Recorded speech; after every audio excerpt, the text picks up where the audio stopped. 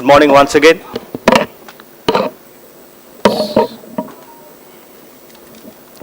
Here we are to the day 2 of the conference, international conference, Olympic research.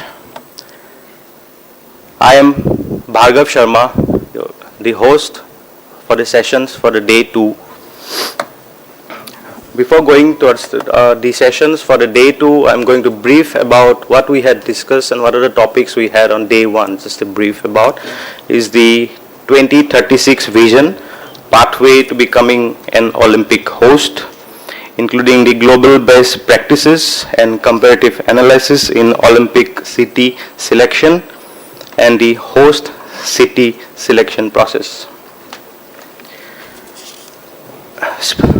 Next is the special mention and thanks to the supporters for the conference, the Indian Olympic Association, ADC Bank, AISTS India, Sports for All, Hyperlab, Sportscom, Collage Design, merchandise support is Grabin, Sports Authority of Gujarat, and Mohani Caterers. Today we are going to flow to the schedule 2 for the financing the future. Next we are going to have a talk on the communication, the strategic way, followed by sports, smart management,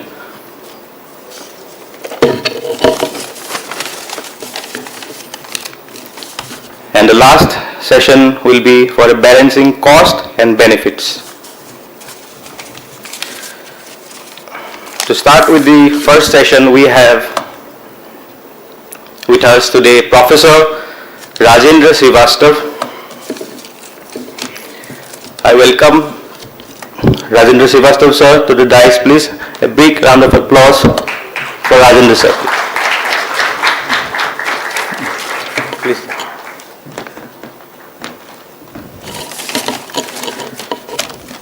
Rajendra Srivastava is a former Dean of Indian School of Business and a Novartis Professor of Marketing, Strategy and Innovation. He comes with an experience of over 30 years as an academic and administrator. He has held several tenured faculty and administrative positions during his career. Before joining the ISB, he was Provost and Deputy President of Academic Affairs at Singapore University of Management. Professor Srivastav research interests include marketing strategy, marketing metrics, and brand and customer management. His current work focuses on business model innovations. His current teaching areas include business model innovations, strategic performance management, marketing accountability, and driving growth and shareholder value. He is best known for his work on measuring the impact of market-facing business processes that create value for customers and the value of market-based assets.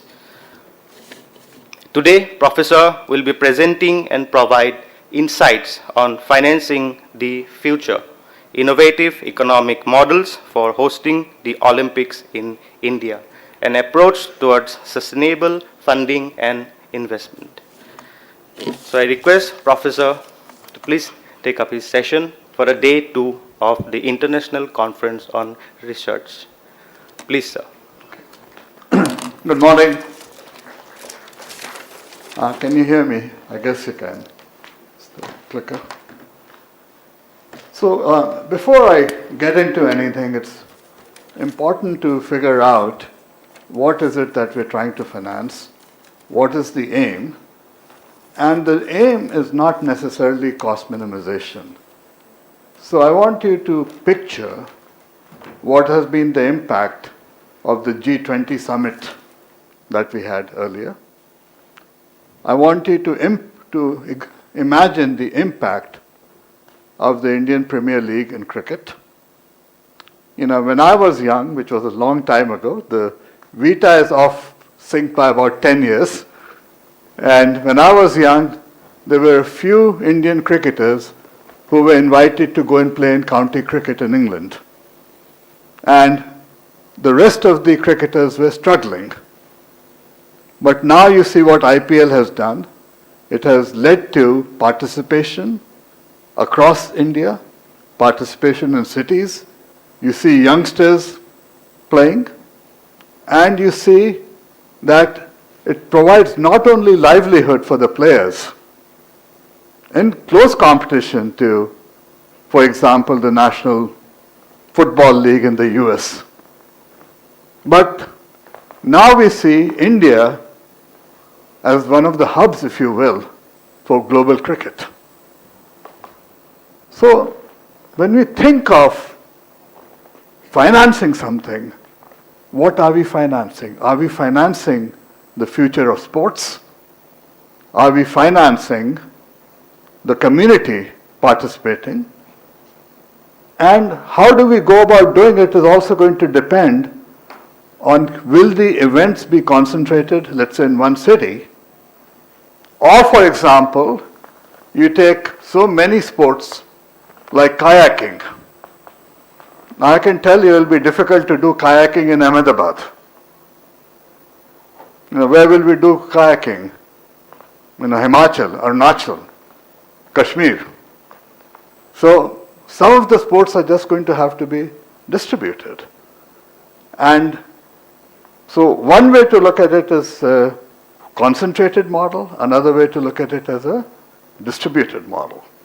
It's also important to understand how are we going to operate the Olympics. Now, we have a small audience and I have a limited amount of time, but what I like to do is have conversations rather than just do a lot of lecturing.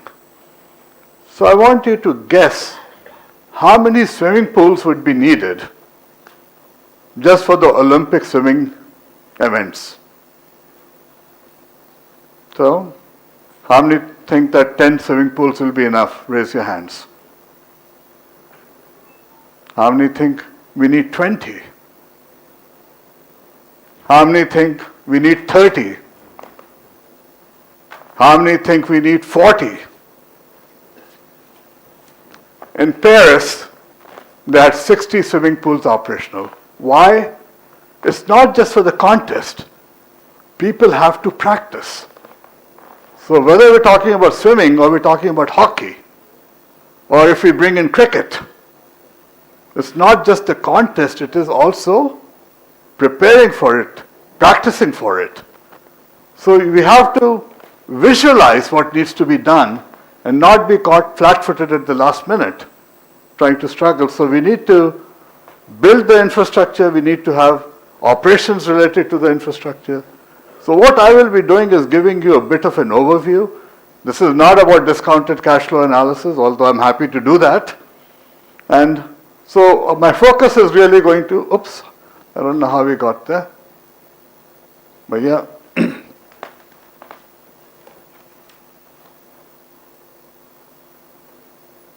Okay, sorry. We got too many slides forward. So what I'm saying is, we visualize, what the Olympics, can do for India. I've already talked about it. I think I need to be closer to the PC, okay. So we need to go about creating a culture for sports. And I already talked about the impact of IPL. But as we started IPL, we also saw the emergence of the hockey league, the football league, kabaddi, right? So one thing leads to another. So hopefully when we're doing the Olympics, it is also going to have an impact on multiple activities that we will be doing. What needs to be financed? It's not just the infrastructure. What about transportation? What about people coming into India? How do they get not only to the, to the Olympic site locally, but how do we transport them into India? Also, what will be the infrastructure? We have to imagine the infrastructure. We also need to understand how that infrastructure will be used after the Olympics.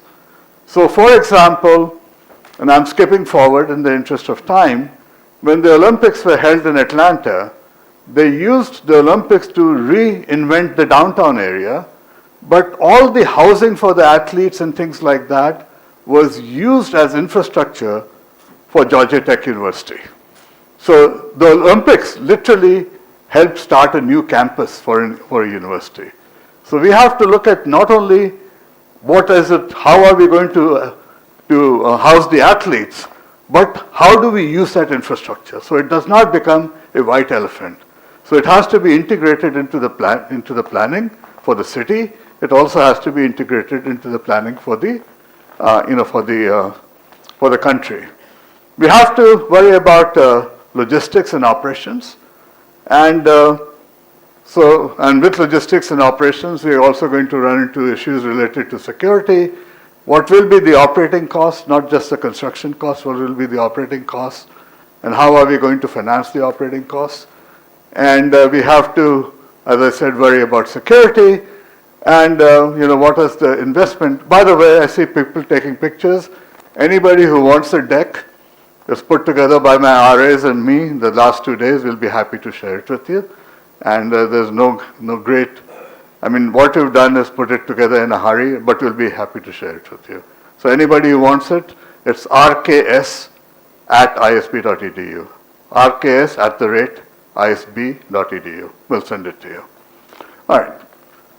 So we also need to, finance the medals and so on. It's real gold, it's not fake gold, and that can be expensive. And we also need to be able to finance the ceremonies and things like that. There'll be so many people, coming in, invited guests, etc. That is not cheap. And we need to perhaps, as we look at the Olympics, this is an opportunity for us to demonstrate, how can we do it in a sustainable manner, and how are we going to, manage that. So, in a sense, what I'm saying is, just as G20, just as IPL, etc., are being used to create Brand India, when we look at the Olympics, it is more than a sporting event. It is an opportunity to invest in developing Brand India. And what does Brand India really mean? It means that there's more than Goa when it comes to tourism. When you look at Bangkok gets more tourists than Delhi and Agra combined. Thailand gets more tourists than India. With all the heritage sites that we have, there are more tourists going on. Now, this is an opportunity for us to bring people to India, but while they are here, why not take them to Hampi? Why just the Taj Mahal? Okay? So there's lots of connections that could be made. So people who are coming to India can see other parts of India, but it is also an opportunity for wherever the Olympics are hosted to build a sort of a hub and spoke model. Okay? The hub may be a city, but the kayaking events are in the hills. All right? So by doing that kind of a distribution, we can look at how do we build the sports culture. We could also, between now and 2036, how many years do we have? 12 years. So people don't just get interested in sports overnight. This is an opportunity if we particularly distribute events, things like badminton. Okay, India does very well in badminton. Why do we need to go for the premier tournaments outside of India? So the Olympics can also be used to launch the badminton league, global badminton league coming to India. So I just want you to think more broadly that way, developing the brand. Now this is based on a quick and dirty analysis that we did of the previous Olympics, and what we find is that about 30 to 40% of the costs are coming from public funding. In LA, it was 0%. All right? In Montreal, it was 100%. And in Montreal, they lost money, and it took them 20 years to pay off the debt that was created by the Olympics. So somewhere between Montreal and Los Angeles is a model that needs to be developed. Anyway, so public-private partnerships, another 20 to 30%. Corporate sponsorships, somewhere in the range of 10 to 20%. Then we can look at bonds, green bonds, etc. That will contribute 10 to 15%. And then ticket sales, etc. are only about 10%. Okay, so there's a lot of activity, that we need to kind of look at. So what I'm going to do is going to, talk about, as I said, Olympics beyond just the Olympics, to include tourism, and to give you a historical perspective. And I apologize for now you see it, now you don't, because I'm covering a lot of territory. And with that, what we need to do is we need to look at the sources of funding. And one source of funding is going to be really coming from the Olympic Committee. But we need to, as I mentioned earlier, look at the impact on the host city or the host cities. And for a country as large as India, and because of the diversity of the games, I think it's going to involve multiple sites. IOC contributions are typically only about 10 to 15%. This is what's going to come from the Olympic Committee. And the corporate sponsorships can run into billions. And one of the things that you may or may not have noticed, that India has become a hub for GCCs. What is GCCs? Global Capability Centers. So for example, there are companies like Wells Fargo that have 30,000 employees in India. So these companies are already looking at India as a source of human capital, and they will be competing for employees in India, and therefore they want to build their own brand name in terms of their contributions to India. So we should be looking at actually a higher number, if you will, when it comes to corporate sponsorships, both from Indian companies as well as multinationals. Ticket sales and hospitality, we've seen, very different models that have been run. But again, you can see, for example, in London, they were able to get over $1 billion, coming from ticket sales. And I think when it came to Paris, they also went over $1 billion. And but we should try to see if we can go beyond that, particularly if you see the multiplier effect, people coming here for the Olympics, but also going to see the heritage sites. Okay. In terms of government subsidies, I think I'm a believer in minimizing government subsidies. And I think to the extent we can, we should do it through public-private partnerships, and we should do it through direct investments. And so public-private partnerships have to be developed in advance. We can't do them at the last minute. And then we need to look at what is the benefit for the private side of the, how is the infrastructure generated, how are the things helping the corporate sponsorships. We can look at a lot of funding coming through licensing of the merchandise. And so this again has to be, planned in advance. And, we have working models. We're not starting from scratch. We can do case studies on what IPL has done, what the Kabaddi League has done. And we can look at what has been done elsewhere. We could look at the Wimbledon.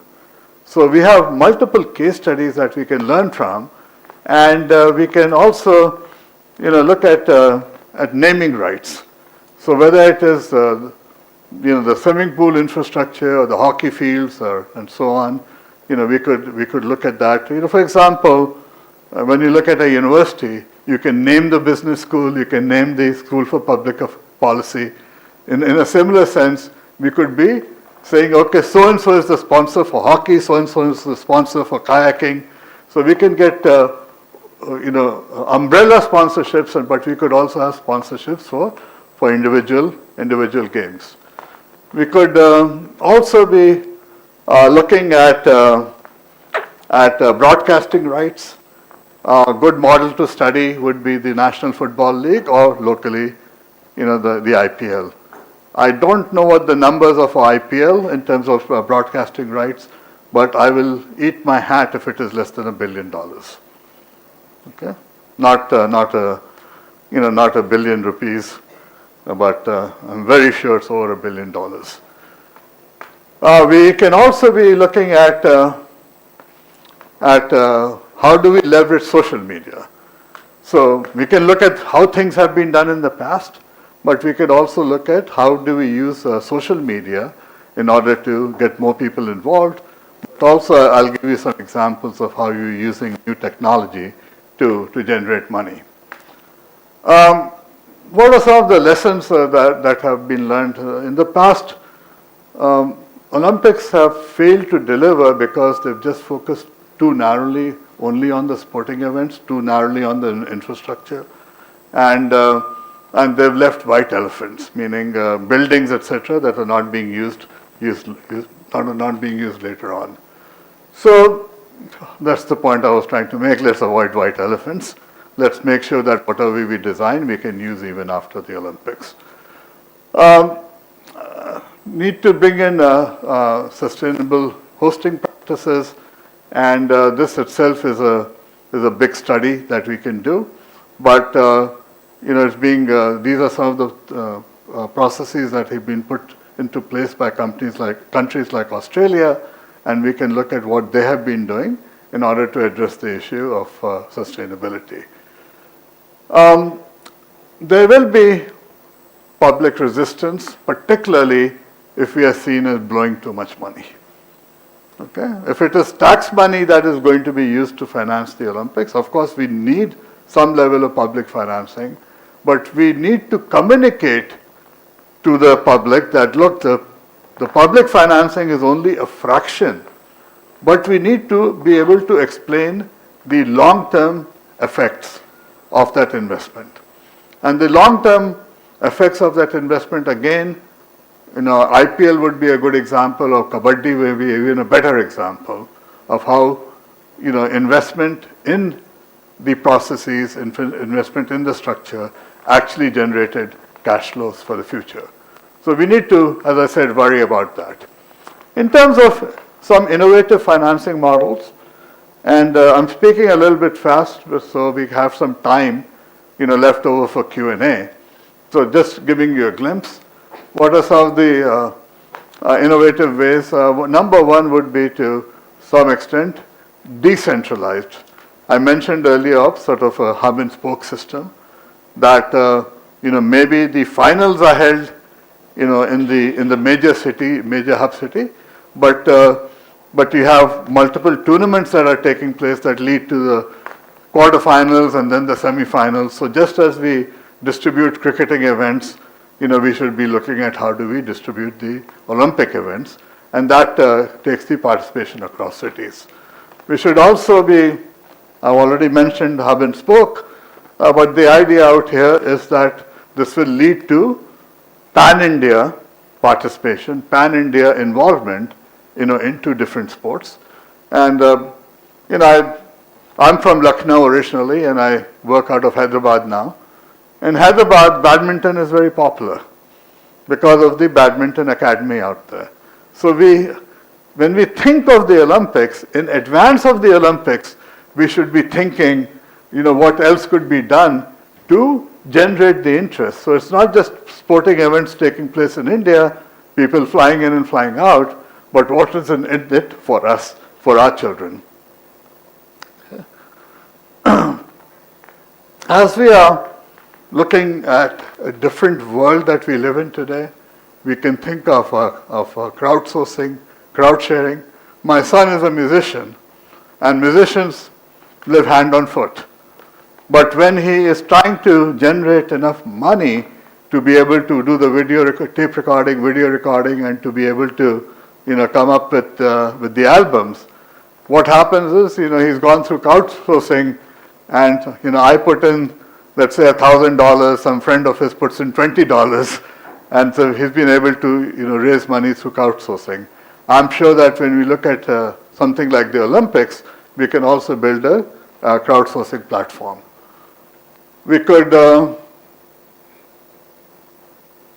oops.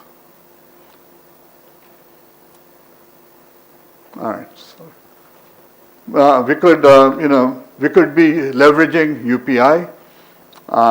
When it comes to digital transactions, India is now accounting for over 60% of the number of transactions globally. So I had mentioned earlier about microfinancing, and the UPI platform can certainly help, integrate that.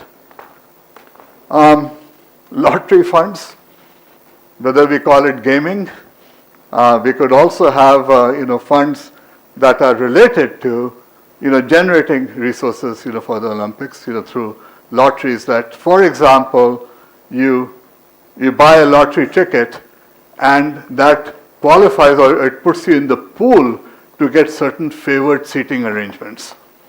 And it may be, targeted at the individual level. It can also be targeted, at the company level. The global diaspora. Much has been said about foreign direct investment in India, and we've been hovering around 60 to 80 billion a year. When I was a kid, or when I was a teenager, if India got $500 million, 500 million, that was a big year. This is in the 60s. Now we're talking about 60 to 80 billion a year coming from corporate foreign direct investment. Now what do you think, how much do you think is the money that is coming from the Indian diaspora? Anybody guess? Is it 10 billion? Show of hands, is it more than 10 billion? Is it more than 20 billion? No hands. It is about 110 billion. Okay? So there's lots of resources that can be made available for the Olympics. But we need to figure out how we can channel that, how we can use the diaspora to build brand India. Let me ask you another question. Which Indian airline is in the top 10 in the world in market capitalization? Is it Air India? It's Indigo, it's in the top 10. Which Indian airline is in the top 5? Indigo. Which Indian airline is in the top 3? Indigo. Now, how the hell did Indigo get to be number 3 most valuable airline in the world? Have you been on a flight recently where all the seats haven't been sold? Okay? We have capacity utilization. If I go from, let's say, Hyderabad to Delhi, and I buy the ticket 2 weeks in advance, maybe it is 5,000 rupees. If I try to buy it 3 hours in advance, how much is it? 5 times that. So what has happened to the airline industry is the same thing that we're doing with Uber and Ola. This dynamic pricing. So just as you have pricing based on availability, why can't we also look at pricing of tickets? So there'll be some sports like hockey, and if India is getting to the finals, I'm telling you that more people will want to pay for it than if you don't even make the quarterfinals. So we could also be looking at things like dynamic pricing. Okay. All right, so we could be, in addition to the sports Olympics, in parallel, we could be running cultural Olympics. You've got this look on you, lady in green, you said, what the hell is professor talking about? Okay, we could be looking at, let's say, cultural Olympics in terms of, let's say, cultural dance competitions. Okay, now everything doesn't have to be the sports that are coming from the Olympic Committee. We can create some of our own, events that we want to do. There's coming up with intellectual property. Excuse me if I could have some water. Oh, sorry.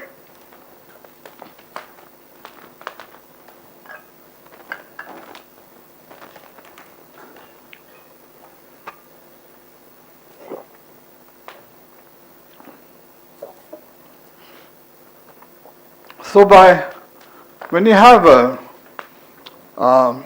IP royalty-free merchandise, what it leads to is people being able to use popular logos, but you'll get more merchandise, coming out related to the Olympics, and that will, impact and help the economy around the Olympics.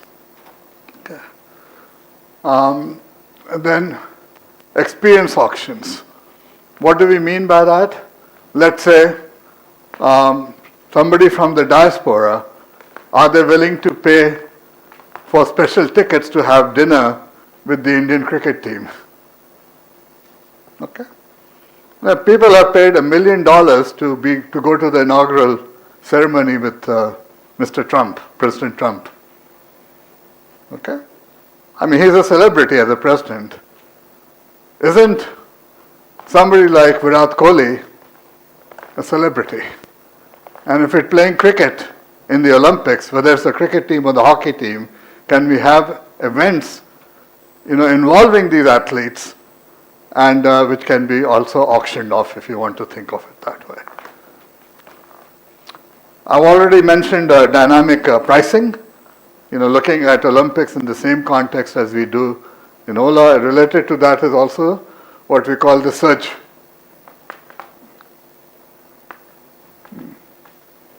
Okay, we could also have surge pricing.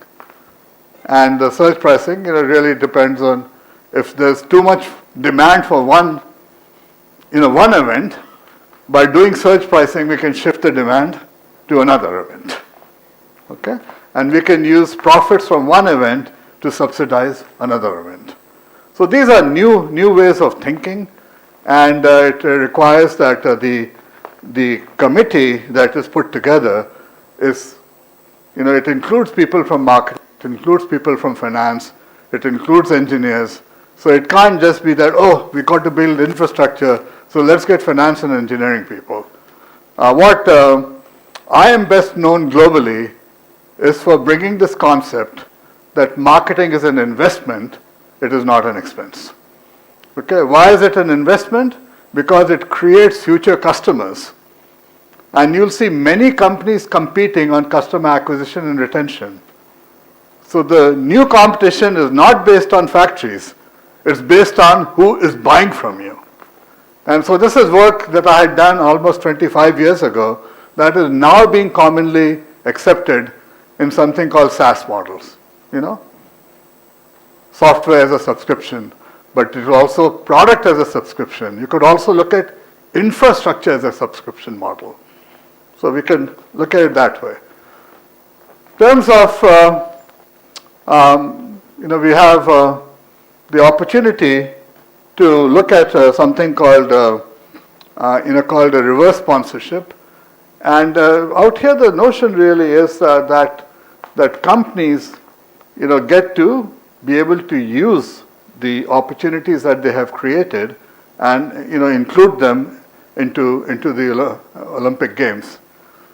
I know I've covered a lot of material, but we could also be looking at CSR into this plan. So CSR cannot just be used for research and helping the poor. It can also be used to helping with the Olympics that will help the poor that will be working during the Olympics. And let's see. We need to also look at insurance. Why is this important? Look at what happened to Tokyo in 2020.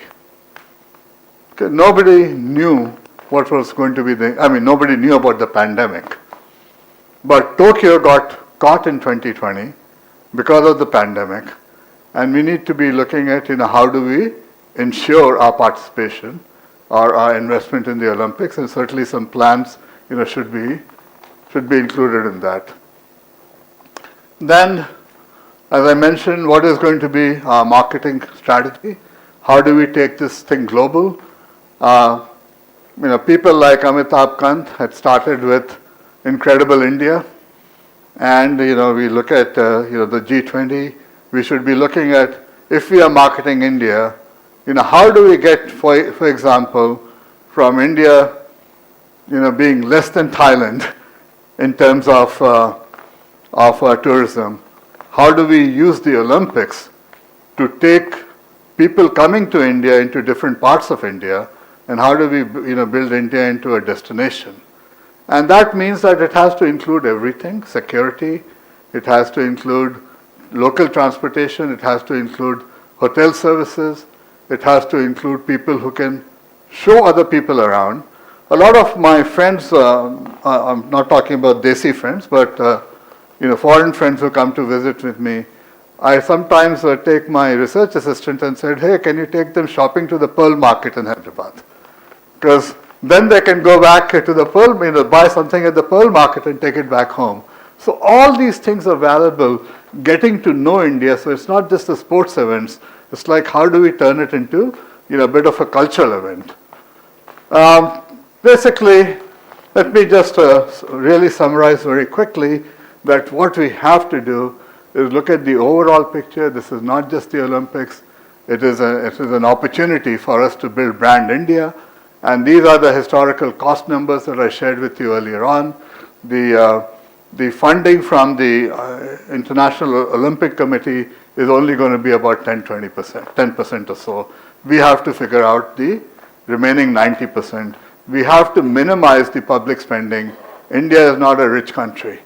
And what we need to do is we need to get others to participate in funding, including foreign companies that are in India. And India is a big draw these days for human capital. India is a big draw. After the US and China, it's the third largest and the fastest growing market for automobiles. It's also a big market for many, many areas, and it's a growing market. Many of you may not realize, but the growth rate, for example, in healthcare in India is over 20%, thanks to the government insurance policies. The growth rate for white goods, meaning refrigerators, etc., is hovering around 16%. The growth rate in aviation is about 24%. The growth rate in real estate is about 24%. Now what that means is with growth rates of 15 to 20 to 24%, we're looking at the market doubling. The market doubling in some product categories by 100% in 5 years. Now, who doesn't want to be in that market? So I have written a paper with my students titled, "What is your India strategy? Does your company have an India strategy?" And this is talking about the value of being in India, and we should use the Olympics as a way to advertise the value of being in India, and then for people, for companies, for individuals who understand the value of being in India, we need to get them to invest in the Olympics. So rather than coming from public funds, let's get the funds out of corporate sponsorships. Let's get the funds out of innovative ways, dynamic pricing, etc., of selling the tickets. Let's get the funds of the Indian diaspora from globally. And let's look at it as a journey, as a solution, rather than a finance burden. Okay? So we have maybe 10, 15 minutes for Q&A. And this is what I thrive at. I like to listen and answer rather than lecture. So my lecture part is over. All right? Thanks. Thank you, sir. The floor is open. The floor is open for a question and answer session. I'd like to request participants, guests. Do we have some people with mics? So just raise your hand and somebody will try to come to you. Yes, sir. Yes, sir.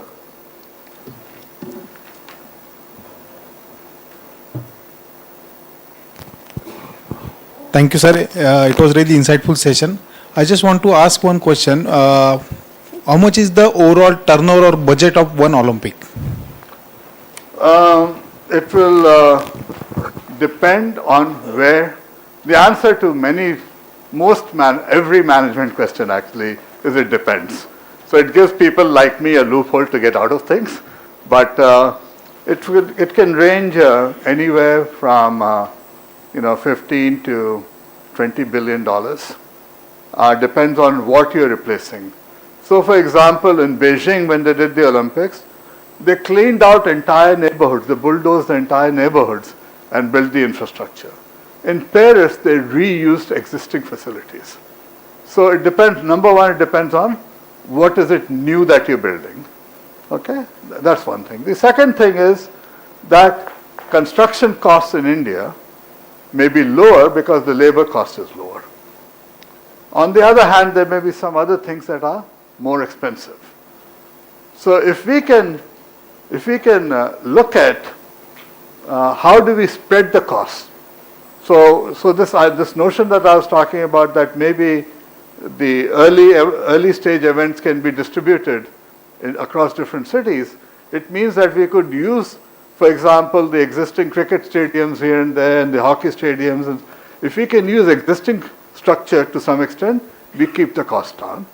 And if it is construction, Indian cost may be lower, but in some other areas, also when it comes to labor costs in operations, India would be lower compared to, let's say, Paris or Los Angeles.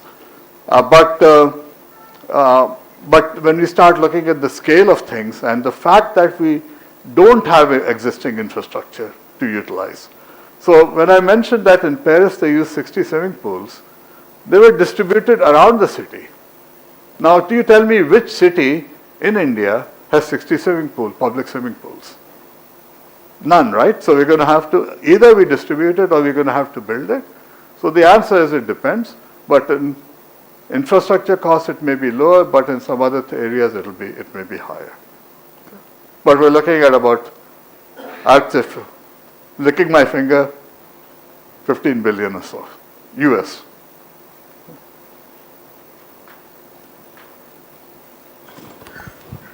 Morning, sir. I am Colonel Kamaljeet. I am from Army, sir. So my question is, sir, that keeping our financial, condition in mind, sir. So can we look at utilizing the government infrastructure, the corporate infrastructure in organizing these games? Like for say example, in case of some natural disasters, we have some system in place that this hospital or this school will be converted into. So can we look at, using some kind of strategy like this, sir? No, thank you for bringing that up, because we have to. When people are coming here, it's not just attending the events at the Olympics. We need to look at hotels, we need to look at local transportation, but this is an opportunity also for the hotel business to ramp up a little bit. When it comes to when you're in a foreign country, you don't know the language and this, that and the other, and if you have a health issue, which is quite often when you're traveling, and then we need to be able to use the existing infrastructure of hospitals. But we already have demand for the existing. It's not like we have excess capacity in hospitals. Okay, but this gives us an opportunity to fund some of that development, some of that building that capacity. So yes, my answer is absolutely yes, that we need to use existing infrastructure, but let us also use the planning on the margins to improve the existing infrastructure.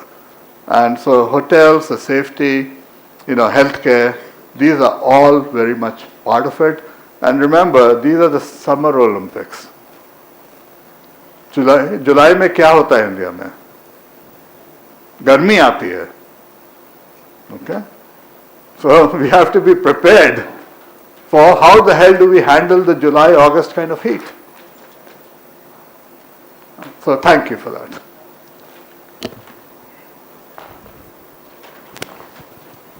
Good morning, sir. My name is Rahul. I'm Deputy Commandant from BSF. Sir, as you talk about Brand India, and yesterday we talked about the bidding process also, we have to promote our brand. Sir, as a holistic model you have projected here, so we have our cultural values, our civilization.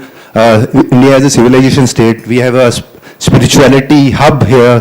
I can say India is a spiritual capital of the world. So how can we use our spiritual guru, our yoga guru, Ayurveda, and our, like you talk about, that this is Summer Olympics, but we have cities, we have states like Himachal, Uttarakhand, Kashmir, Northeast, and other states also. So how we can use a holistic model and use these all things to project in bidding also, and when we do this summer Olympic whole this process, so we can add on Ayurveda treatment, we can add a yoga sessions to the people who are coming, especially for international guests.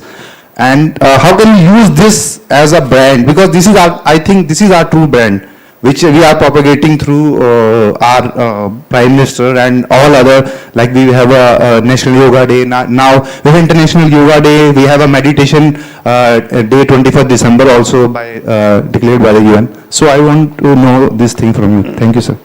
So, thank you for bringing this up. One of the things that I used to do as director at ISB, if somebody came up with a good idea, I used to say, no good deed will go unpunished. So if I was putting together a committee, I'll put you on it. All right?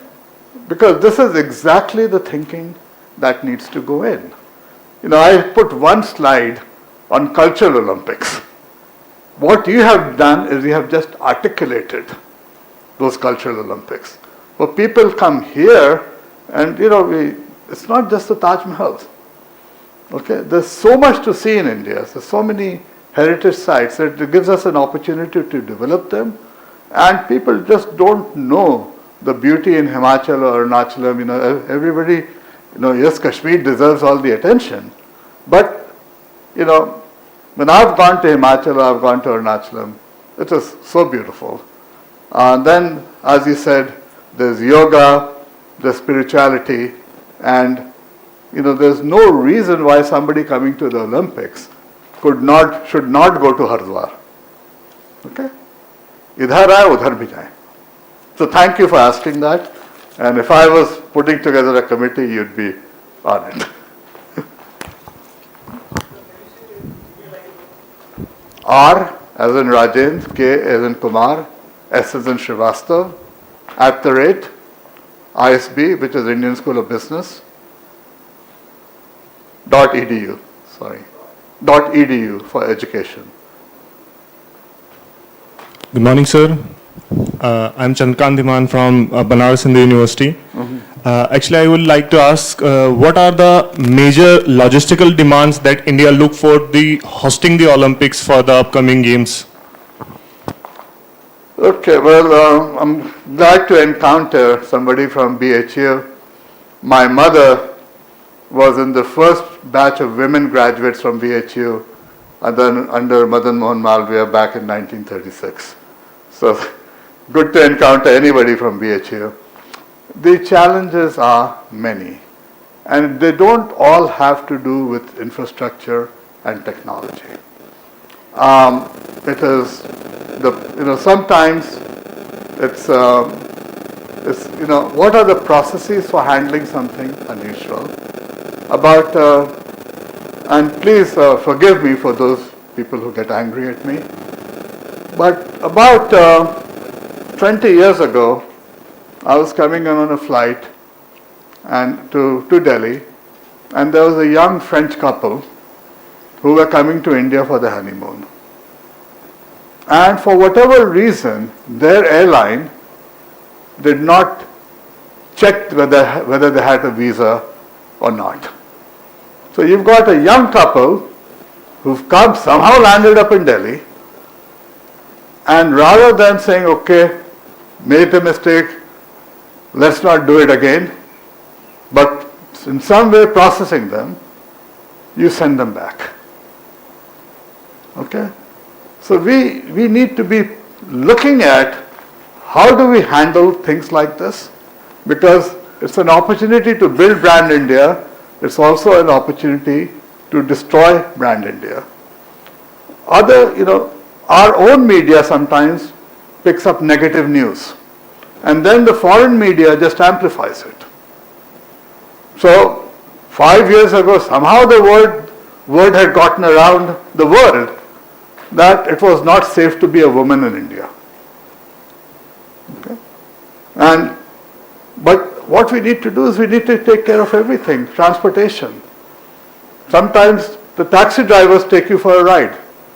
Well, they take you for a ride in New York City also. But this is where we need to come in, and we need to kind of look at how the program is executed. So the role of security and everything else is going to be very important. But this is also an opportunity for us to say, okay, we need better control of the taxi service industry. So I'm just sort of giving an example. I don't mean to, I'm 73 years old now. My vita is, I've been teaching for 47 years, but it's been in over 55 countries now. So I've wandered around the world, but this is one thing that we need to do. We need to not only look at the infrastructure, but if when you're going from the airport to the hotel, what happens in between? Okay, that is also important. So you've asked question X, I answered question Y. And if I've made some people angry, maaf kar dijiye, but this is the truth. Yes, sir.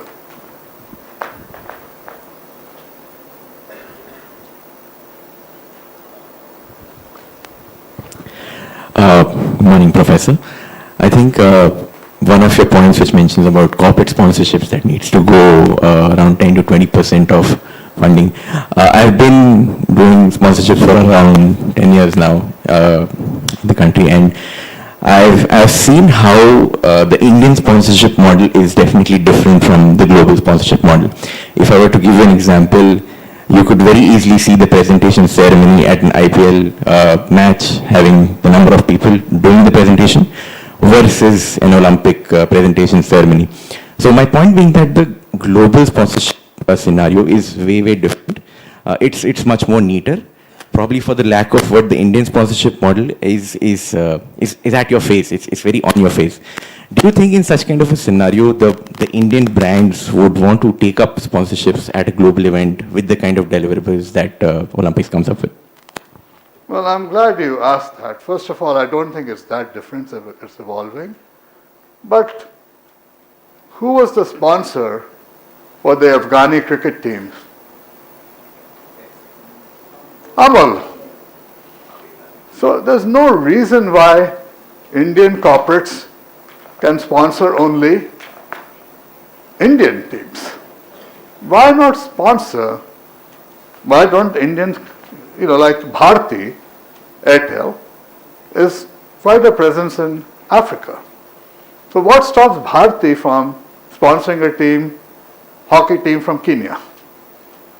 Or some athletes from Nigeria? So definitely we should be looking at, but we should also be expecting foreign MNCs that are in India to do the sponsorship. Because we, quote unquote, we need to put pressure on them to develop brand India because they're using Indian resources. Indian human capital is being used. Will you invest in India?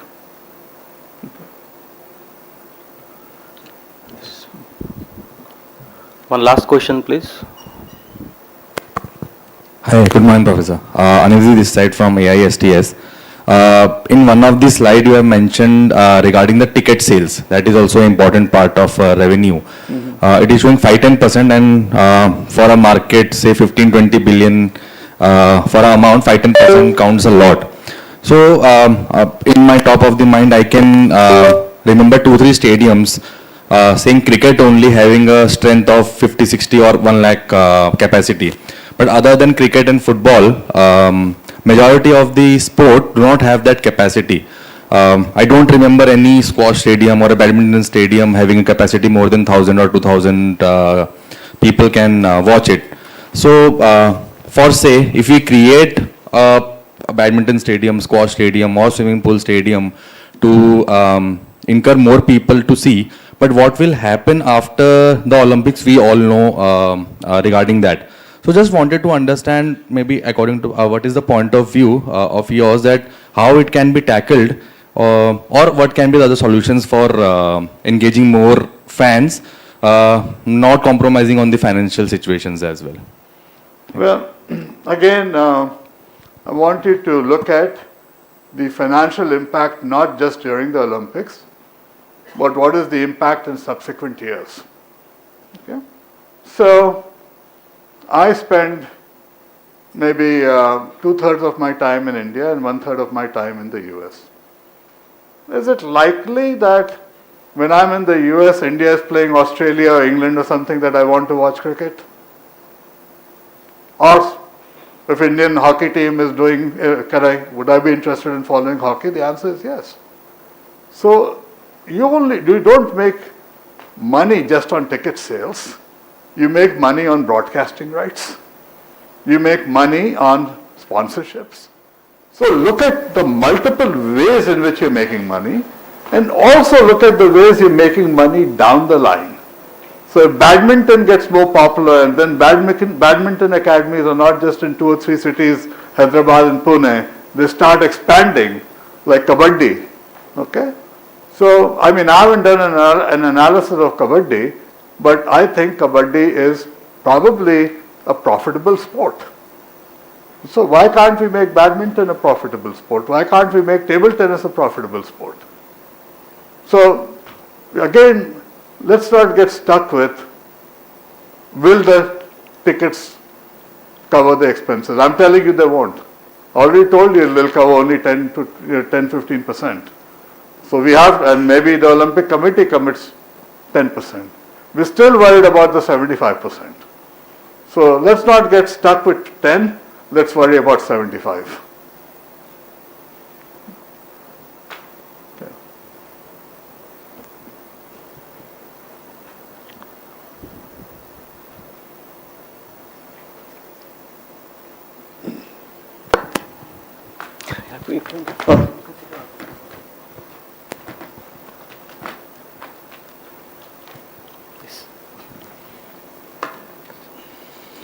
Good morning, Professor. Thank you so much for joining us in this insightful session, and we welcome you to RRU first of all. So my question is, because we were having a discussion yesterday regarding how to take meaningful decisions, and one of the key things was data. We have enough data so that we can take some very good decisions. As per the data, there is 176% of cost overrun. If we see to all the Olympics in total, there is an average of 176% of total average overrun in terms of financial planning, which is disastrous.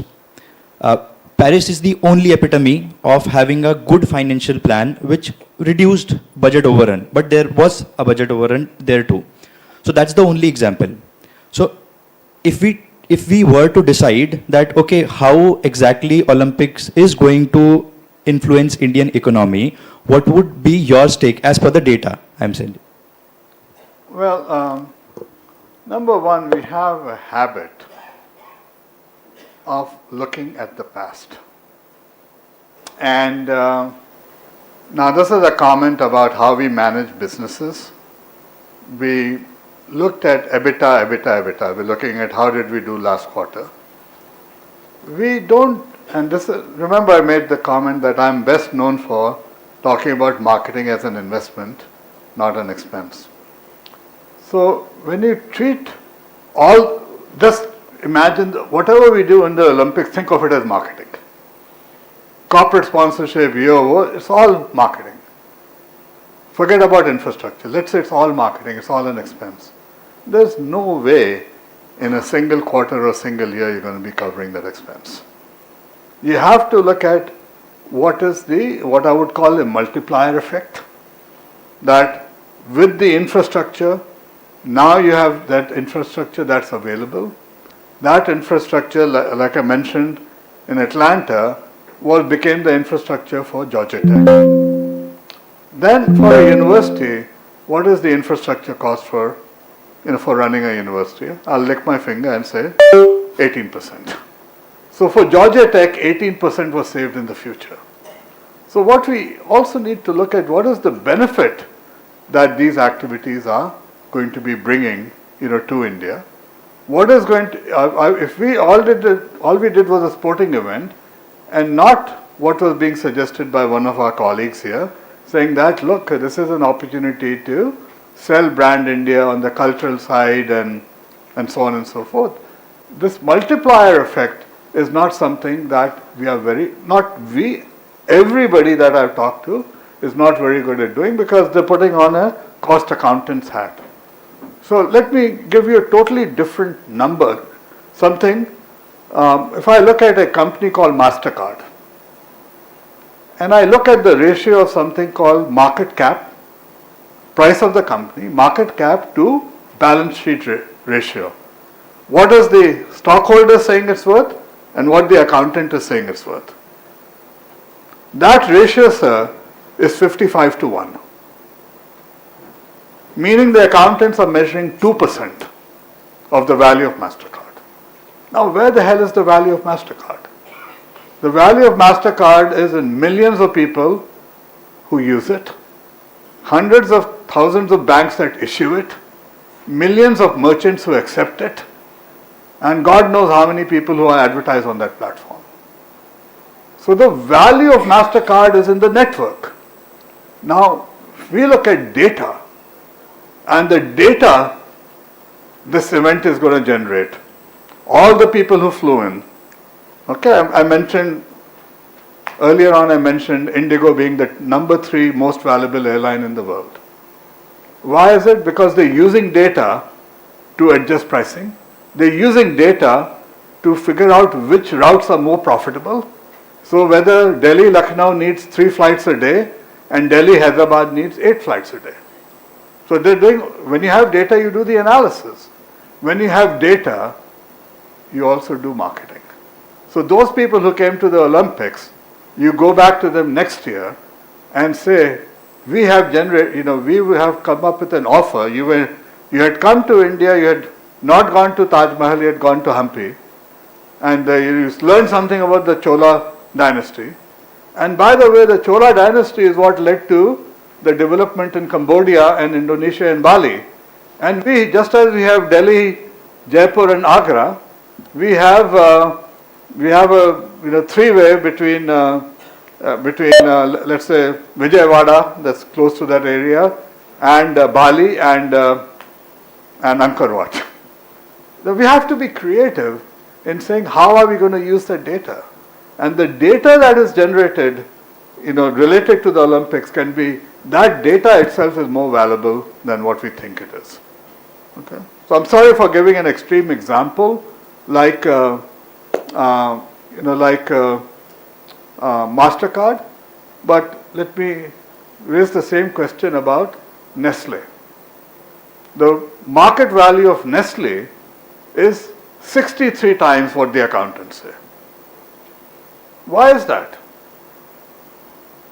How many young people who have no time in the evening eat Maggi noodles?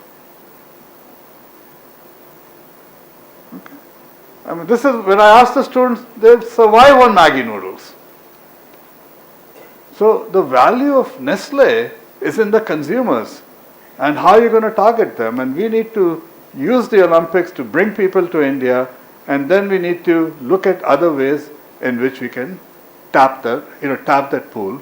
And one of the biggest pools that is there for India right now is the diaspora. The diaspora is already sending over 100 billion a year.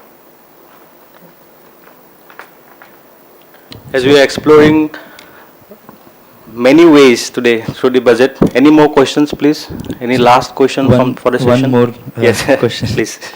Sir, after the success of Paris Olympic Games in 2024, IOC is now open, and according to the new sustainable agenda 2020+5, they're now open that multi-city hosting an Olympic Games, and also multi-nations can come together and host the game. So there is a possibility, there exists a possibility. But this is going to be an entirely new avenue. So as an expert, if that happens to you, and we ask for your expertise, what could be the financial model when India with, for example, some nation, for X nation, if we host Olympics, what could be the financial model which is sustainable and which gives an equity to both the nations? So what we need to do is, just like in any joint venture, there has to be cost sharing, effort sharing, profit sharing. So again, I'm sorry to give you an answer, it depends. But it's going to depend on, say for example, we're looking at cricket. Sri Lanka would be would want to participate. But would Myanmar want to participate in cricket? The answer is no. So this is what I mean by it depends. So it depends on what events are going to be co-hosted by another country. It depends on what are our relations in terms of developing other opportunities with that country. It may also be what is the benefit to India for having a strategic partner. Okay, so you look at, example, what's going on in Africa right now. So I believe that because of G20, we have developed some soft power in Africa. So we should also be, because of COVID-19 vaccines, we have developed soft power globally. So when we think of co-hosting, let's try to think of what is it that we're doing beyond just that. Okay. One of the things I would like to do is to see, in addition to the Olympics, can we have some university competition events, etc., taking place before the Olympics? So we work with African universities, Southeast Asian universities, South Asian universities, etc. Let's try to, I think we can make a bigger contribution in bringing the Olympics to the global South, because the North and the West are already participating. I'm sorry, I sound like a politician now, but I'm just an educator. That's the whole motive of this BCORE having here. So thank you so much, sir. Thank you so much. Yes. Thank you, sir, for a complete insight. A big round of applause for Professor Rajendra Srivastav, who has traveled continuously for 8 days, and in the first session he has bring up the energy completely towards the financing the future. So I would like to request our Vice Chancellor, sir, Professor Dr. Bimal N. Patel, to felicitate Professor Srivastav as a token of gratitude and appreciation. Please, sir.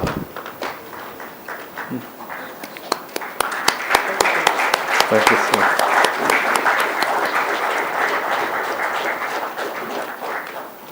Thank you. Thank you for inviting me. It's a real pleasure. Thank you.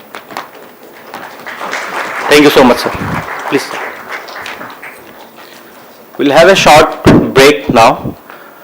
We'll be resuming at 11:25 for a virtual session on strategic communication. Thank you everyone for your time. Thank you, sir.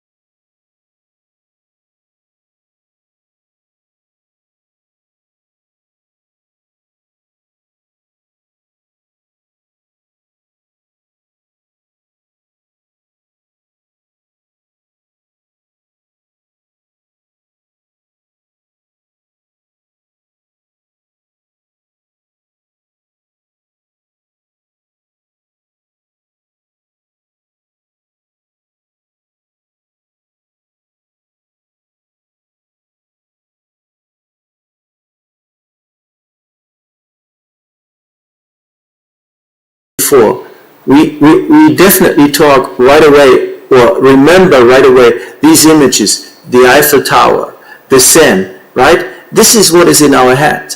And this is what Paris did.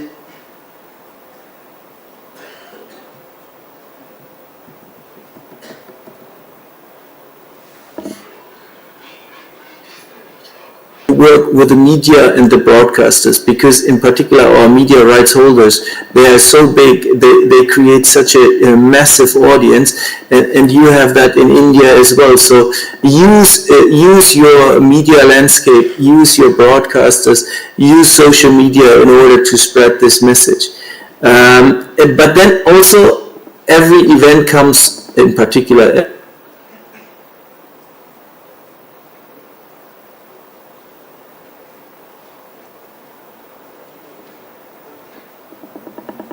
them up front, trying to find out what people think and how your communication strategies are working and how the messaging arrives at the people and how it is being perceived is important to have a feedback channel and then to adapt if needed.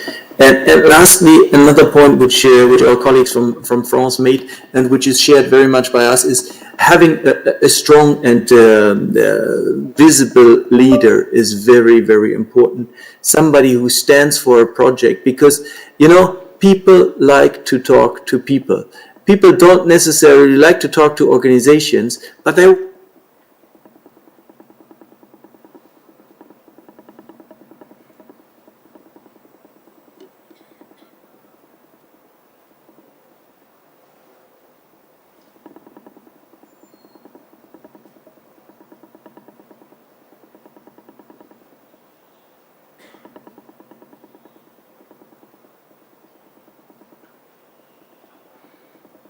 I guess we need to work on our communication strategies.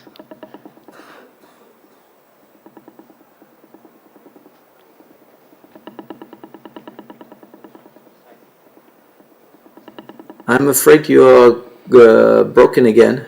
Yes, so we'll be working on our communication strategies as I was addressing my colleagues here.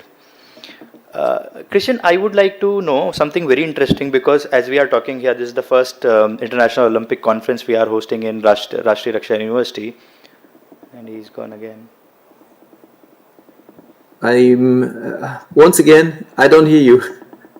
I'm really sorry, and that is why we wanted you to be here in person.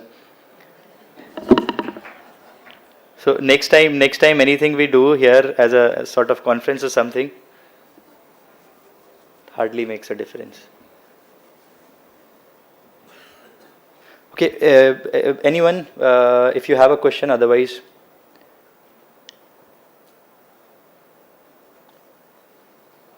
Oh.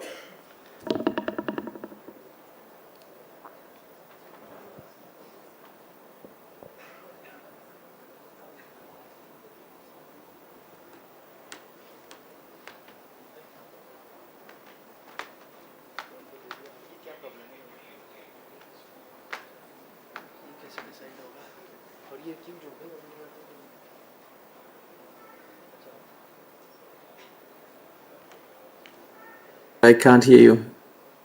Now you're back. You're back with moving images and speaking. Yes. So we are back.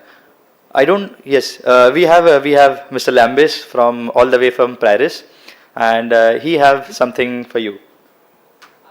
Thank you. Good morning, Christian. Good to see you. Good morning. You spoke a lot about Paris 2024, so thank you on behalf of the team. So just a question about the role of athletes in the sports movement. As you pull together a bid, as potentially our friends in India are trying to do, and eventually delivering an event, how important it is in designing, but also in propagating the message of the games. Thank you. You're welcome, and good to see you again, this time from far. Athletes are crucial because, you know, the Olympic Games are about 10,500 athletes from the territories of 206 NOCs. The athlete stories are the stories which drive the audience. You know, what are the audiences watching? They are watching amazing performances of athletes in front of landmark buildings in Paris, and I'm sure landmark buildings in India once the games one day might happen in India or other major sport events. So bringing athletes on board and having them helping you to design the vision, what is then going to be games for them, is crucial, because if you have happy athletes, that is the 50% of the success. If you have unhappy athletes, then you have a huge problem. That's why, you know, Paris had an athletes commission which was involved in designing the project, in validating every step along the way, and making sure that the needs of athletes were taken into consideration, whatever planning phase Paris was in. And that's a communications exercise, it's a practical exercise, it's everything. I mean, as I said before, communications must be part of every decision making in every planning, and then it's helping to spread the message. But absolutely, athletes are key, and you have great Indian athletes. Bring them on board.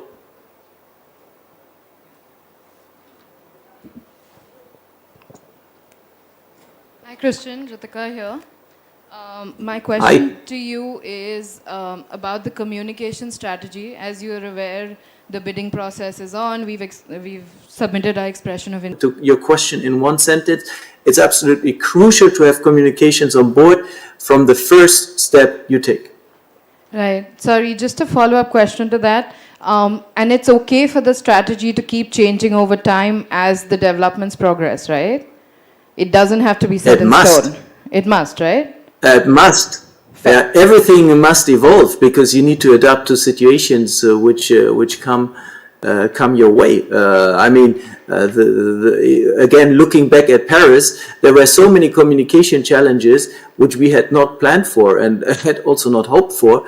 But once they came, we adapted together with the colleagues, and the close collaboration again with all the stakeholders of the Olympic movement, with all the stakeholders in your country, is key, because in the end you need to bring everyone on board, and then you have multiple voices, and these multiple voices help to make this beautiful sound and to have this choir sounding well. But therefore you need to teach everyone, and you need to give everyone the same hymn sheet in order for them to be able to have the notes which it takes to deliver the message or to sing the song, to stay in the musical picture. Very well put. Thank you. So we have one more question. Please, sir, go ahead. Good morning, Mr. Christian. Good morning. Yes. Sir, I want to ask you that India is very unique in a way that we understand.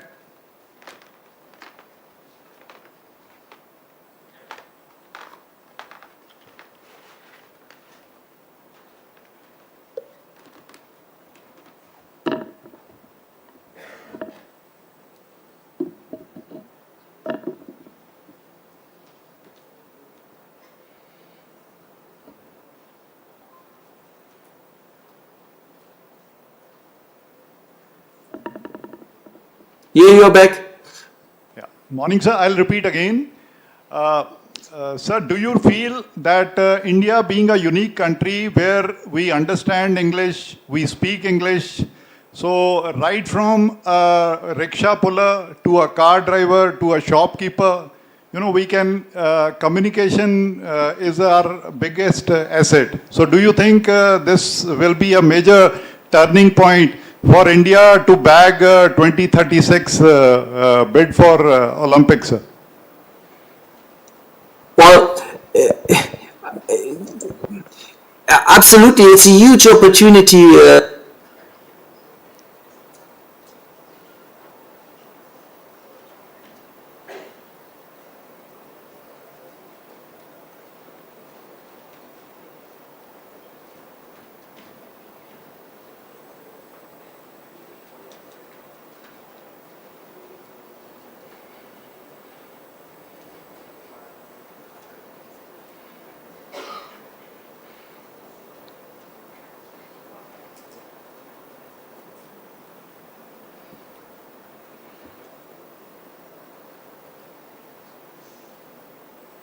universality of the games. So therefore, the chances you have to bring your Indian spirit, your Indian strength into the platform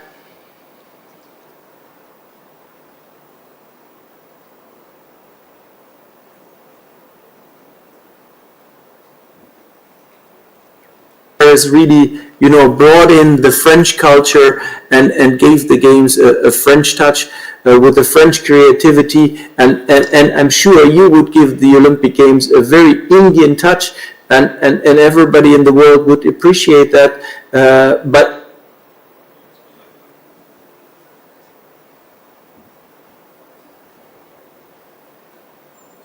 from the should bring in, there you are more expert than I, but what I can say is definitely think about that, how your strength, how the Indian strength can be used in order to make potential Olympic Games in India to a huge success.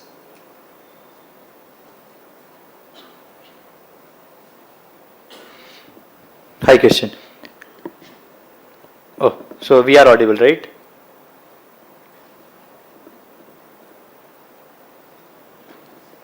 Okay, so we'll be winding the session. Before we do, hi Christian, we'll be winding. Before we do, you said, yes, I can hear you again. So thank you for the guiding words. Before we wind up the session, we would like to honor you with a memento from Rashtriya Raksha University virtually, because you are virtually present. So I would like to ask, after he comes.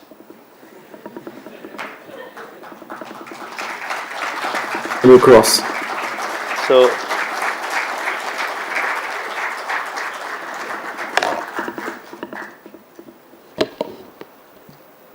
that's for you, and we'll be handling it to. Sorry. So Lambis, you have to take care of this now. The image was frozen again. So just maybe summarize it in 2 sentences. So this is for you. I see it. Yes. Handing over to Lambis, and okay, packed. Thank you. Packed for to reach you in Paris, right? Thank you so much for being with us. Thank you for your time. Let's give a all the best. big round of applause.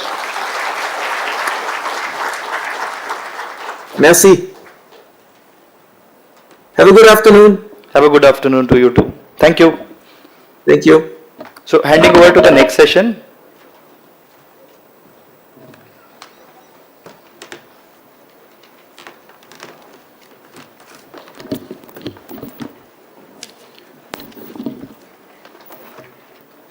Yes, concluding the communication strategy session, we're moving towards the smart sports management, AI and IoT, innovation in sports, fan engagement, and e-sports. So today we have an expert, Mr. Ramesh Ramkumar. I would like to request Mr. Ramesh to please come over the dais.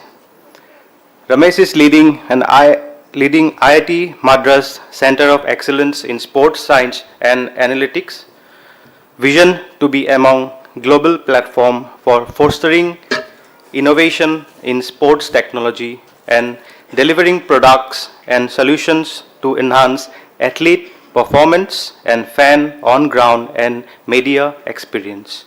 He has overall more than 3 decades of industry experience, including ESPN and Cricinfo, with initial corporate stint with the Tata Group in India. He has also been tasked with setting up an incubator ecosystem for sports tech startups at IIT Madras. I request Mr. Ramkumar to start his sessions for today. Please, sir. Here's round of applause for Mr. Ramkumar.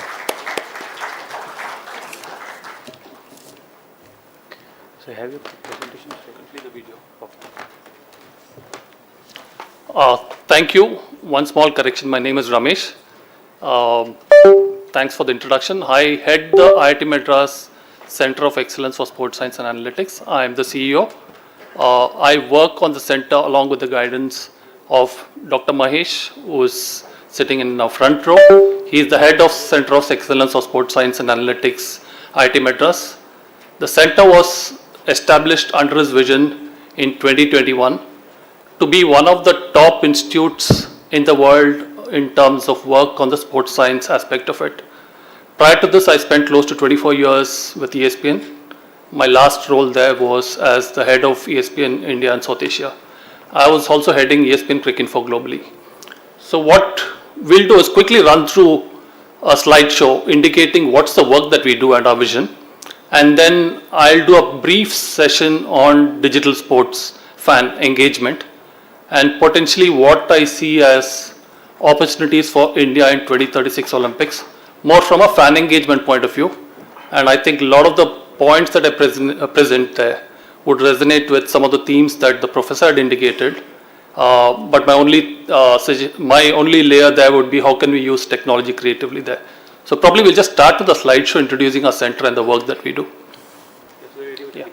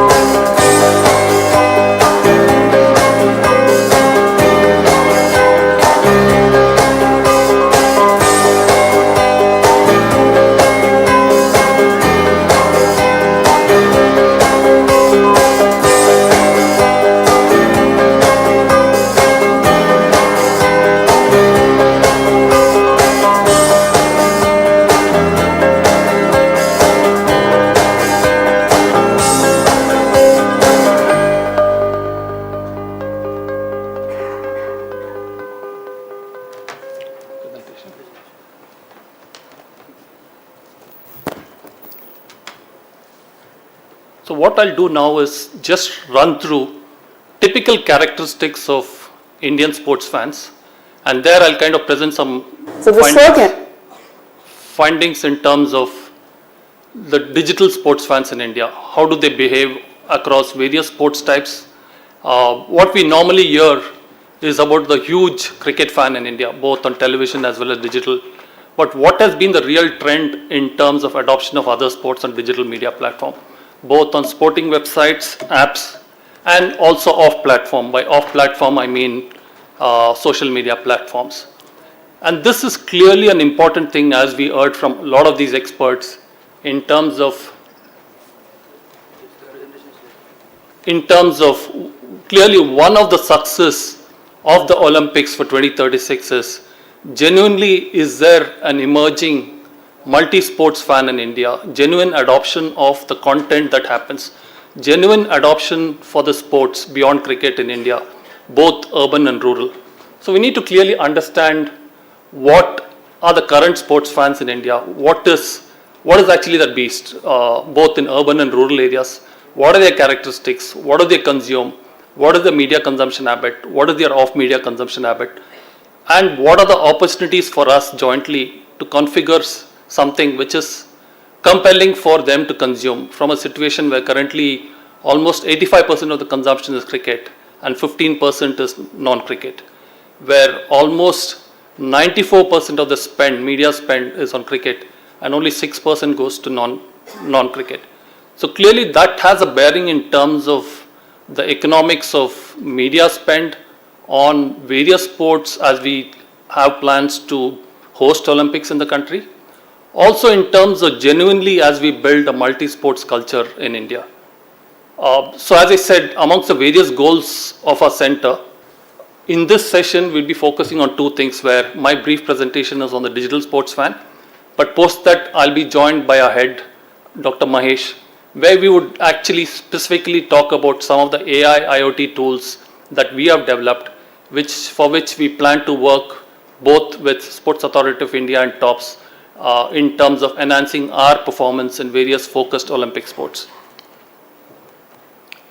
So clearly, just to give you an idea, the total size of the Indian sports fan is estimated to be around 650 million. And out of that, almost a large part of that is a cricket audience. I would just go by my ESPN experience and give you an estimate of probably what's the digital cricket audience size. So ESPN Cricinfo in India, typically during an IPL or cricket, gets close to around 150 million users. And you can estimate can anyone even guess what is the size of a non-cricket audience that comes to digital platforms? So we have a multi-sport platform called ESPN.in where you get compelling content for almost all Indian sports, including the long tail of other sports which has an interest in India. It gets, in the best season, our traffic was around 10 million users. So you can look at the comparative scale of cricket versus the rest, and hence both the challenge as well as the opportunity. So how do we then look at building the interest for this? So I'm just trying to come up with some pointers that we need to consider. So one of the trends that has been observed in the recent years is at least some of the emerging indigenous sports like Kho-Kho, Kabaddi. There is obviously a growing interest amongst the Gen Z, where the 15 to 25-year-old. And that's one of the fastest growing segment in the digital sports arena. So that's clearly an opportunity for us to look at. But bear in mind, we're talking about 2036 Olympics. So when you're looking at targeting the Gen Z and the millennials, clearly you're looking at targeting, or rather educating the current generation teens and tweens, which is the 8 to 12-year-old and the 13 to 19-year-old. Now you talk to any 8 to 12-year-old currently in India or a 13 to 19-year-old, how much do they know about hockey, archery? Some of the really are gold medal promising sports for India. How much did they know the basics of the sport? How much do they know the sporting heroes in the sports? I know there is a slow acceptance and awareness of shooting and some of the other sports, but clearly there is considerable work to be done as we kind of start our process for bid.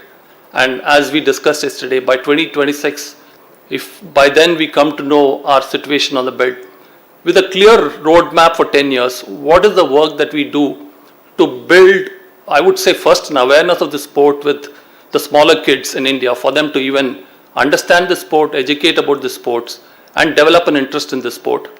And further build a growing interest for them by starting to telecast, or maybe even in a smarter way, digitally making the live streaming available of some of the domestic tournaments of hockey, the local leagues of Kabaddi, Kho-Kho, and other sports.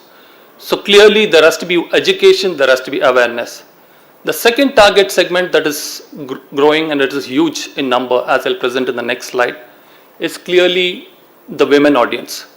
And that's something which is almost reached a size of around 40 to 45% currently.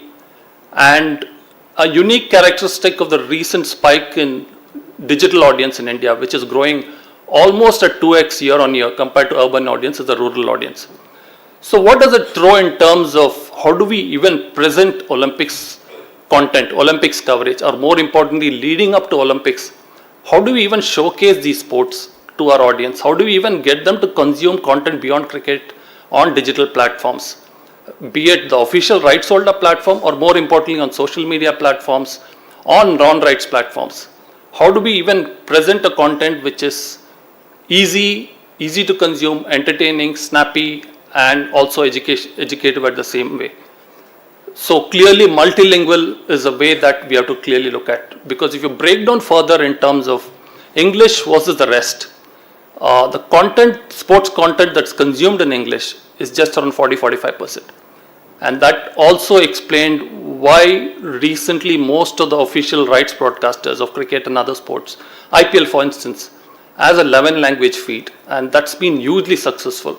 And the number of users who come to the Hindi language and surprisingly Bhojpuri language is much higher than what they get in the English feed. So these are pointers for us as we develop what should be the language strategy for India. As you're aware, IOC offered the Paris Olympics in 11 languages including Hindi, but probably we'll have to flip it a different way for India, where you'll have to look at 11 of those languages for the global audience and maybe 15 languages for the Indian audience, where you have a microcosm of the world within India. And how do we even offer targeted language feed for each of the rural markets and targeting even semi-urban market? How do we even present non-cricket sports to a growing women audience? As I said, that's a number that is growing in size. And how do we even educate the teens and tweens, the 8 to 12, 13 to 19? The NCERT has recently revamped the complete textbook for physical education, and there are planned courses to be introduced on Indian sports and Olympic advances. But the question I would want to ask is, are we presenting Olympics of historic past, or are we presenting the vision of Indian Olympics and what we want to showcase our promised focus, which is hockey, the sports that we plan to focus on, and our sporting heroes? And how are we even presenting it? Are we presenting it in dry wrap textbooks in print format, or are we presenting it in snappy, engaging digital format through smartphones and mobile phone, which is there with every kid or his mom? So educating the tweens who are the potential consumers, further growing the Gen Z audience, women audience, personalized language content for rural. So key drivers, I would say, for one, growing the audience, and even ensuring a critical mass of audience that comes for this. I think in the last session there was a question from someone on sponsorship value and what it is vis-a-vis cricket. I would say money just follows the size. So if your critical mass of non-cricket is just 10% of what is cricket, the economics of media spend comes from that. So our attempt should be to grow the audience for non-cricket. And how do we grow it? Through all the means that we are talking about now. Now, some of these points I'm sure all of you are aware in terms of what's the reason for the kind of low following for Olympic sports. Clearly, these are sports that are not followed by, as I said, the Gen Z kids, the kids. A lot of people are not aware of some of these sports. You don't see it immediately played in your neighborhood. There are very few sporting heroes from some of these sports to be followed. And that's slightly changed now, obviously can go way lot better. How do we in fact make these sporting heroes on par with maybe the heroes that we have in cricket? And that's not unlike what people believe. It's not a hugely expensive exercise. You can adopt smart digital strategies, smart social media strategies, and work in partnership with associations and federations. And a lot of them are sitting on goldmine of content. So you can create interesting content nuggets on their training sessions. You can engage with your audience, not just during live games, but offer content on their training schedules, which would be immensely educative for consumers as well. So how do you create content? How do you identify and track potential stars? How do you even showcase them? And how do you show them the pride of glory? Also, as I said, my point is there's been limited commercial support. As I said, if the media math is 94% for cricket and 6%, how do we even try and slowly push it to a larger pie? And as I said, the pie grows with the audience. How do we grow that audience? Few pointers in terms of what are the opportunity areas. So obviously, the clear direction based on the recent Google report is that almost half of the Gen Z and half of the millennial audience follow both hockey and cricket. Millennial has a strong following for tennis. Badminton is followed very closely, as a huge following in the urban audience. So how do we take it slightly into the semi-urban areas? And as I said, the indigenous sports has a huge appeal in rural. Obviously, in terms of offering the presentation of this, besides multilingual, how do we even present it in a format that's appealing to these pockets based on the specific sports type, depending on the consumption that we see here? As I said, that's an important thing as we even plan as a lead up to it. How do we even, to start digitally streaming some of these domestic matches? There are few OTT platforms who have taken this position. You must be seeing increasingly YouTube live streams, a lot of kabaddi matches. There are a lot of local matches of hockey that are being streamed, which is a positive development. But clearly, there are steps that we need to take on a lot of other sports where we have clear potential to win a medal. These are points that I talk about in terms of clearly a strong Indic language strategy. How do we develop a 13-language strategy for the Olympic sports for India? And this shouldn't be based on, this shouldn't be an AI converted language as has been done for some of the events in the past. And I would say, I wouldn't want to point out specific events. A sports audience is extremely discerning. He can identify an AI translated voice to an actual sports fan. So how do we even get and develop sports personalities for various top 15 Indian languages and for at least the sports types? And they should be people who are really knowledgeable about the sport and a good healthy mix of men and women sports journalists and sports broadcasters. And also involve some of the sports stars as influencers to boost the following for these games.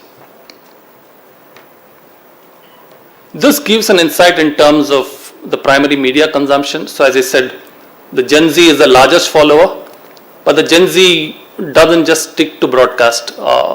He or she toggles multi-screen. He toggles between his phone to a device, and also with the increasing growth out of the 660 total sports fans that I indicated, the estimate is around 230 of them play digital fantasy. And that's a big number, because a fantasy user is a heavy duty sports consumer. He not only consumes sports when it is live, he also consumes sports offline, as in he's interested in what happens prior to the game, what happens post the game. He's interested in statistics analysis.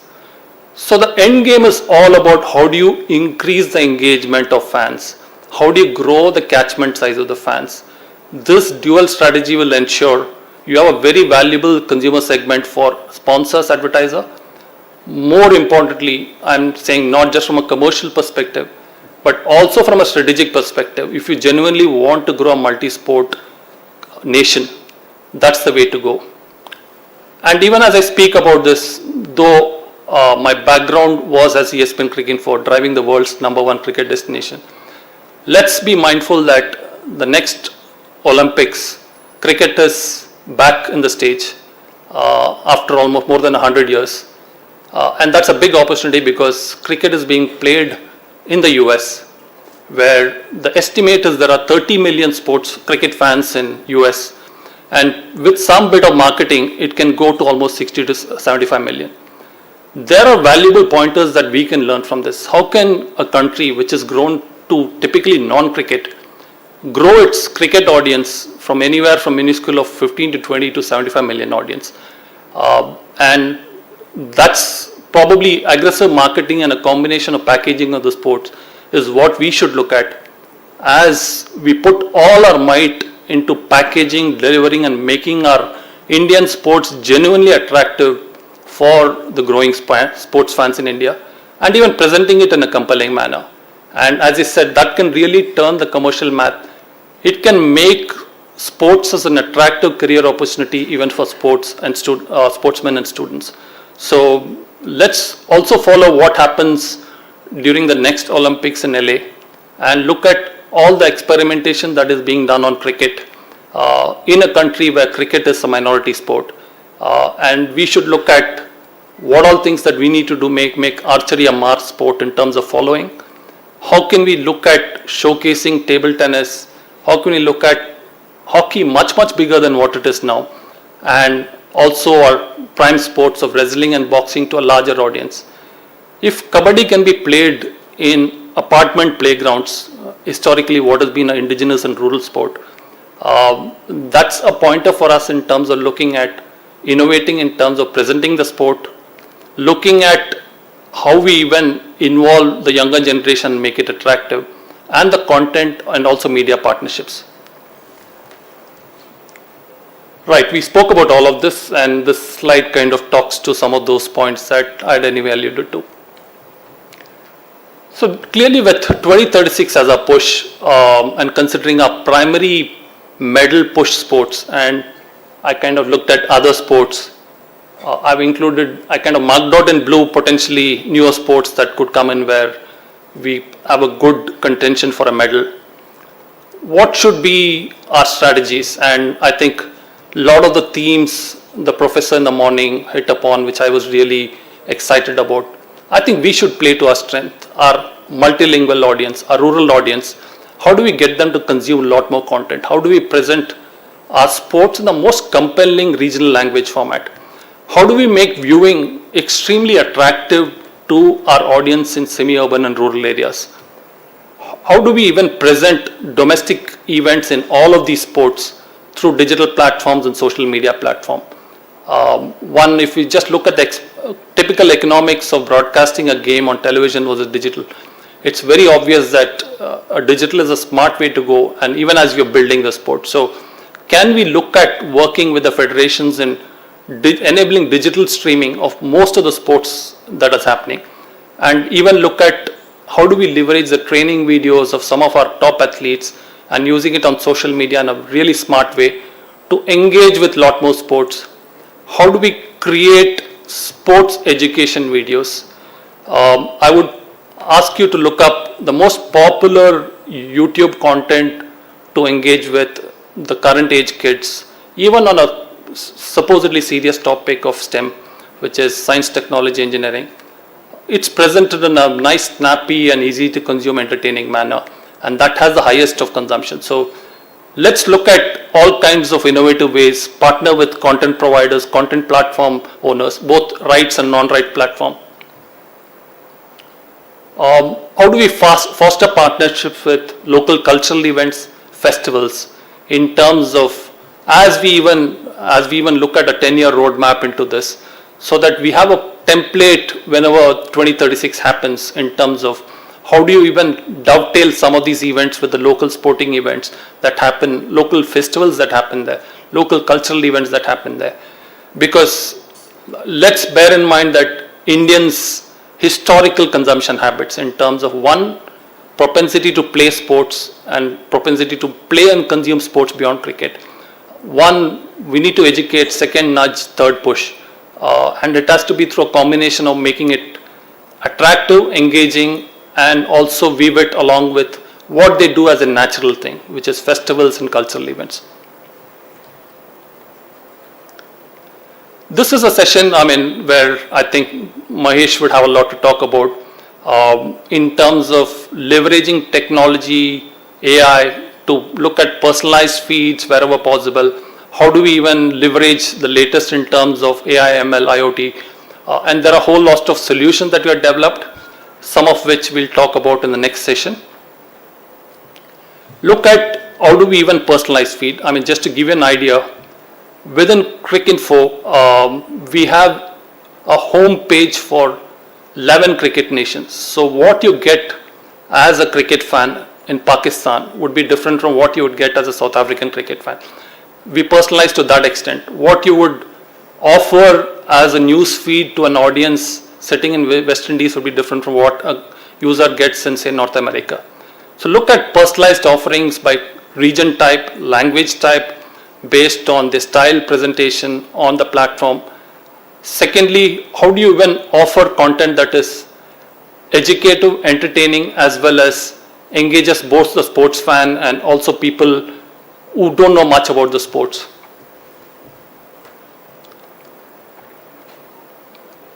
Few learnings from the last Olympics. I mean, you must have you read a lot about what happened on the Seine River, the Eiffel Tower. Clearly leveraging 5G to a great extent in terms of enabling some of those innovations, or getting almost a real-time update, including great amount of user engagement using AR, VR, and these are things that we can really smartly do with some of our historical landscapes where depending on whichever is the location of the usual suspects that are being discussed, you have really landmarks where users can go fire up a landmark and they can get a live historical anecdote, live sporting anecdote related to the sports event of the day. They can personalize that picture, so you can ensure a frenzy on social media. Just to give you an idea, these are numbers purely of non-rights platforms. So bear in mind there's an official rights platform which is IOC app. You would have an India-specific partner for OTT. Besides that, there'll be a whole host of non-rights platforms, social media platform. So if you look at an aggregate digital sports audience, you would have a triple digit on the higher side of growth rate that we should target for 2036. As I said, leveraging 5G technology and the sensors and what you can do with Edge AI in terms of bringing fans really close to the experience, while what happened during Paris in terms of people getting almost an experience of what is happening during the sailing event. The opening event, you could really get the experience that you are on the riverside. So all those are innovations which clearly with India's technology prowess and some of the providers that we have in India, we can very well deliver on those.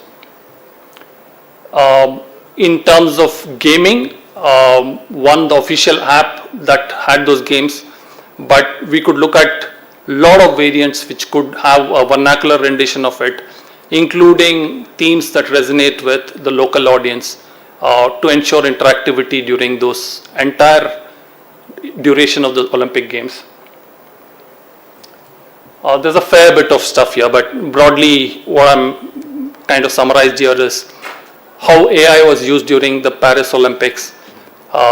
Typically the media rights owner, if he goes the traditional way of how it used to happen in digital or terrestrial broadcasting, the entire exercise involved laying of those huge boxes and which kind of have their own downside implications. But now with 3G and AI, the media rights owner can, as clearly on the cloud that is built in terms of the multiple camera output, that can be used to create highlights depending on a region, depending on the language type, and depending on the consumption type.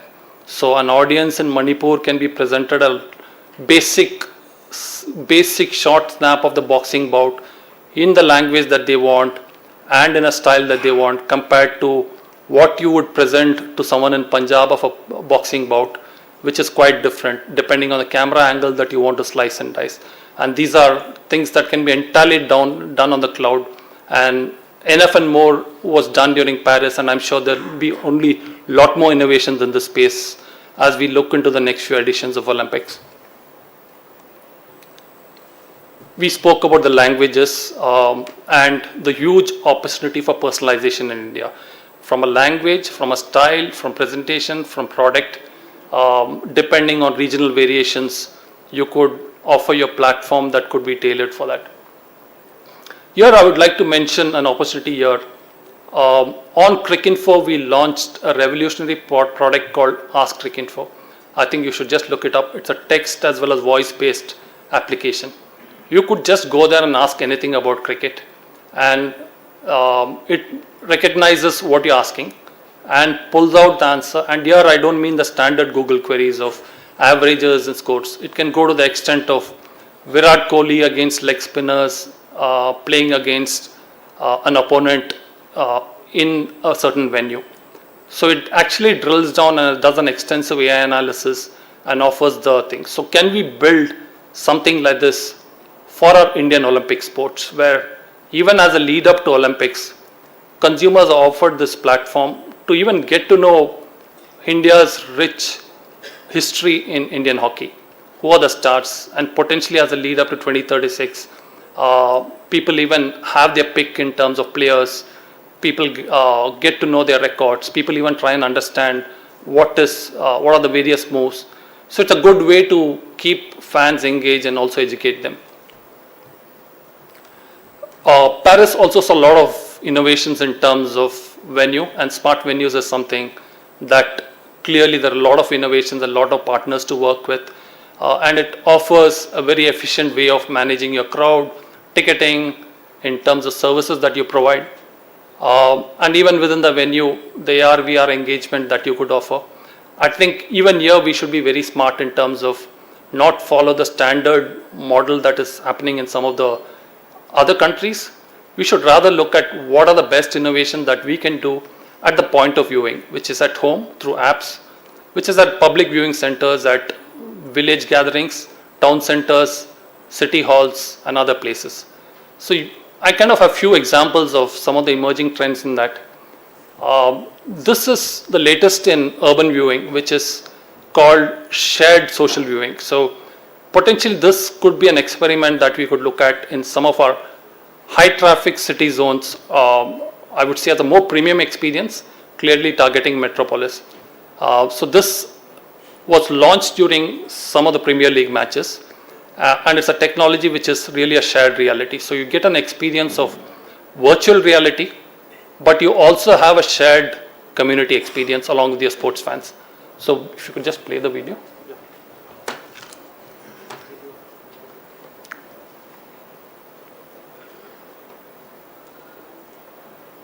Football fans in Los Angeles have been treated to a unique new way of watching the Premier League for the 2024-25 season. The Top Flight campaign kicked off on Friday night, with Manchester United defeating Fulham 1-0 at Old Trafford, courtesy of Joshua Zirkzee's late debut goal. COSM Los Angeles, which describes itself as an experiential hub, showed the match live inside its venue. Instead of just watching the match on a TV, an 87-foot LED screen presented the game in what COSM described as shared reality. Terrified of. So second left-wing corner in rapid succession for the Cottagers. Looking on the end of the last one. Same taken, Ferreira. Manchester United attacking with less than total conviction. Down to Smith Rowe.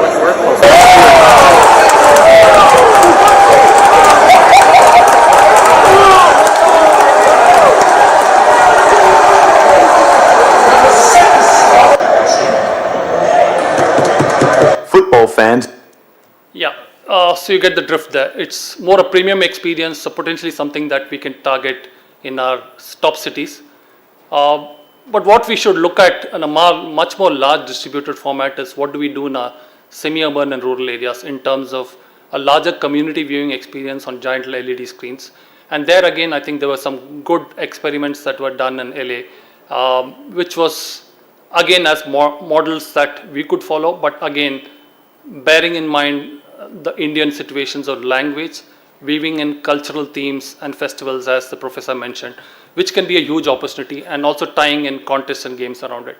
So in the interest of time, I'll wrap up and we move to the next session, which is Dr. Mahesh talking specifically about our center's work in AI, ML, IoT in some of the Indian Olympics events, and the work that we are planning to do with TOPS and SAI in the coming months and a planned vision in the direction.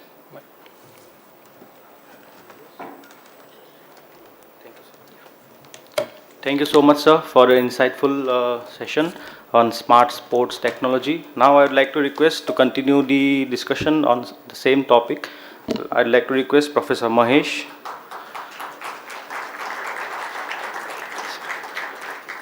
Professor Mahesh serves as Dean, Alumni and Corporate Relation at Indian Institute of Technology, Madras.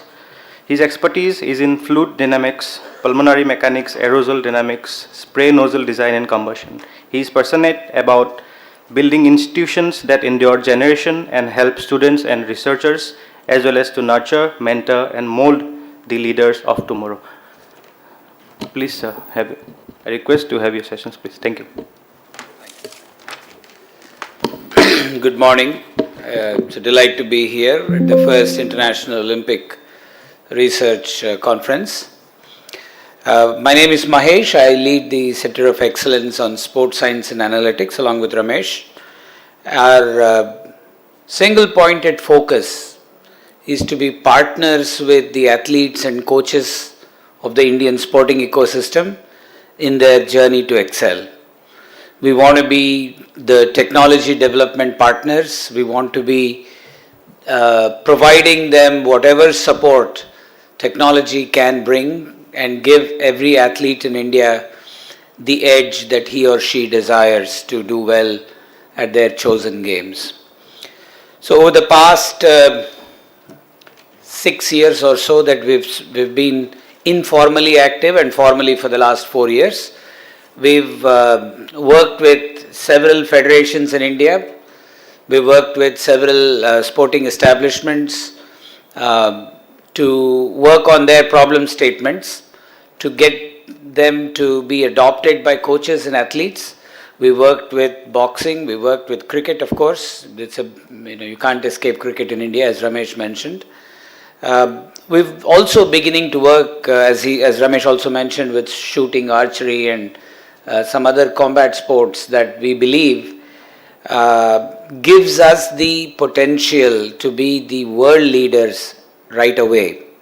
There are many sports which are rather untouched by technology where India has an edge already, and we believe stepping in to take that leadership pole position gives us credibility and an opportunity both together.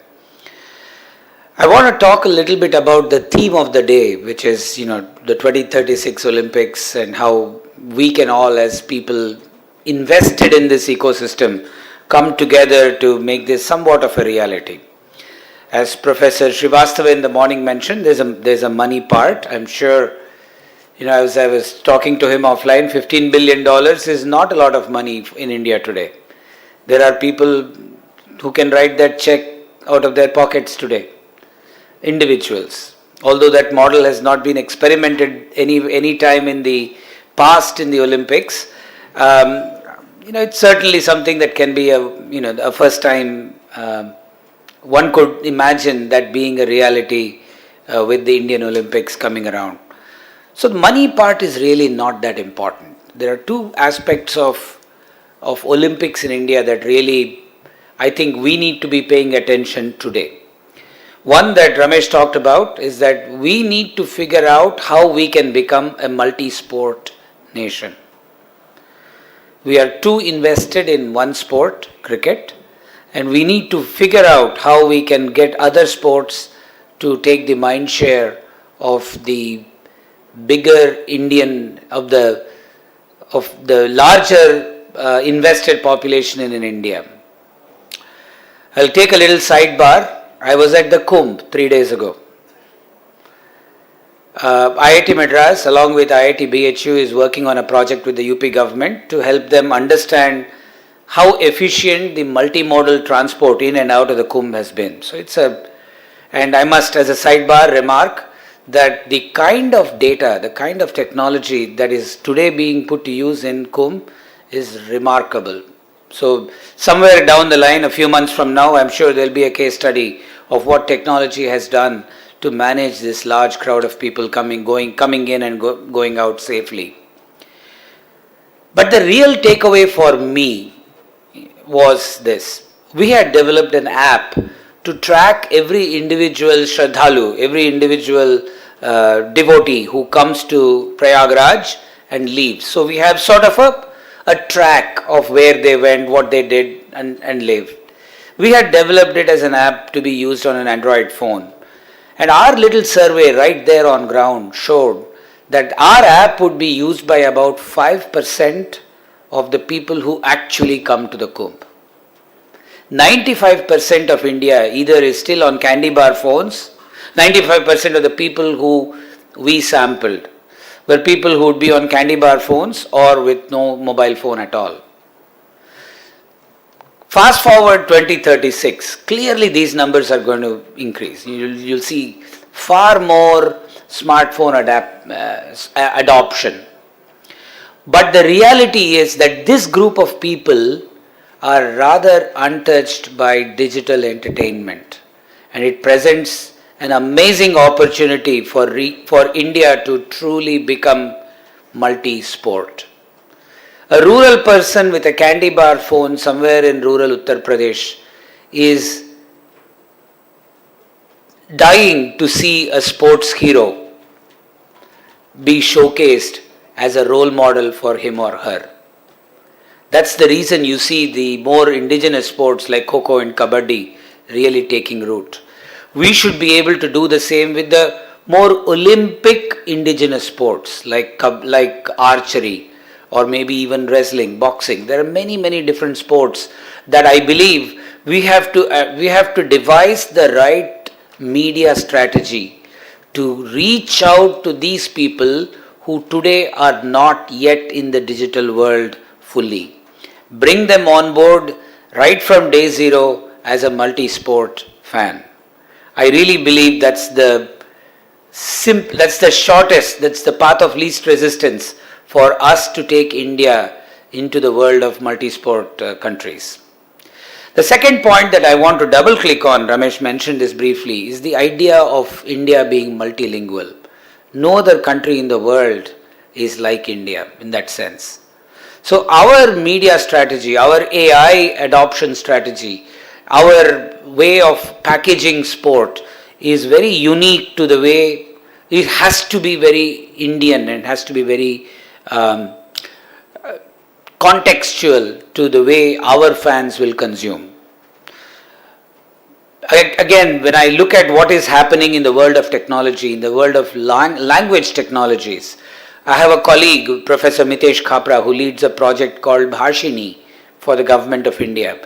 They are in the business of building large language models in all the 23 scheduled languages of India.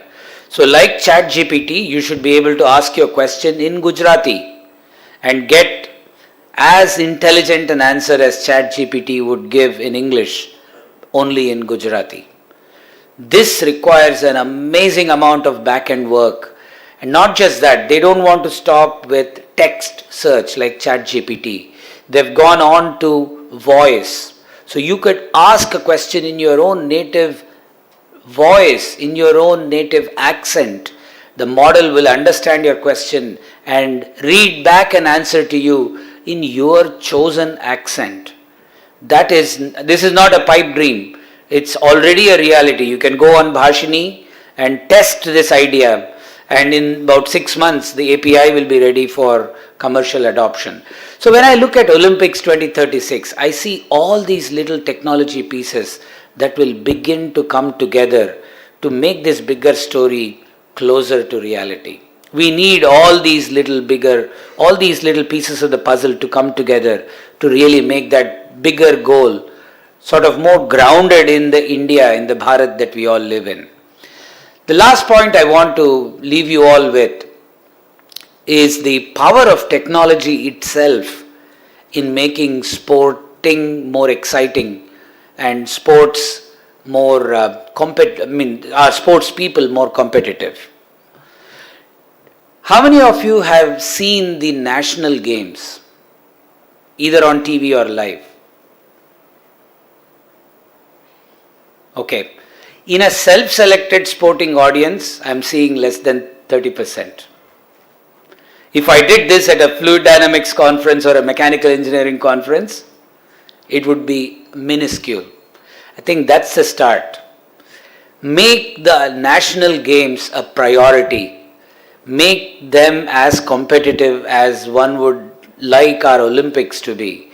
Make the national games the showcase event of, for the country to rally around. And I think, and when you start to do that, all of the technology elements that need to fall in place for a state level athlete to be competitive on the national stage would find encouragement. And from there, you see the evolution of an Olympic level excellence. The equivalent of this in the US, which is obviously one of the world's biggest sporting superpowers, is the NCAA ecosystem, the National Collegiate Athletic Association ecosystem. NCAA is a highly competitive multi-sport league in some sense. That has to be replicated, whether it be at the collegiate level or school level or just at the state and district levels. We need our own version of an NCAA that will make watching multi-sport competition exciting for everybody. I think with that, I believe that is a start that will sort of get the juggernaut rolling towards much bigger things. Thank you all for your time. We look forward to the interaction and the questions. Thank you so much, sir. Now we'll be having a panel discussion. When we talk about technology, youth, innovations, how can we forget our innovation and technology partner? So I'd like to request Mr. Neil Mehta to come over for the moderation. Mr. Neil is a chairman and co-founder of Hyperlab, a sports technology startup revolutionizing fitness and training through AI-powered physical intelligence. Featured on Shark Tank India in 2024, has deployed over 300 units of its flagship product, Helios, proudly made and designed in India, supporting over 1,500 active users across the country in enhancing their agility and reflexes. So I'd like to request Mr. Neil to take over the moderation sessions. Thank you.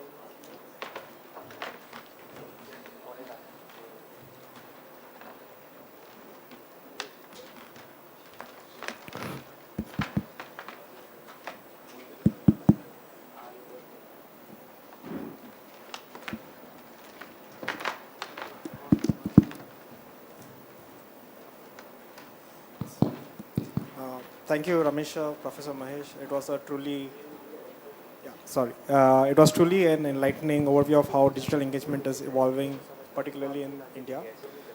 I would like to start off with a question to you, Professor Mahesh. Having guided so many research projects, having guided so many research projects in IIT Madras, what do you think is the biggest roadblock in India for grassroots academies in adoption of smart and effective IoT solutions? First roadblock is the idea of data not being a threat to the coach. Very often we've encountered coaches who take a skeptical view of data as though it is going to one day replace them. Okay? There's no threat of that at all. I'll take a case in point. I don't know how many of you watched the Australian Open that just ended. For the first time, ATP experimented with a coaching pod at the floor level. There were 4 team members of every player. I don't know if you saw a view of the coaching pod itself. There was a TV that was showing live stats, real-time stats of where the ball was hit, of, first serve percentage of the opponent, first serve percentage of your player, the entire stack. I think it's a matter of 2 years or less before you will start to see signaling from that coaching pod to the player.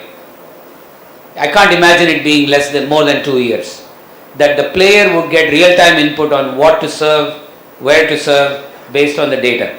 It will not replace the coach. It's going to make the coach smarter. So the first roadblock I see is that. And the second is, very often, and this is true with all data science problems, that we are not we don't think data science and AI ML from day zero. We don't bring in data in a clean fashion. It's important to make sure that the stream of data that we acquire from any sensor, vision system that we have is structured, meta-tagged, and has the necessary superstructure, the framework for an AI model to dive into and make sense of it. So I think these are the two. If we can structure the data stream in a manner that, bearing in mind that an AI model has to consume this, not just a coach looking at the video, we will do a much better job. I'll give you a case in point there as well. Very often, when we go to watch a boxing bout, there are people filming the boxing bout. It's usually on a tripod, or sometimes even the coach is going around.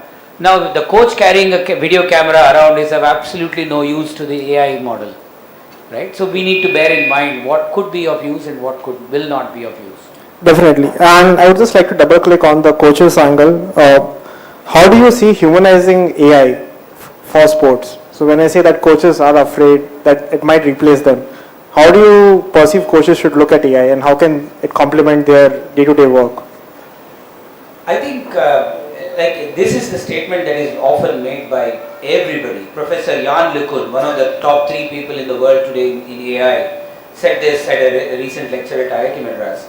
Said AI will not replace people.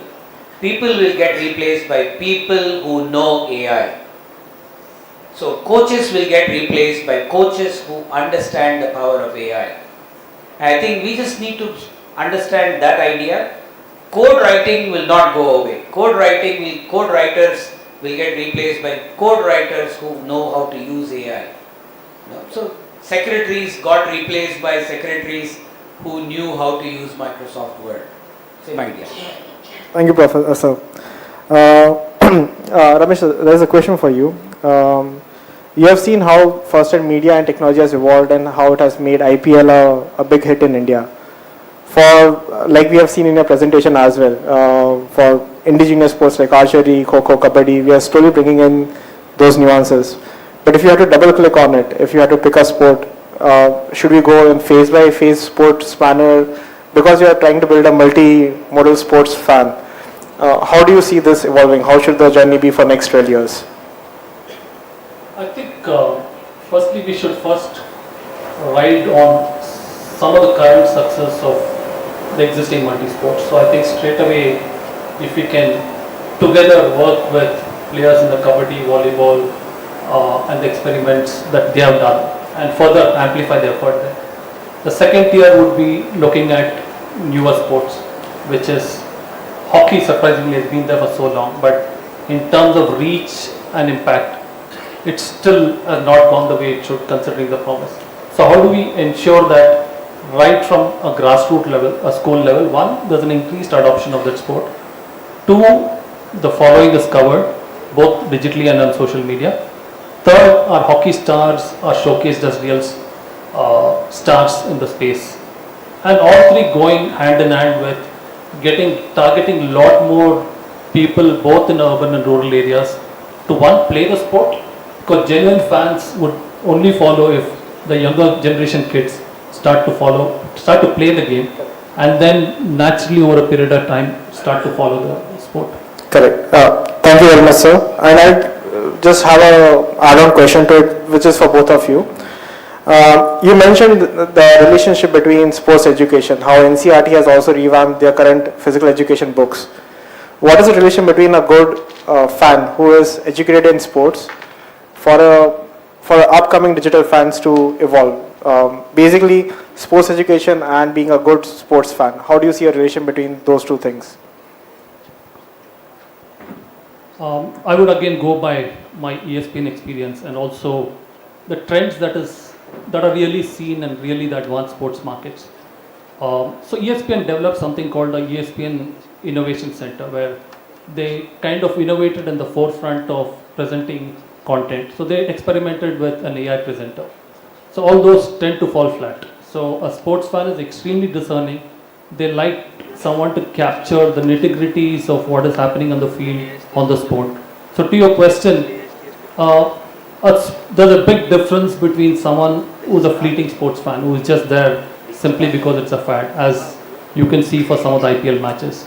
So for someone who is really an educated sports fan, I think if I read your question right, who understands the sport and has a genuine interest in the sport and might follow it or at least want to drill down deeper into the sport, he at a point of time becomes a fan.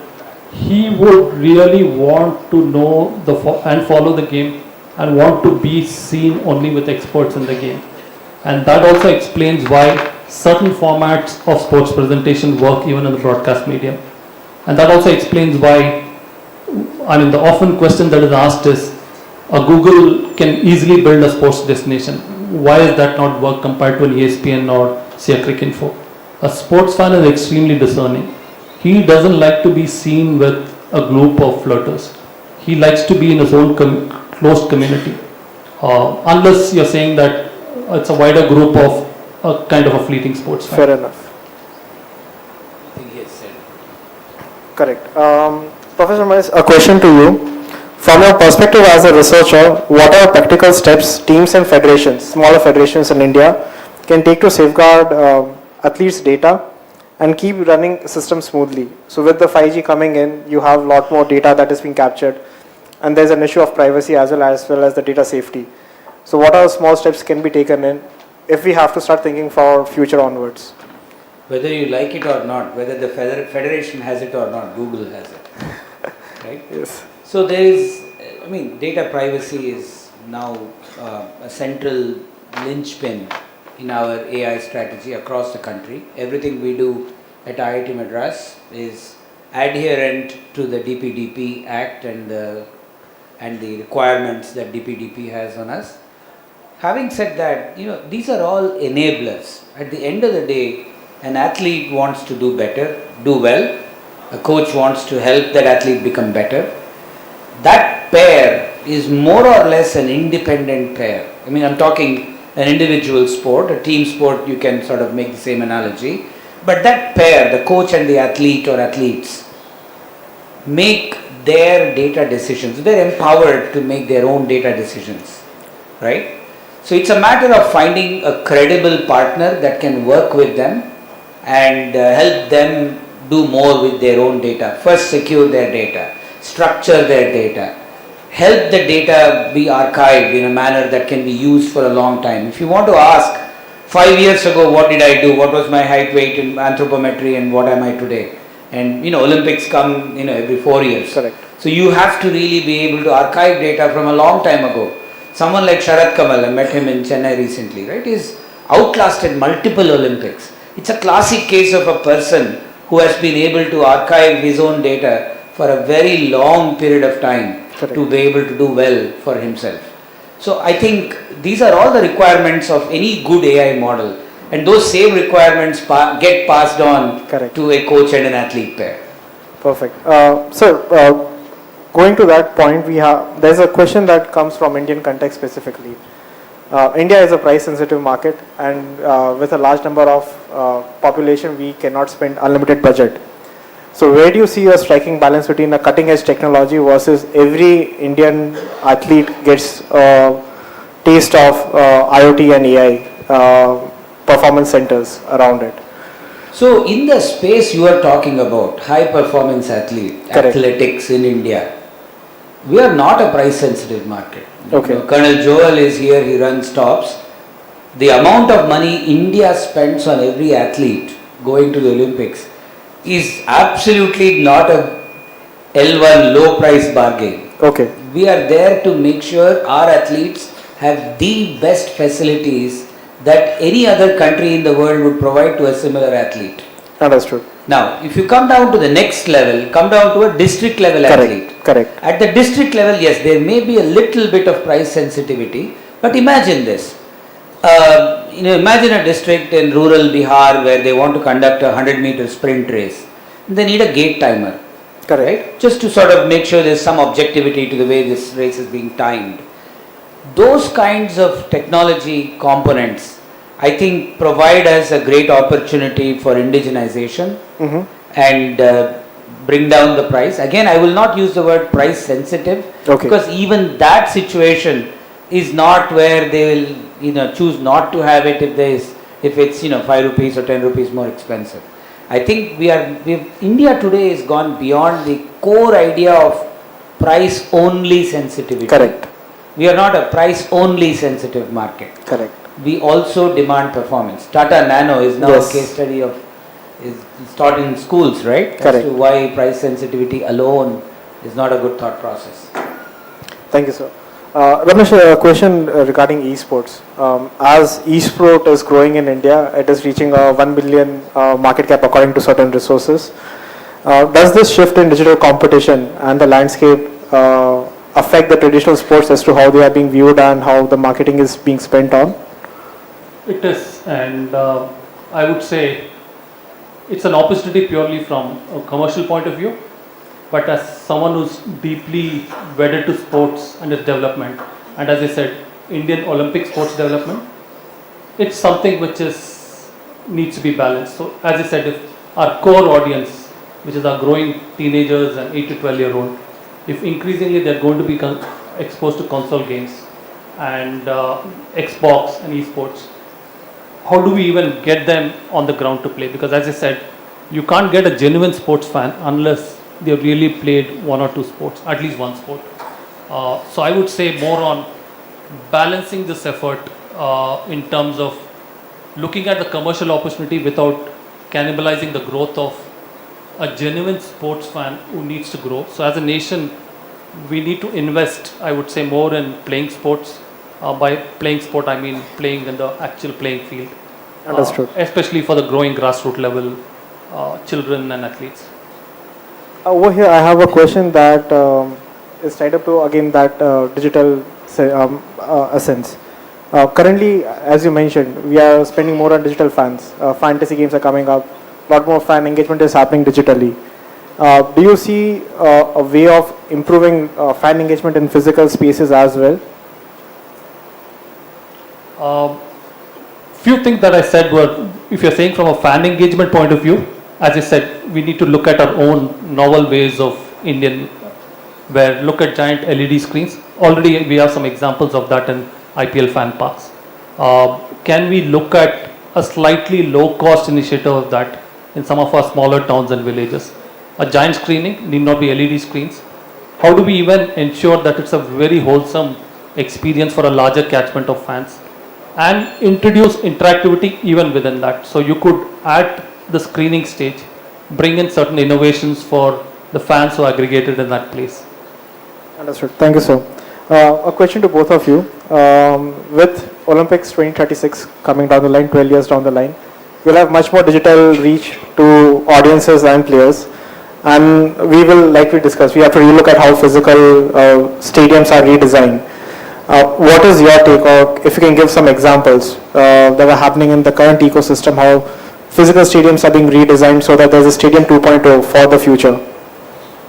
Well, I'm not the core expert on it, but I'll give you my fan side thought on that. Our overall stadium infrastructure and our stadium experience is at least 100 years old. At what 100? We're talking Roman Colosseum style stadia, right? There's nothing that has fundamentally changed. I was in the US a few months ago, and every time I go, I watch a baseball game or one of the sporting events just to sort of see what is new. I went to a San Francisco baseball game, and absolutely the same fan experience from 30 years ago. As Professor Srivastava was speaking this morning, just a thought crossed my mind. If ticketing is only 5 to 10% of the total revenue, can we make this, the 2036 Olympics, the first ticket-free Olympics ever? Wow. And see if we can, again, this thought was inspired partly by my time at the Kumbh.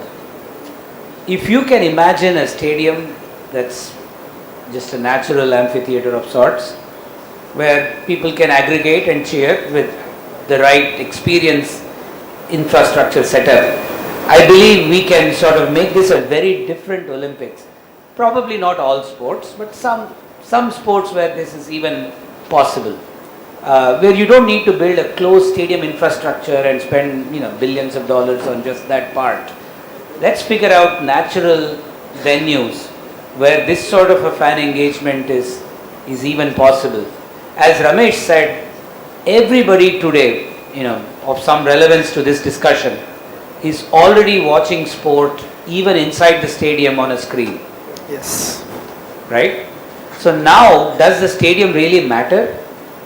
Which is more important, my presence in the stadium or the device in my hand? And if both are important, in which fraction, in which weightage? Correct. I believe, 12 years from now is a very long time for the world of telecommunications. We really can't prognosticate what phones and devices in our hands would look like. But I believe we should think different. Correct. Thank you, sir. We can open the questions to the audience.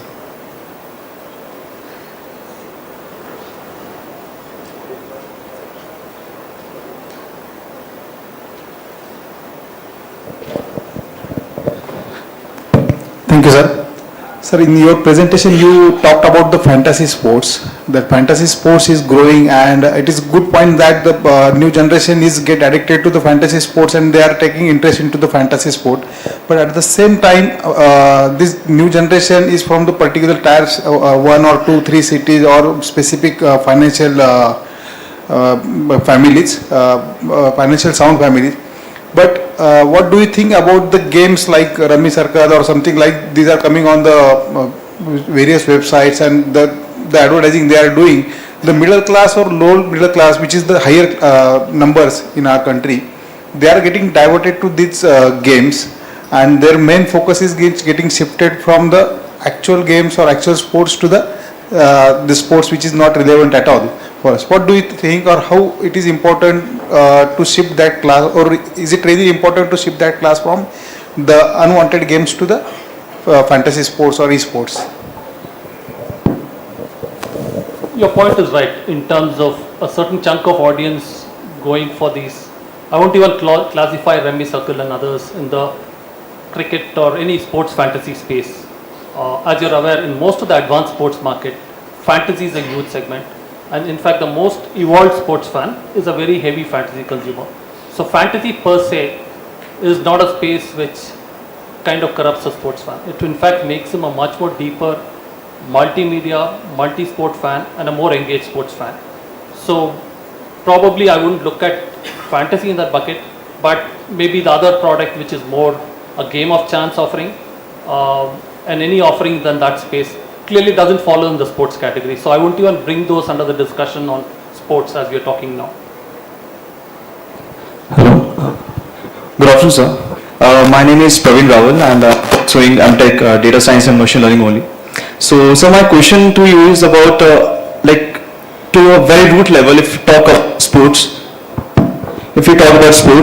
so there is a thing about a scouting of a talent, and how data science or the machine learning or the artificial intelligence is going to help to scout all those talents for this Olympic competition or the mega events or the mega competitions which going to occur.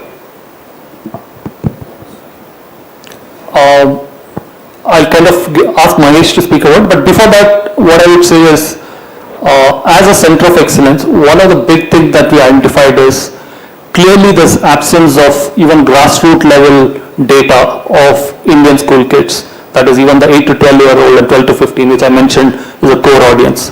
So as a center, we have come up with a novel technology solution called EduSwast, where it essentially looks at technology enabling the PE education system in India and enabling the government in its vision of launching a graded physical education report card, which is a stated goal in the NEP 2020.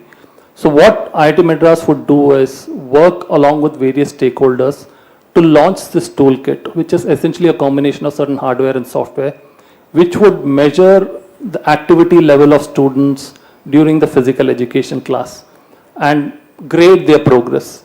That's the first step, even to know how active they are. The second level is your question of their propensity towards various sports. How do we even track that with various specific tools? The third layer comes is in terms of the super achievers, in terms of identifying early Olympic talent. So there I'll kind of add Mahesh to add his layer. So I think along the way, using data for identifying talent from grassroots level requires a structured approach. Requires an approach where we are tracking young athletes from when they are, unknowns in a structured data on a structured data platform. That is something we've talked to Sai and the government about creating. There are some private platforms, but they're not as, I believe, as widely adopted. And so we need to create a platform that is widely adopted, that will bring on data from our 12-year-olds today. So just to, our Olympic contingent in the year 2036 are all 10 or 12 right now, and we don't know where they are, but they are going to be playing in the 2036 Olympics. We need to figure out a strategy of first gathering this data in a structured manner. In the world of sport, this has been one of the missing links. In every other world where there is a lot more money riding on the whole idea, this has already crept in quite well. So we just need to make sure we take that same structured approach to gathering this data on these quote-unquote unknown athletes today, in the hope that we have our Olympic hopefuls in there. Thank you, sir. Good morning, sir. First of all, recently, two days back, I read news that IIT Madras has opened its door for a sports quota. So I congratulate IIT Madras to start initiative, because IIT itself is a brand. And in India, what we do at Sportsman Start, he can't do education and sports hand in hand. Many have to left his education and go on sports field. So first of all, if IIT has started this, all other IITs definitely will go, and all other universities of national eminence will start it. Sir, as a center of excellence, I just want to know if such things like we have a military schools for where we take children at the age of 6. Why not a center of excellence like IIT Madras start initiative for the ruler through trials or to take, because we have got time for 2036 we got a time, so we can take students at the age of class 6, 7 with SAI a trials there, and this is a center of excellence, we can grow it there. These players of 5, 6 years they stay there and they continue there in IIT and do their education and sports side by side. They work as maybe they become an Olympian or maybe a sports scientist in coming days.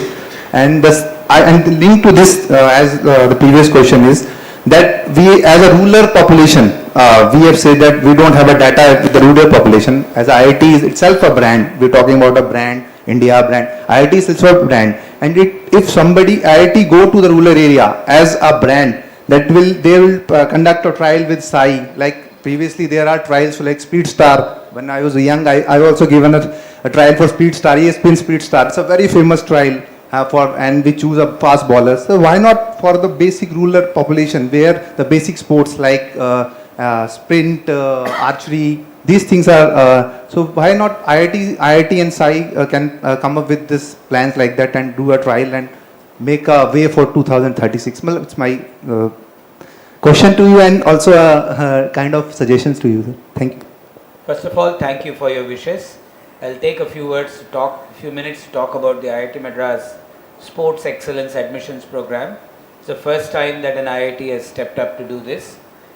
And it's always difficult to be the first in any of these kinds of initiatives. We today have 5 athletes of national recognition, at the junior level obviously, who are studying undergrad for their undergrad degrees at IIT Madras. And we believe the next year around we'll see a lot more interest, and the news item has really gone viral on many different media channels, and we are hoping interest will go to the point where other IITs will seriously consider such an idea. To your earlier point, what Ramesh talked about as Edu Swast is basically that to go to every school across the country eventually, a couple of years from now we hope, and profile children in the schools on basic anthropometric and biomechanical parameters. So we have a zeroth level database of what performance pool we have at our disposal across the country. And from there you can conduct these speed star like competitions that can select athletes for specific sports through a series of trials, as you say. But fundamentally I see one big change that is happening in the last several years. I've talked to people who lead sporting brands in India, the likes of Puma. They are seeing unforeseen growth in India. So I think what that is telling us is there is broad adoption of wellness and fitness as part of their day in the young men and women of India. I think all of this is sort of, in my mind at least, coming together, that I think we'll see some good come out.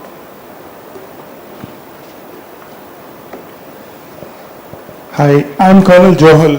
I'm heading the TOPS division at SAI. So just adding on to what you asked regarding the rural India, we are working on a lot of schemes. One of them is a district level school, sports school. So we aim to have one school, and it is not that we are coming up with a new school. We are also, and it is not only restricted to government/private schools. We had a meeting with all the top corporates about 2 weeks back. And we want public-private partnership. It's not about government control, it's about creating the facilities which you rightly said. So aim is to have one district level sports school in the country, in every district by 2028. And second is regarding your point regarding the military school. Okay, military schools, Sainik schools, Jawahar Navodaya Vidyalayas, Kendriya Vidyalayas, all state run schools, they're all very much on the radar. A scheme is already in the works. And probably maybe another 2 to 3 months it will be out. And we are targeting everything rather than going for creating new things. There is lots and lots of infrastructure which already exists. So we want to strengthen that first. And there is another, like what he was saying, about creating a system for this thing. The system, there is one system which already exists. We are already in talks with IIT Madras, and some great ideas we are working on, which very soon we are going to formalize and sign an MOU, and we'll start work on that. And we are also working a lot, and again that scheme also is in works, final print, and it will soon be out, is that we want to empower the Indian coaches, starting from grassroots level to the elite levels. And there is also new amendments coming to we have something called Assistance to National Sports Federations. Those are the norms issued by Sports Ministry, which govern the kind of funding, the various heads under which the government gives funds to the federations. So there also, not only for players, we are also going to give a lot of emphasis on training our coaches, more so the grassroots coaches.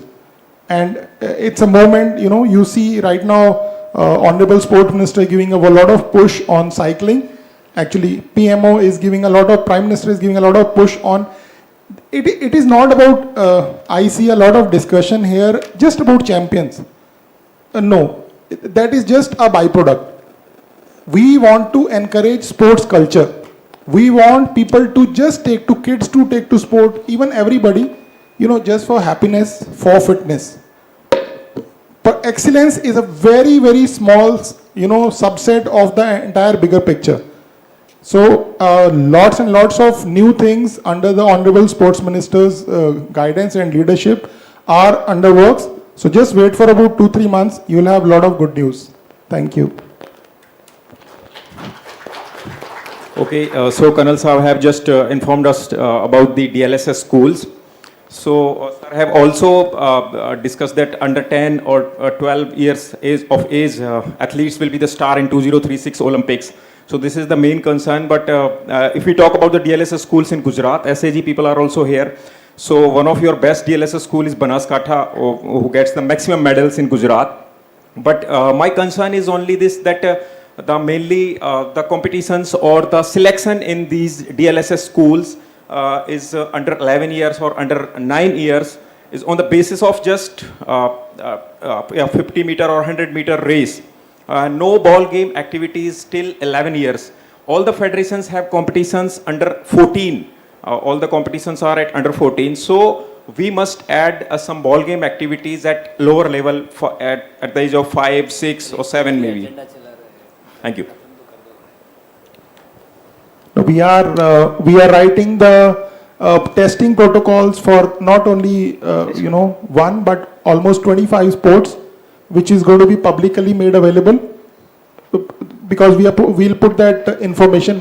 As of now we want to standardize the protocols so that whether the test is happening in Gujarat or in Kerala or in J&K or in Assam, the method used is same, so that the data obtained, what Professor Mahesh was telling, needs to be structured, and that structure has to be defined uniformly across for everybody. Then only we can compare. So we are not, everybody is very much inside, and we are working to cover all the aspects. Lots and lots of works are in progress. Thank you. Thank you, sir. Done? All right. So, a great discussion which we had on innovation, technology, and from the past, present, and what we are going to do in future from the tops, schemes and all. So, I'd like to request CEO Target Olympic Podium Scheme, Colonel Nachatar Singh Johal, to please felicitate our distinguished speakers for today, Professor Ramesh and Professor Ram Kumar, for sharing their expertise. Sorry, gentle correction. I'm not a professor, and I'm also not Ram Kumar. Sorry. I'm Ramesh. Yeah, no problem. Thanks. Apologies. Yeah. No problem.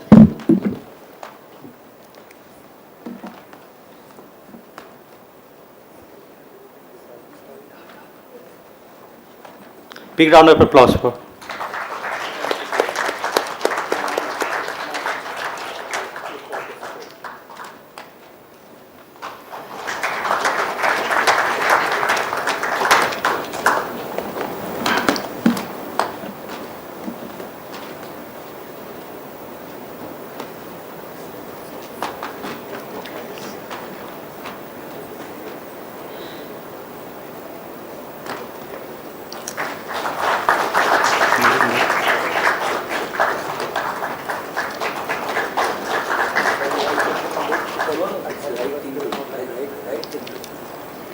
Thank you so much, sir. Now I would like to request Director BCORE. Sir, please, just wait for 1 minute. Director BCORE, Dr. Utsav, to felicitate our innovation and tech partner, Mr. Neil, for his wonderful moderation during the session.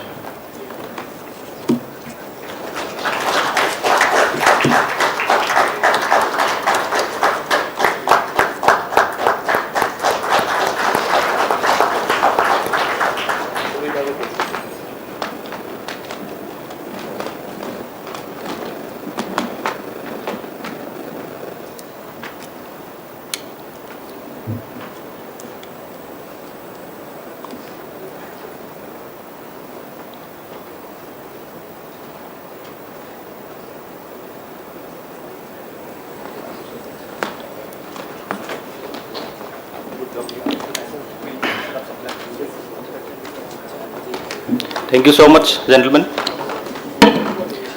There is a slight change to our schedule in the evening hours due to a sudden demise of Colonel Jain, who is a research scholar at RRU. So due to the sudden demise, we have rescheduled the gala dinner and the cultural evening to the next date. So we'll be now. We are concluding the first session of the day with meaningful discussions on the topics. So I'd like to request everyone to head towards the lunch, and we'll meet at 2:30 sharp here for the next sessions. Thank you.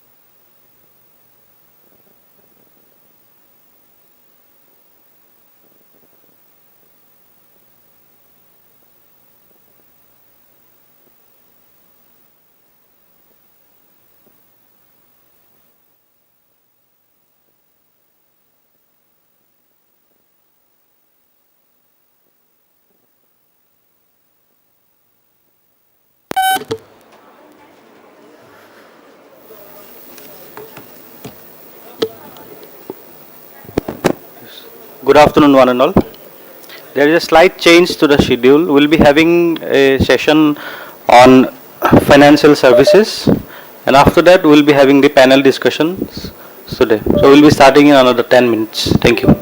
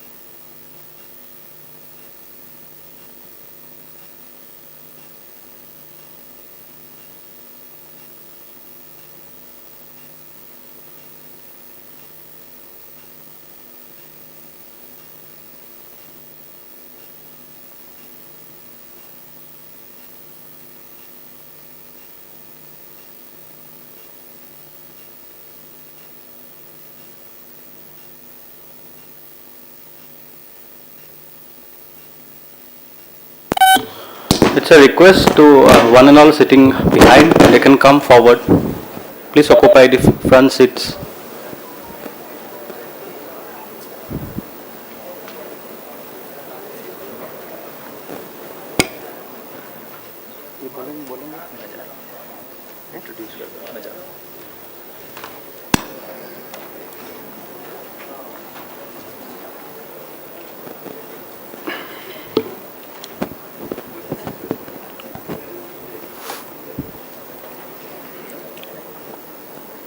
Yes, good afternoon once again to one and all.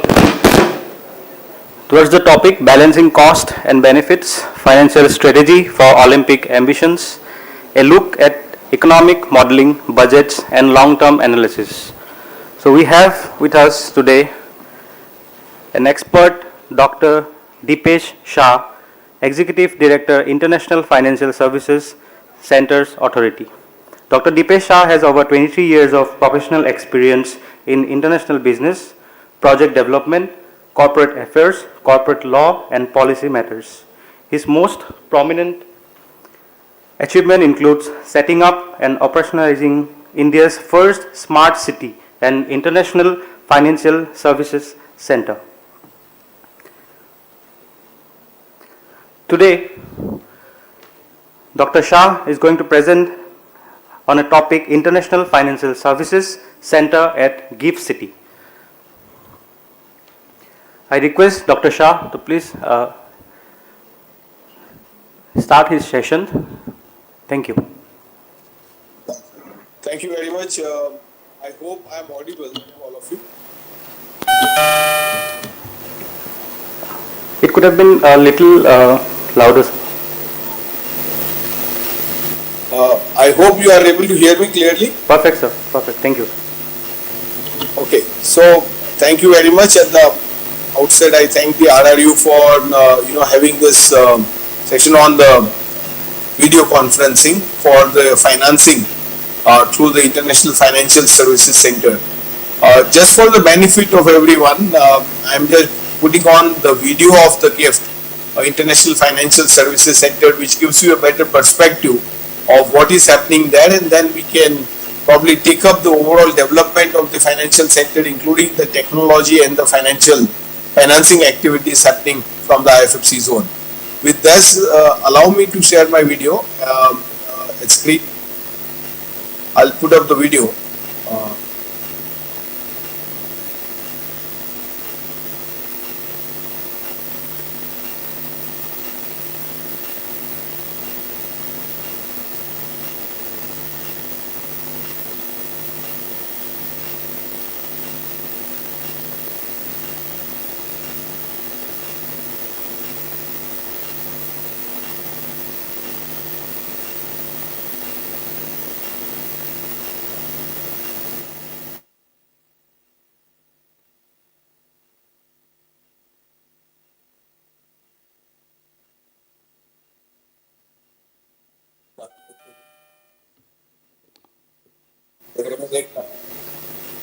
Dr. Deepesh Shah, am I audible to you?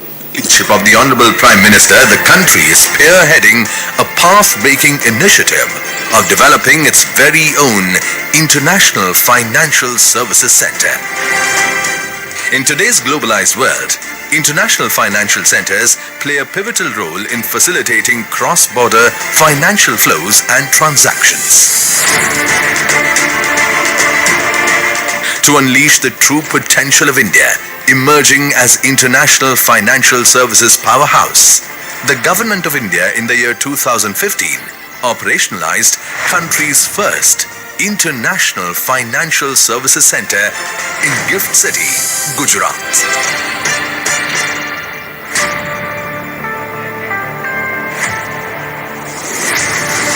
To facilitate foreign currency transactions, the IFSC has been designated as a non-resident zone under Foreign Exchange Management Regulations.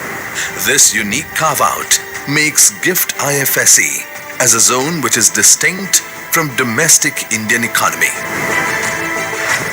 The country's maiden IFSC is being developed as a leading international financial center with globally benchmarked regulations, competitive tax regime, and ease of doing business. To benchmark the IFSC with global financial centers, the Government of India in 2019 took a path-breaking step by establishing the International Financial Services Centers Authority, IFSCA. The IFSCA has been established as a unified statutory authority to develop and regulate financial institutions, financial products, and financial services within IFSCs in India. With IFSCA assuming its statutory mandate from October 2020, the country's maiden IFSC has witnessed sustained growth and is emerging as a preferred jurisdiction for availing full spectrum of international financial services. The banking sector, which acts as the lifeblood for any financial center, is witnessing sustained growth.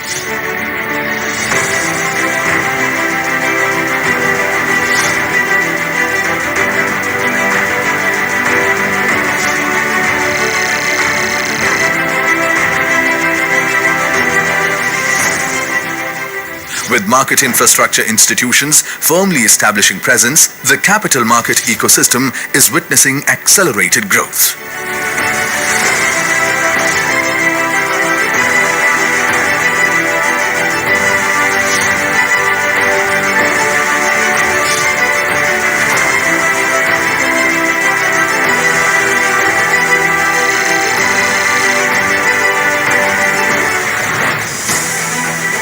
India, a land having a cultural affinity towards gold since time immemorial, has been a major global consumer of precious metal. Now with a vision to transform the bullion market ecosystem and enable India to emerge as a global price influencer, the first international bullion exchange, IIBX, has been operationalized in GIFT IFSC. The rapidly growing fund management business is playing a pivotal role in onshoring the offshore financial services. With regulatory ease and competitive tax advantage, IFSC is emerging as a preferred destination for pooling of global capital for investments into India. With new set of IFSCA insurance regulations in place, GIFT IFSC is well poised to emerge as a hub for reinsurance and retail insurance for Indian diaspora. India, being the third largest domestic aviation market in the world, is now taking lead in developing aircraft leasing and financing ecosystem in GIFT IFSC. India has emerged as a global fintech leader with more than 40% share in real-time digital payments in the year 2021. Now, to fuel the next phase of fintech growth, GIFT IFSC is being developed as a global fintech hub.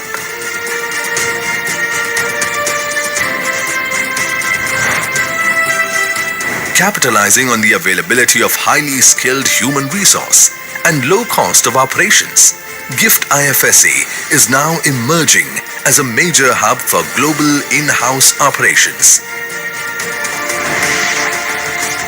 India's strong commitment and resolve to achieve the Sustainable Development Goals as well as the target of net zero carbon emissions by 2070 has paved the way for GIFT IFSC to emerge as a dominant gateway for channelizing global capital flows into India for green and sustainable projects.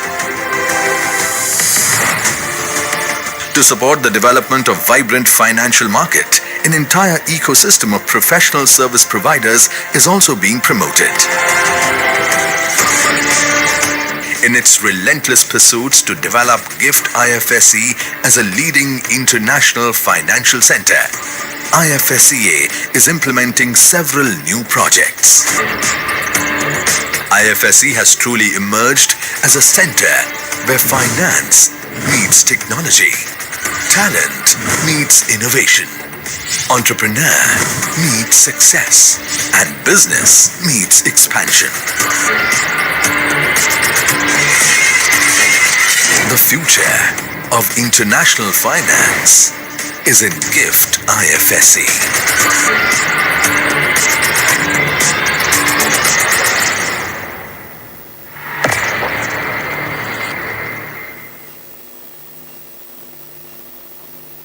So, hope this could have given you a broad idea about what the International Financial Services Center is doing. In terms of the overall financing ecosystem, there are banks and funds which are already set up into the financial center and are already having a several line of businesses, including undertaking the financing for several projects in India.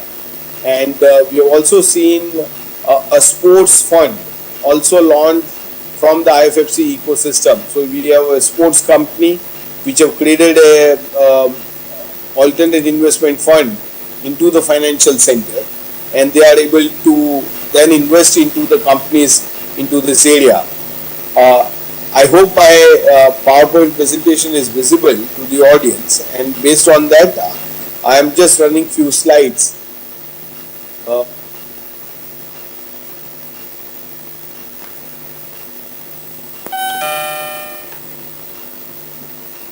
Sir, it's not visible, sir.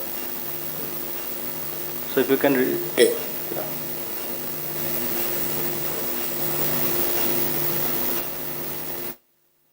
Yes, perfect now. Can you see the screen now? Yes, sir.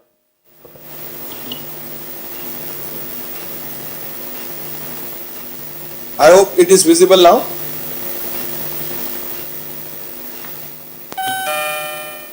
Yes, it's visible. Okay.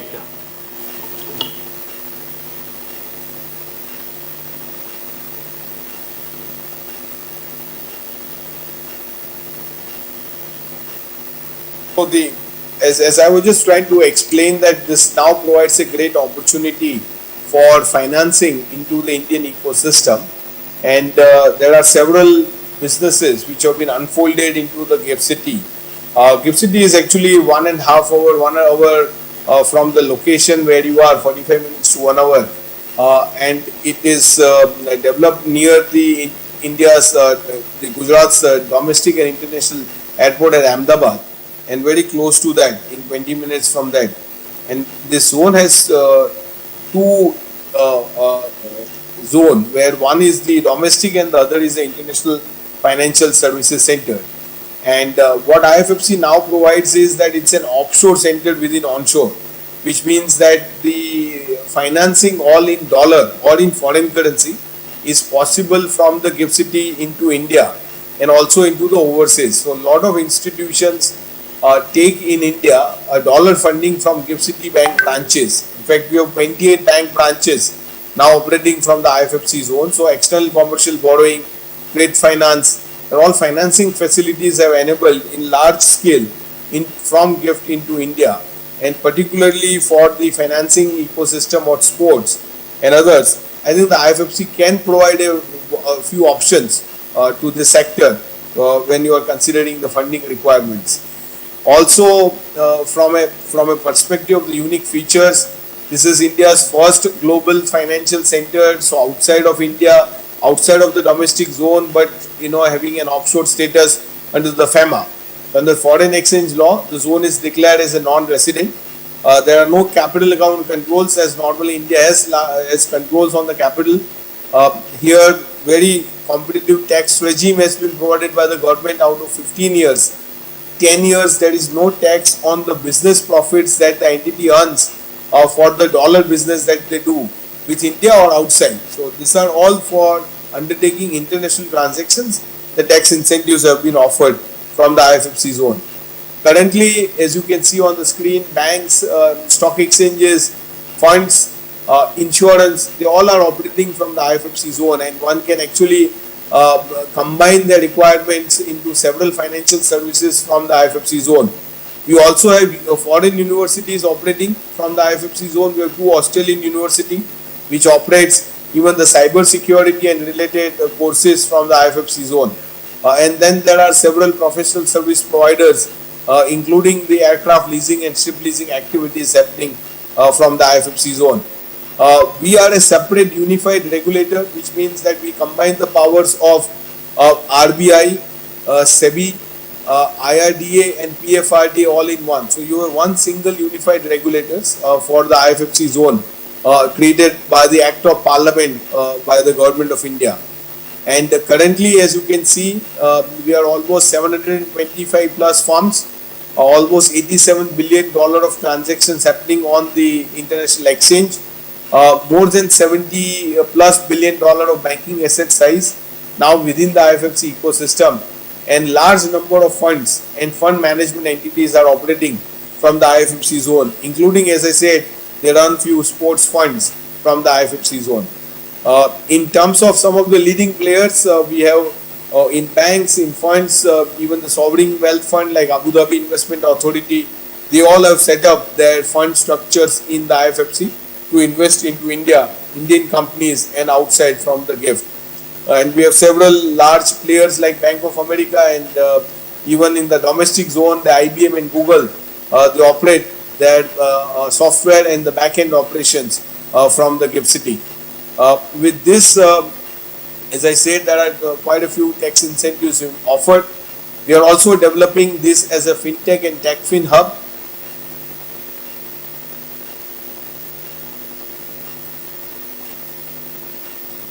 Platform to understand as to what the IFFC provides in terms of the opportunity. So you have direct, fintechs in several categories. You also have a sizable number of foreign fintech firms now registered into the international zone in GIFT City. In fact, 17 firms from global markets have registered with us from outside India. We have become more like a lending pad for the foreign fintech firms, that you can actually set up in the IFFC zone and undertake dollar transactions with India much more efficiently. So this is becoming a very important gateway for several players. We already have some of the techfin firms like Wipro, Infosys, and even recently Cognizant we have licensed, and we have several techfin firms and data center all operating from the IFFC zone. I'll stop here and probably open it up for Q&A or the questions that the participants may have. Would be happy to answer them. Thank you very much.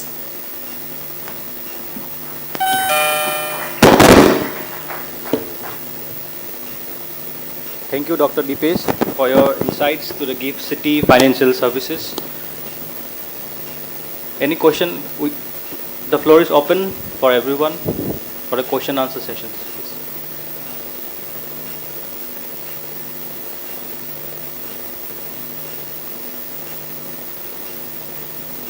Please. Post the question answer sessions, we will be having a panel discussions. So I request Dr. Deepesh, please be online and we'll be having the panel discussions. Okay, thank you very much for inviting me, and if any participants wants to visit GIFT City, they are most welcome to see for yourself as to what all facilities have been offered from the international zone in GIFT City. Thank you. Now I would like to request IT team to please connect Mr. Udit Sheth. Mr. Udit Sheth.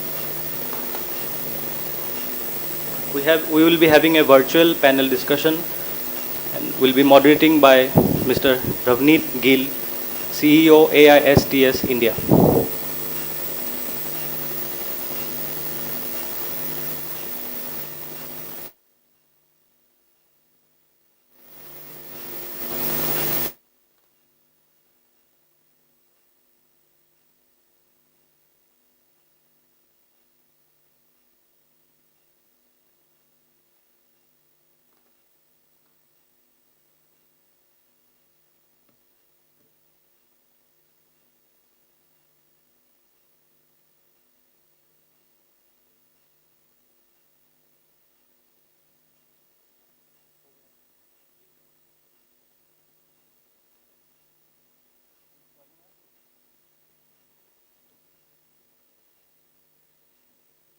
We will wait for another 5 minutes. Let's Mr. Udit join.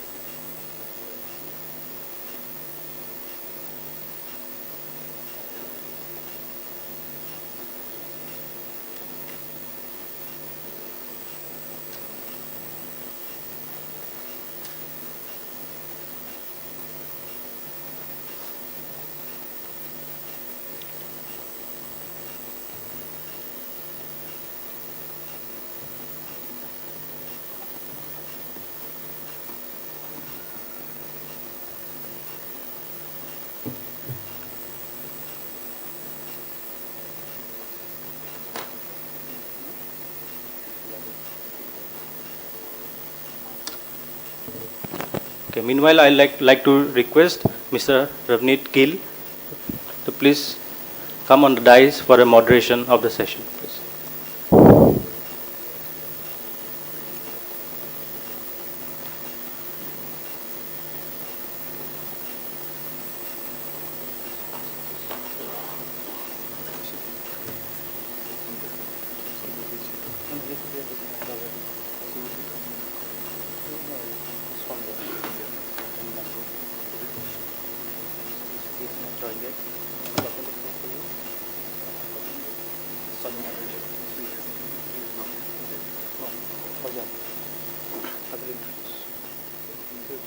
Good afternoon. Am I audible? Yes, Mr. Udit.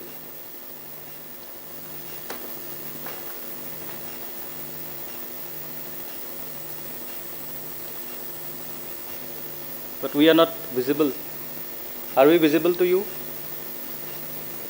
Yes.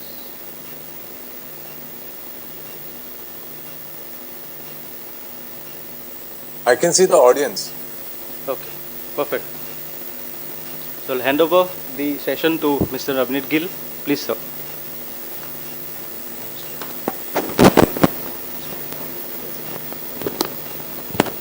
Good afternoon, Udit. How are you? Hi, Ravneet. First of all, I want to apologize to our and to not being able to be was called for meeting, which I had to travel out. So thank you for accommodating me on this session on thing. As you see, I'm taking this meeting from my car, and that's the I guess the joy of the less of joy of taking meetings for sports industry on the go all the time. No, that's fine. So, your voice was breaking, so I hope that the connection remains stable. So, just to be able to provide some context, Udit is an entrepreneur in the automotive industry. He's also somebody who plays a very significant role in sport. So, if you're familiar with Ahmedabad, you have Transtadia there, which is very much his creation. And Udit is also the president of Yogasana Bharat, which is, as you know, recently recognized as a competitive sport. Will be a demonstration sport in the next Asian Games and then become a competitive sport. And obviously, it's something that India is really rooting for. So for those of you who are not familiar with Yogasana, Yogasana is the physical practice of yoga. And if you see some of the asanas which are part of that, they're no less than gymnastics, require the kind of flexibility, strength, core strength, which any other competitive sport really needs. What we are going to be discussing today is really the financing of large international sporting events. And the reason this is relevant is that if there'll be people who will say that if India is looking to host the Olympics, is that money better spent, let's say, in primary healthcare, in education, sanitation, city planning, cleaning up our cities given where AQIs, etc. are. And then what is the case to be made in that case with respect to being able to host the Olympics, which typically are a $6-8 billion check which you need to come out. So with that background, Udit, let me ask you, as somebody who heads the National Sports Federation, has been in the industry for a very long time, how do you see the case for India hosting 2036?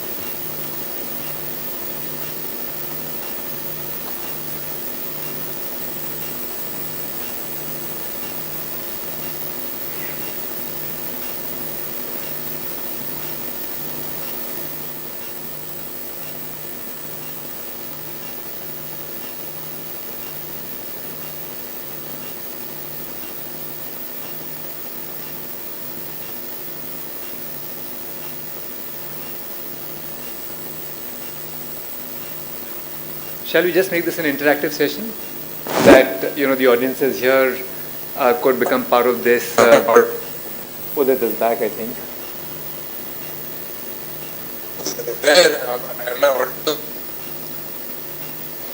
You are barely, Udit. Little bit of the breaking up of your voice. To find a spot where it may be a little better from my side. But my network is full. Maybe it's something between the Wi-Fi and the connectivity overall. We can hear you now. Am I audible now? Yeah, you are. Okay. So I heard your question about the India's bid for the Olympics and what I feel about it. I think it's actually a beautiful vision to have as a country which is developing so fast. And I think we are not about hosting an Olympics is not about building infrastructure and conducting the games. In my opinion, the Olympic vision that the Honorable Prime Minister and the Home Minister and the entire government under them is looking at revitalizing the brand India. It's about marketing India, repackaging India, to showing that we have come to the forefront not only in terms of infrastructure and development, but sport is a confluence of health, finance, infrastructure, tourism, culture, high performance, sponsorships, marketing, education. So sports drives that vision for the Olympic program. And I think that we have 10 years to prepare for that program. It is very clear for me that through the vision of the Olympics, we will look at developing so many different stratas of society, and so many pillars of development will be in place. So I think it's a great vision, it's a grand vision, and I think that, of course, as a president of Yogasan Bharat, I want to see the National Federation sport being part of the Olympics. I think that 50% of medals for India will come from my sport, and that's the way I'm looking at it. But at the same time, I'm also looking at it as a great opportunity for India to have a good podium strategy as a top 10 nation in the Olympic movement. So I think overall it's a great, I would say, vision and also a bid. And I think we must work on it and try for getting not only the Olympics but many other mega events going towards the Olympics. I think that's been, very appropriately put, that, it's very difficult to look at the Olympics only from the lens of sport and sporting excellence. It actually adds to the overall quality of life of the nation, of the cities which will eventually end up hosting the Olympics. The investment that goes in helps in transportation, logistics, city planning, infrastructure, which makes day-to-day life much easier for the citizens. Udit also talked about looking at it in the context of health. So one of my favorite refrains is that if you look at India, which is the largest young nation in the world, it is also the global capital for a lot of the diseases. You look at strokes, hypertension, diabetes, and many of these incidentally are sedentary lifestyle related.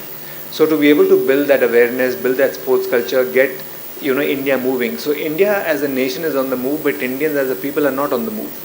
And the question really is that, how do we get them moving as well? And to that extent, specifically in the context of India, the Olympics will have a much deeper role in terms of also, recreating and redefining our cultural identity. So tell me, Udit, if you had to think in terms of funding an Olympic, and by the time it comes to 2036, we will be talking about double-digit $billion.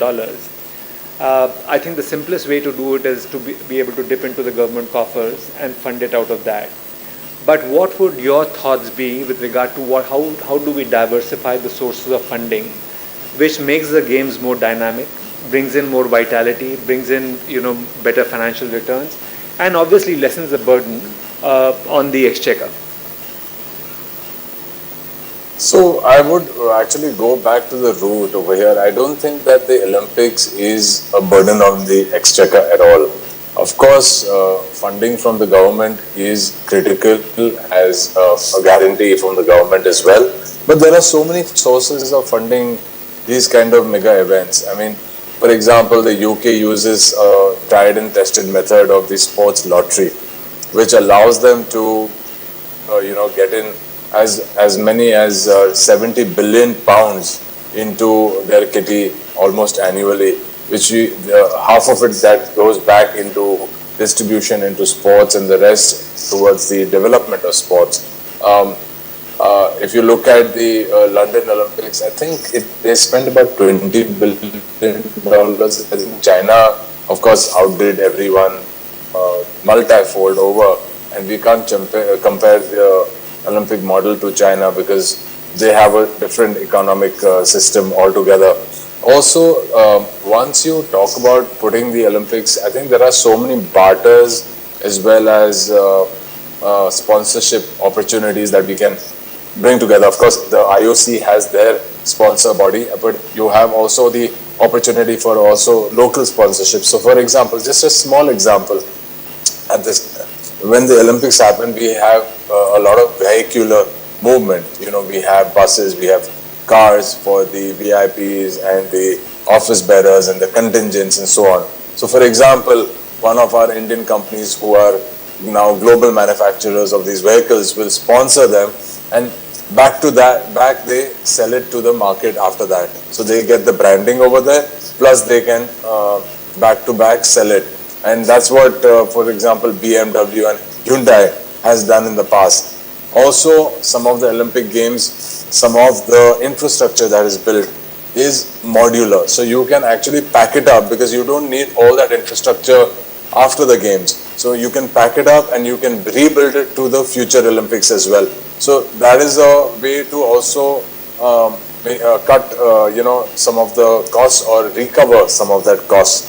So, and then of course the tourism inflow. So that's why I said that Olympics is not about just building stadiums and conducting the games. It's about the rebranding India. And the minute the rebranding of India starts happening on the vision, then a lot of tourism influx will come in. Today, India is a hub of great spiritual tourism, historic tourism, but other tourism can also pick up for sports, entertainment, our beaches, our entire environment. So I think funding is quite vast and is available if we put our thoughts in a structured manner. You're a very good example of PPP having built Transstadia in Ahmedabad. Obviously other facilities coming up in other cities as well. How do you think, I mean, there are certain ways where, let's say that the private sector comes in through CSR, through infrastructure building and all of that. But do you think it also gives India the opportunity, given your own personal experience, it gives India the opportunity to fund the Olympics through a very dynamic, very modern, forward-looking PPP model? I think public-private partnership is tried and tested in most of the countries in the world. And I think it's the word partnership is very key. I think the public and the private have to work hand in hand. I think annuity model can be one way to fund it. So for example, the private player puts in the money and then it's recovered over a period of time with the interest cost. It's like an EMI that you subscribe. That would be one way of funding it. The other way is a VGF model. And the VGF model also allows us to put in the gap funding from the government, but also we can recover the equity that we have put in. The third place is a real estate play. So for example, I'll give you an example of how stadiums are built. If you can buy a piece of land which also takes care of the stadium land, then the time of construction between the time you had the land to the time of commercial operation, the land value goes up by anything from 2.5 to 3x, which is a massive real estate play for the developer. Another way to do it is, the retail rentals. The retail rentals go up by 4x from the time you construct to the time you go into commercial operation. So those very dynamic ways of bringing different players into it is important. And then finally, PPP also needs legacy. So you can't just build it for the games. You have to have a legacy plan that how it will be utilized after the games. So for example, can be part of the university ecosystem? Can it be part of the hospitality ecosystem, or both? So in Transstadia we have a clubhouse, we have an upcoming hotel, we have Transstadia University, we have commercial, and the same model that we have in Ahmedabad, we have now hyper,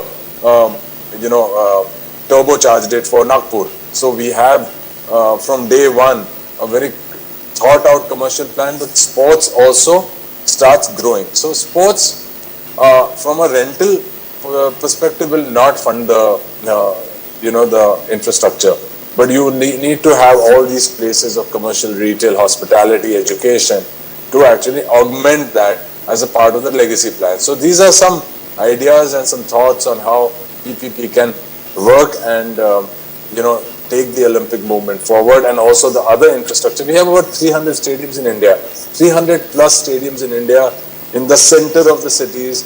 Those stadiums were allocated land of 30 to 100 acres when it was considered outside the city at that time, maybe 20, 30 years ago. Now they've become part of the city. That's very valuable, but their utilization is only 1% per annum today. So these are the new models that the Honorable Prime Minister and the Cabinet have discovered, that the national monetization pipeline for these infrastructure can be also privatized in a PPP model. Also, I think if you look at it from the point of view of just CSR, one of the things, of course, the government did with regard to the Companies Act was to say that 2% of the profits need to go into CSR. Does it make sense that within that CSR 2% allocation, that you carve out a certain percentage specifically for sport?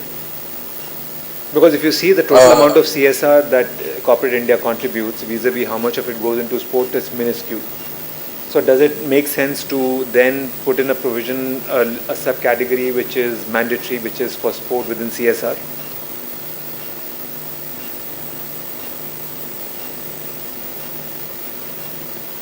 I think that it works both ways, Ramneet. I think that CSR can't be mandated. I think every corporate has a vision, and the people who are actually wanting CSR should be able to be responsibly claiming what they want to achieve out of that CSR. And I think sport is a very right way to do it. I think the industry body of sports, Sportscom, which is the NASCOM of sports, is also working closely with the ministry to ensure that a percentage of the CSR budget also comes. But we need to be able to utilize it. We need to be able to show that we are being responsible in the way that this industry is implementing that money in the right way and giving that return to the fund as well. No, I think the question I really had was not just make a generic allocation to sport, but towards funding the Olympics, for instance. Does it make sense to have a percentage carved out which goes towards funding the Olympics? And to that extent, you can have a much larger outlay and have games which are of a much grander scale as well. I think that the idea is immensely, I would say, practical. I think that corporates coming in and putting their money into the CSR bucket makes enormous amount of sense. I think you talk about the top 500 listed entities itself, then we have a massive corpus that can be funded right through the CSR budget. But I think while they do that, they should declare sports as a sunrise industry as well, so that more and more people who invest in sports have bigger kickbacks and better, I would say, sweetening of their taxes, etc., for maybe a period of 10 years. And that can also add to the CSR. So I'm saying that sports can be a sunrise industry, and also the CSR can be very enormously beneficial as well. I would now, put a question to the floor itself. Does anybody have suggestions with respect to what could be other incremental sources of funding for the Olympics should India get the bid for 2036? Any suggestions? Mr. Gill, hi Mr. Gill, and hi Udit sir. I do not have a suggestion obviously, but I do want to understand that many of the countries, because considering the economic impact which a nation has to go through while organizing an Olympic Games or a mega event of that sort, at times we have seen that they go for a feasibility study. Okay, let's commit a feasibility study first, and then maybe we can find out a model which fits to case basis and depends upon the city or maybe the country. How about, because this is high time, we are talking about economics in Olympics and everything which associates with Olympics, how about having a feasibility study, and who is the most appropriate entity to make this thing happen, so that we talk on practical terms? So this will be my extension. I think that's a difficult one to unpeel, Utsav, frankly speaking, because when you talk about a feasibility study, you're always looking at economic return, right? But the returns that Olympics generate, many of those are actually not economic, or definitely cannot be quantified. So you will always find a deficit over there. I think the bigger issue that we are trying to address right now is that if you saw what happened in, let's say, Brazil, what happened in the case of the Olympics, or Commonwealth Games in the case of Edinburgh, you saw South Africa and Australia say that they don't want to do the Commonwealth Games. I think there's a lot of also citizens who say that this money could have been better spent. Specifically, countries which have reached a certain level in sport don't feel that they need to put in more money into that.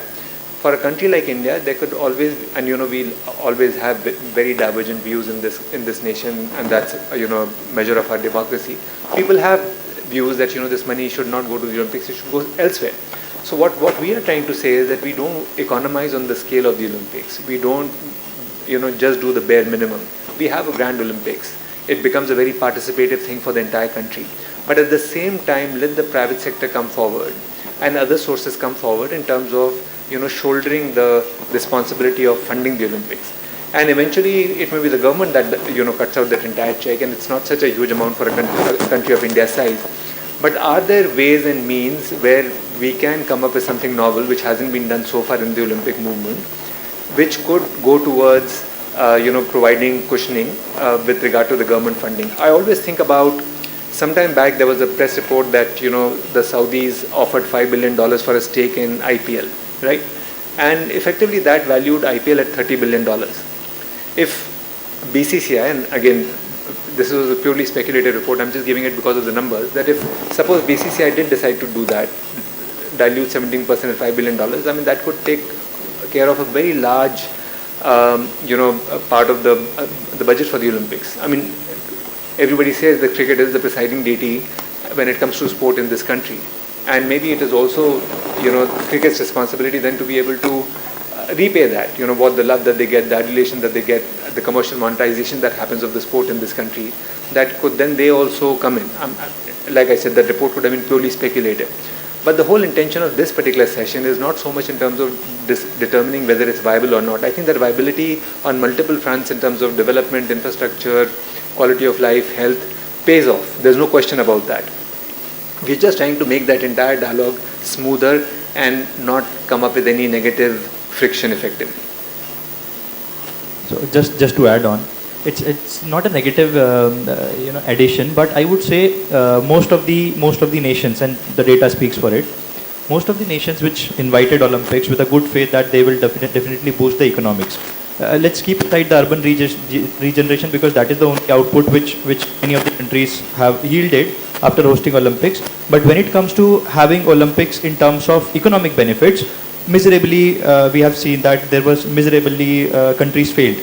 So in that case, we need to have a very, very robust backing of an understanding of economic implications, that any time if India hosts an Olympic, it is not going to be for the economic sake or to boost up the economy. That's not going to happen for the worst case scenario. And that is why I think, Ramneet and the team, which is the audience that is there, one of the key things is that we can't, cut it into a very generic discussion, because Olympics, when it was given to different countries over a period of time, if you see most of these countries, their GDP was different, their population count was different. India is totally a different animal as a country altogether. We have so many people, the spending power is so much. Greece actually went into economic turmoil because of the Olympics. But if you look at what Korea did with the Olympics, it was a massive success for them. If you look at Britain, it was very successful for them, and in fact they, I think, walked away with a profit on it. So it depends on how you skin the cat in terms of modeling it. But more than that, I think looking at a cash return as well as a softer return, which is immeasurable, is something that we need to do. And I think that while we be stuck on this point of hosting the Olympics, I think what we need to do as a nation, and this is where it comes from the bottom of my heart always, is that we should always prepare that we are going to host the Olympics. Whether we get the bid or not, it doesn't matter to me. I think we need to put all the things on the back of a vision of Olympics and really put India on a very rapid development program, as the Honorable Prime Minister and the Viksit Bharat program is actually doing for us. And I think the feasibility studies, etc., will happen from an infrastructure point of view, from an Olympic point of view, but you can't measure, in my opinion. For example, if we say that we want to do the Olympics not in one location, but spread it in 10 cities, like the FIFA World Cup, for example, the entire game changes. Okay, it doesn't, if we say that we want to not do it in Ahmedabad, but we want to do it in Bangalore because the climatic condition is different, the entire thing changes. So I think it becomes a matter of how we want to plan it, what we want to do, and what are we going to do, because sports is a melting pot. We have to change the way we do our tourism, or make it much more attractive, because India has the capability to be a Switzerland also, a Bali also, it can be Kenya also in terms of so we have to now start repackaging India on the back of that movement, and I think the dividends can be much more than a few medals on the podium. I agree. I think the question that becomes the objective and the aspiration for India, there's no getting away from that. All things aside, I think the fundamental truth is that all the big great nations in the world, India is the only one which is not a sporting superpower.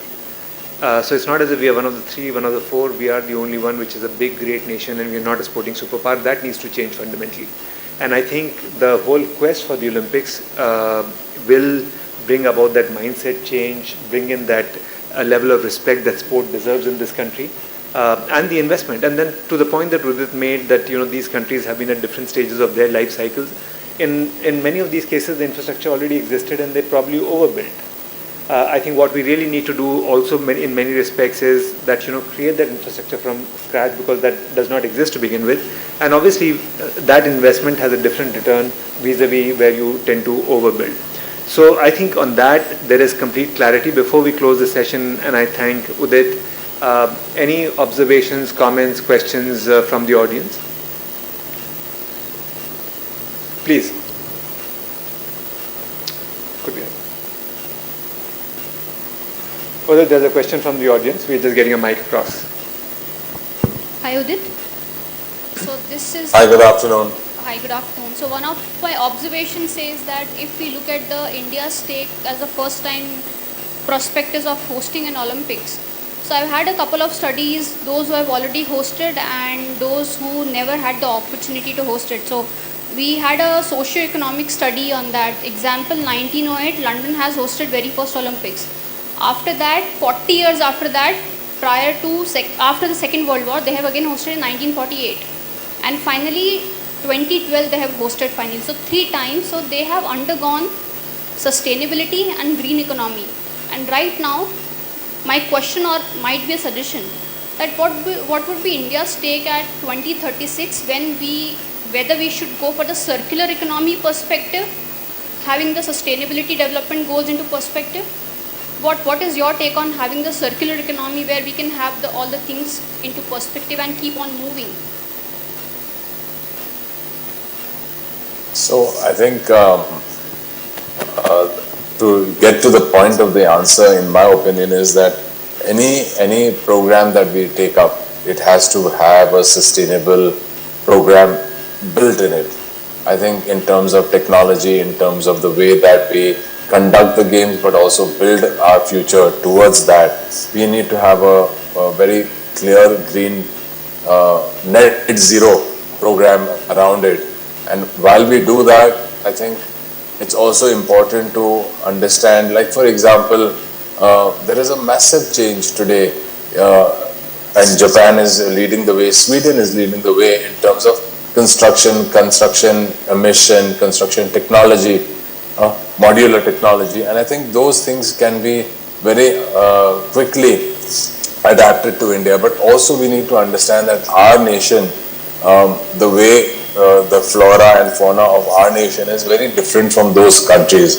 So we need to also do it our way. There is no, like I'm on the body of Sportscom, and we had a recent meeting with the Honorable Minister Shri Mandavya ji, and then back-to-back meetings as a sports federation official. We had a meeting with all the sports federations. And I think the government is very clear that we need to perform on all aspects that will lead to not only performance in terms of getting those medals and doing well as we go ahead, but also the industry has to participate, the economy has to grow, We need to create more employment. We need to create more sustainability. There has to be a legacy plan, and I think that's the only way. We have to have a multi-pronged approach. That is the only approach that will work. Otherwise, we'll have a lot of problems to face after we put in this kind of money towards that vision. I think another suggestion I would like to have is what we can learn from China. Apparently 2007 they have had the opportunity, of course got the bidding for Beijing Olympics 2008. So apparently that point of time they were following the trends of circular economy, and they were back then 5th largest economy of the world, and right now India is 5th largest economy of the world. And after hosting the Olympics they have immediately jumped onto the 3rd largest economy, and right now they are the 2nd. So that is something India can definitely work on, ponder upon, that how we would be able to have their kind of circular economy plan into perspective. That would be my suggestion. No, I think that's a fair point. I will just, sound a note of caution over there. That because it happened, let's say in the case of China, that India will go down the same path. We are also number 5, and so on and so forth. There are a couple of very fundamental differences that exist between China and India. So if you look at the demographics aside, the 3 big sources which consume a lot of the income and salaries in India are effectively housing, food and medical care. In China those tend to be subsidized, that being a communist country, and so the disposable incomes are much higher. So the domestic consumption that China sees, India will not see in the foreseeable future. So I don't think we should necessarily take a leaf out of China's book. I think the case that is being made here is that India should definitely strive and aspire to host the Olympics. What we are saying is that how do we fund it, and how do we manage it in a way which is sustainable, environmentally and other senses as well, brings in good governance and builds a very strong culture of fitness, health and sport in this country. So I think we should just rise a little above just the economic considerations and see that what will it do in terms of rebuilding India's national character. But the point that you made is something that is there ahead of us, something which can be aspirational for India, that look, the route that China took post hosting the Olympics, and could India follow the same one. Udit, thanks very much for joining the discussion. Appreciate that. Hope you can get away safely to wherever you're headed, and catch up later.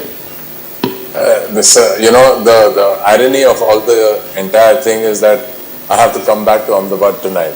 But I was called in at the last minute, and I'm so sorry that I'm not there in person. But I would love to come and interact with the entire audience at RRSU very soon. I thank Bibal Bhai for ensuring that this BCORE event has become a massive success. And Ravneet, thank you so much for hosting me today. I am grateful for this opportunity, and I hope that we have much more conferences like this to really build that think tank towards the Olympic vision that our Honorable Prime Minister has taken on his shoulders to take India to the next step. So thank you so much. Absolutely. Thank you, Udit. Thank you, ladies and gentlemen.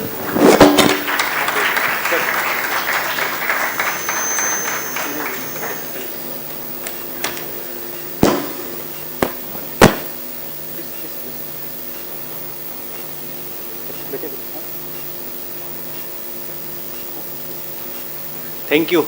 Thank you for a lovely session, and I'd like to express my heartfelt gratitude to Mr. Gill for wonderfully moderating this session. So I'd like to request Dr. Purnima Joshi, Director SPES, to please felicitate Mr. Gill. I'd like to request Dr. Purnima Joshi ma'am to please felicitate Mr. Gill for wonderfully moderating these sessions.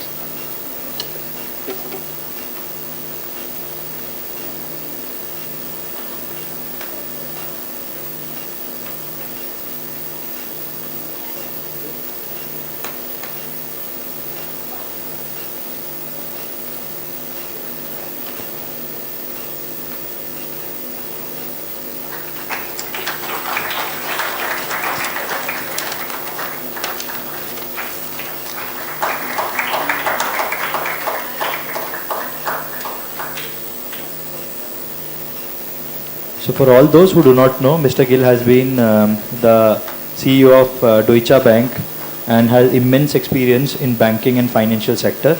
And he was the most appropriate person to moderate the session. And thank you so much, sir. Thank you so much. Thank you. Moving forward, we had a slight change in the schedule. So now we'll be having the presentations for the OSRC members. To move forward with the sessions, I would like to request. Okay, as from the organizers' request, we'll be having a short 10 minutes break and we'll be having the presentations post that break. Thank you.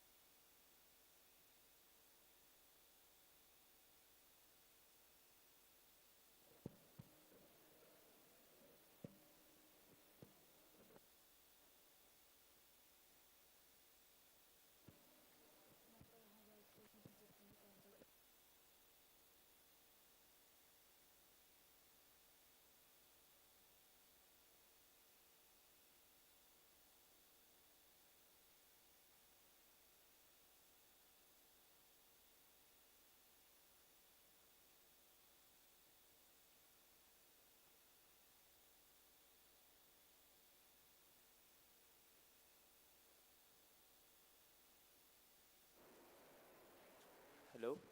Do we have Mr. Rahul Singh Rana with us?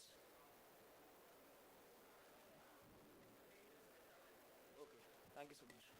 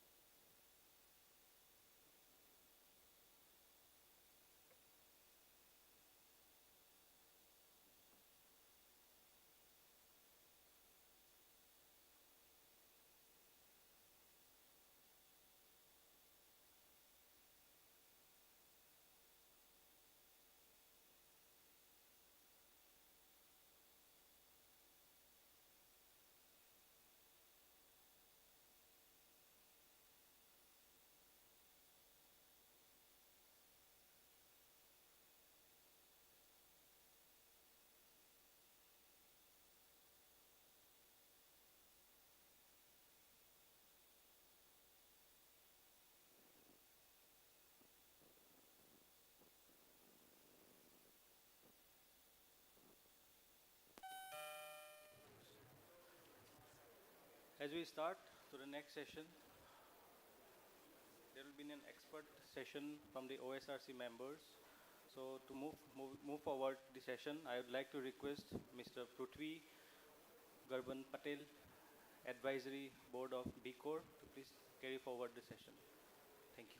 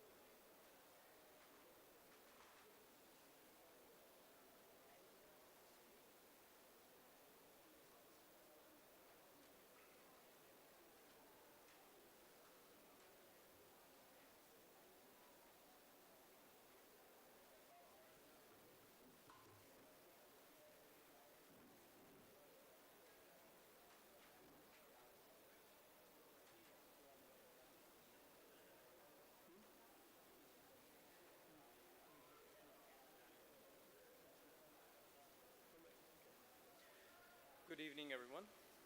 So I hope you have been enjoying today's session. We really dealt with a good number of topics and speakers, either virtually or in person. So I thank everyone who have spoken today and participated until today's time. Well, shifting from yesterday's topic, which was more about urban development, and today more about finance and tech, let's gather now to understand the real reason that we're here is what is the research in Olympics that are taking place. We have understood topics which were like urban development, finance, then we have doping, SDG, Paralympics, etc.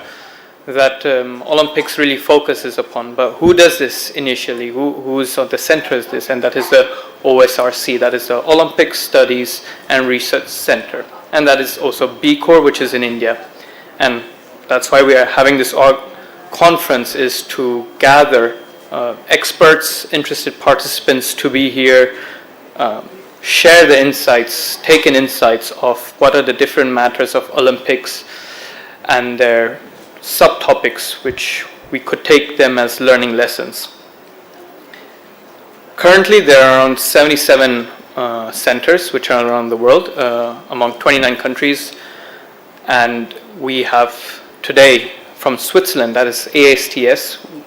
You may have heard about ASTS India, which is the only one as their, I would say, branch from ASTS, and they deal with a great matter of courses, and we are pleased that we had the opportunity to have a MOU with ASTS India. So I thank Ravneet's team for giving us the podium to share and exchange this collaboration. Now, as you see, I just said collaboration, and that is one aspect of the Olympic value, that is exchange, right? Exchange and friendship in that sense. And here we are having a friendship between Switzerland, the hub of IOC, Mumbai, ASTS India, and now Gandhinagar. So I would like to invite the ASTS, I would say the executive director, who is based in Switzerland, Mr. Cedric van den Bogarde, on the stage, who shall go, could we have the PPT please? Who will make us go through the entire 25 years of sports management in the Olympic capital. And would you like to stand? Up to you. We can give you the mic. Yeah, we could. Might need a mic, I guess.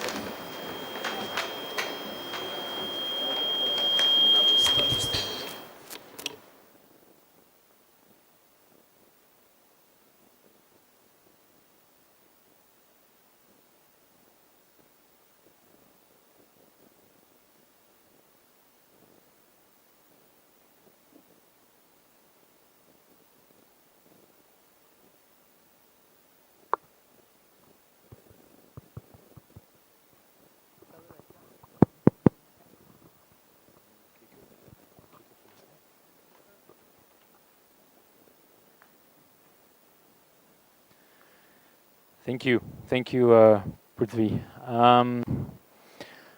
First of all, I would like to congratulate you, Dr. Utsav, Vice Chancellor, for setting up this first conference here in India. I think it's an important milestone, one more on the activation of Olympism in India. So congratulations for that. If I tell you Lausanne, does that ring a bell to anyone? Yes, I see heads nodding.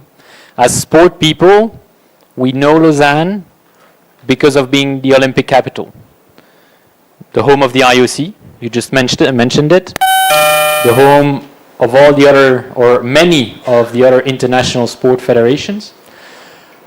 But what is also unique in our region is the academic excellence we have. We have the chance to host many academic institutions, and some of which are really world leading in their fields, which have come together to found ASTS 25 years ago. So we're indeed based in the Olympic capital. This is our headquarters. So if you have a chance to travel to Lausanne, please come and visit us. We're on that building by the shores of Lake Geneva.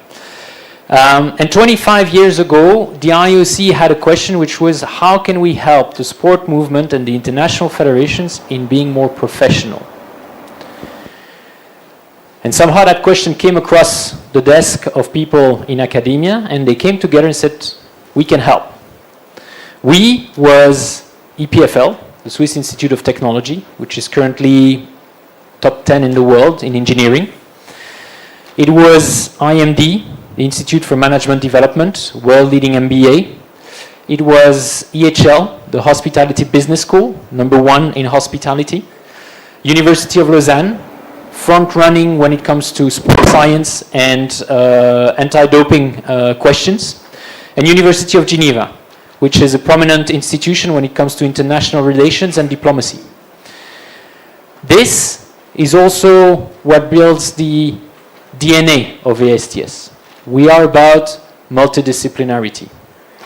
When you talk about sport, it's not just about sports science. It's not just about urban planning. It's not just about technology. And by the way, you're doing a very good job on this here at the conference. It's about looking at it all and understand how this integrates to then serve and train people who will then manage sports with that multidisciplinary understanding. So we're deeply connected to the world of sport thanks to our location, and we've developed a rich network with the international federations. We are very well connected with the academies as well. And I would say maybe what distinguishes also from other people who are studying sport is that we have a genuine passion for sport. People in our network, they practice sport. You will find them very often on the field of play, practicing or exchanging with coaches or athletes, always keen to know more and understand more about what is happening and what is really driving sport. So I did mention the academic partners. IOC, as they were sort of the catalyst for this, is obviously part also of ASTS, which opens us many doors, indeed, to serve the Olympic movement, as well as the local authorities, which help more on technical aspects for our organization. So that academic network, I'm talking about the institution, but what really the institution is the people. When we say academia, for us, it means people who have an interest in sports and are coming together to exchange, to debate, to learn from one another. This is obviously true on one hand with our professors who are coming from the 5 academic institutions. So we have experts in management, we have experts in hospitality servicing, experts in engineering, and so on and so forth that are coming and teaching and collaborating with us at ASTS. When I say people, I said the professors. Another very important, and I would say our second leg in a way, is our network of alumni. We're very proud of the graduates that are gone through ASTS, and we really try to maintain a close network and a sense of family. This is part of our value with them. Why? Because they go on to have careers in sport, working for international sport organizations, working for sport organizations back in their country. And along the way, they do acquire knowledge as well, practical knowledge from the field, which the academic training they've had will help definitely gather and structure. But it's also very helpful insights for us to leverage on and to bring together when we design training programs or even some research. And you can see here, because as Prithvi just mentioned, indeed we have opened a branch thanks to the vision of Mr. Gill here in India. That is not by chance really. Sure, Ravneet was a catalyst for that, but it's also because over the last 25 years in our main program, our postgraduate master in sport management and technology, India is actually the second most represented nation we've welcomed in our program, Switzerland being the number 1. It's close to 90 graduates that since 2000, I think the first one was in 2006 or 7, have come to Lausanne, have trained themselves on sport management and technology, and have gone back to the world of sport to work in sport, which gives, from that perspective, India also an entry door into international sports. Several of them are now working in international sport federations, in rowing federation, at athletics integrity unit, and you name it, equestrian federation, and so on and so forth. With that community, we also have, as you can see, a presence worldwide. It's a network that requires to be cultivated, but it allows an exchange and access to information which is really fantastic for us as an academic institution. We also have had the privilege of welcoming Olympians. That is usually a focus for us when we build our program and our class, is to have Olympians and sport people in the program. Because when you talk about sport, it's not just about the theories and the concepts, it's also about hearing it from the field and the ones who are at the heart of it, the athletes. So that's why we always put a focus on having those profiles, because they bring value to the ecosystem just as much as an engineer, as a manager, or as a marketeer would do, at least when they join the program on our site. And you can see here, many of them were in Paris. Of course, that was the opportunity for us to have a nice celebration. But for me, the actual real message there is that over 100 of a community of about 700 now were active in the games in Paris, either working at the organizing committee, or with their international federation, or with their National Olympic Committee. Sure, it's only 100 in a system that counts for 150,000, as Lambis mentioned, but it is quite an achievement for our organization. And the movement accelerates. There are already 200 graduates from the Indian program, which really shows the traction that this is gaining and the community that is growing.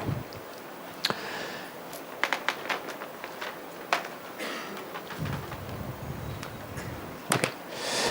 Now, I said multidisciplinarity is our way of approaching whatever we do, and especially when it comes to research, we're looking at it from various angles. This being said, we have developed over the past 25 years streams of expertise where we have conducted projects that has allowed us to acquire more intelligence. The first one being business and economics of sports. I'll come to that, and we've talked a lot about that in the context of the games and the candidature. Economic impact, and I'll come back to it afterwards. Sustainability and legacy. We've been conducting studies or benchmarks of sustainability practices and legacy practices for events or event owner and in the wake of their events. Sport event management is also at the core of what we do, and we have several activities in this remit. And lastly, and maybe most importantly for us, because it distinguishes from many other sport management institutes, it's technology. Technology, particularly importing nowadays, I mean, sport and technology have always been connected. Just by the simple fact that athletes are looking at getting better and better, teams as well, and they've been leveraging technology ever since. Thinking about the first running races, they were on a single track, then the material evolved. You started having starting blocks, which was an innovation which came through technology development, technology advancement. The growth of sport itself, as we know it today, has been fueled by the globalization of TV, radio, back in the days. And this accelerates. We've been talking about it, artificial intelligence, other digital technology developments. They're fueling all areas of life, and sport is definitely not immune to that. And for us, whenever we train managers, it is essential that they understand the key concepts being developed in technology. Personally, and that's even a personal commitment, being an engineer by training, I don't want graduates to walk out of our program without knowing how to at least basically manage data, for instance. Nowadays, you have to be data literate. So, yes, these are the fields where we have developed a little bit more expertise. And then in terms of what we do, you've understood, because I've mentioned the training program, we have three main streams of activities. The first one is long programs. We have our Master of Advanced Studies in Lausanne. We have the postgraduate certificate in Mumbai. These are really our two core activities. Then we have short programs that we are developing, that are running mostly in Lausanne. And then we have applied research. We don't do fundamental research.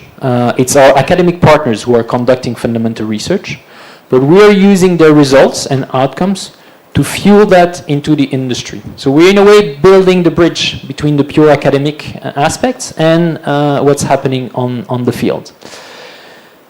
In this space, more specifically, and maybe to highlight a few of those services and touching upon some of the elements I started introducing, we do sport economic impact studies. So actually, we've talked about economic impact. It's quite central when it comes to organizing an event. Some numbers were put out yesterday. I think it was by Wolfgang, who was saying, when companies are doing economic impact assessment of a sport event, they say that it grows a GDP of 1.5%. Yes, they have all interest, especially when there are agencies to help you with the candidature, to put out big numbers, because it sells. We have academic roots, so we're much more conservative from that perspective.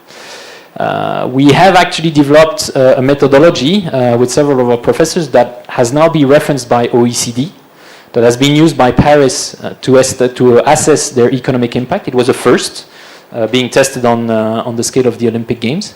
And it is one we're applying now, and we're pushing to be applied consistently, so we have more clear benchmarks across the industry that are consistent and can be comparable from one event to another, from one edition to another. And there, the first outcomes we have, having done a few, is that very much in line with what Paris published in December. Usually, the economic impact of a sport event would be around 0.3% of the GDP of the region that hosts it. Then it all depends on how you define the region and so on. It's getting a bit technical. But just maybe to put that into benchmark with some of the nice, shiny numbers that have been put out there. When we talk about impact, and those economic impact, we do it on events, but also on other sport organizations. We do it in Lausanne to assess the impact of international sports organization in Lausanne, economically speaking. We're also looking at the other dimensions, leveraging on the OECD references, environmental, social, media, so developing those aspects. Sustainability studies, as I mentioned, conducting benchmarks of how sustainability is implemented. I think it was back in 2007 already, we were publishing a sustainable sport event toolkit, helping the organizers to become more sustainable in this respect. And we're hoping, still in the works, but to have some interesting developments in circular economy. We do sport equipment testing and compliance. So all the swimsuits that swimmers are using in international competitions are tested at ASTS. Same for all volleyball nets and posts, for instance. Those have to come through us to be certified before being used in competition. And then we do various applied research projects, and it was mentioned just before, we've just completed one recently, a feasibility study for a major sport event. So always leveraging on the science of that is coming from our partner and academic institutions. Last, that I wanted to share with you on this session, being in the context we're in, is obviously the postgrad certificate that is running in India. This, what you see there, is in a way our recipe. Please don't copy. But that is at the core of the programs that we develop. And that is the one that is implemented in Mumbai. We obviously start and pride ourselves on academic excellence, leveraging on the exceptional network we have in Lausanne. Drawing the best professors that are at the forefront of research in their field to come and share that with the participants. From the pitch, we want to have case studies, speakers, on-the-ground visits for the future managers, coming, yes, from people who are in the industry. Because you may have the concept that have been thought about in the academia, and then there's always the reality as to how it is applied in a given context. If you're working in a 5,000 people company or in a small association of 15 people, the approach will not be the same. And the resources you'll have to implement some of the big methods might not be the same. So this is something you have to recognize, and that we try to feed into the brain of our students by welcoming those speakers, by taking them on the field, in offices, and having first-hand presentations from the speakers. And then lastly, because ultimately for us, especially doing postgraduate education, education is very nice, and people, society grows when more people are being educated, but we want it to be actionable. We want it to serve a purpose, that it accelerates career for whoever comes and joins and takes that journey. So in this respect, we provide certain services, we help our participants to understand, again, the ecosystem and understand where is it that their resources, skills would be most applicable. There's several profiles here in the room. I was just discussing with an entrepreneur in technology. There are people coming more from the government side. You don't need the same skills whether you're working in one or the other. According to your profile and what you like, you may be relevant in one organization more than the other. And helping you find your sweet spot and where you will be the most meaningful for the development of the sport industry is part of our activities. So, for the past few years, we've now indeed had that program running here in Mumbai, which really is a privilege, and that reinforces this connection we've had with India since the inception of our activities in Lausanne. You have here a picture where every year we have the pleasure of welcoming that class in Lausanne for a study trip. And here was at the World Archery Center, where they came, practiced a bit, but also heard from the Secretary General of World Archery how he drives his organization. And then to finish off, yes, you have here some more details. I did talk about the fact we were multidisciplinar. This is also important for us when we work with people, when we onboard future managers in our programs. We compose classes that are diverse in essence. And this is, I think, a message that was shared also in some of the other discussions earlier, or I think just in the session before by Udit. When you talk about sport, you talk sponsorship, you talk marketing, you talk operations, you talk engineering and equipment, you talk public relations. So ultimately, you can't train one person to do all that, but you can train managers who understand the experts in this field and who have the language to be able to articulate, communicate with them, and get the information flowing. So that really is what is at the core of what we're doing, and how we select the participants that are coming in our program. So with this, I wanted to share a little bit of the world of AISTS with you, to give you a glimpse into what we do, the expertise that we have developed and on which we'd be happy to further exchange with you, the Olympic Studies Center. And to thank you for the opportunity of presenting to you here today. Thank you.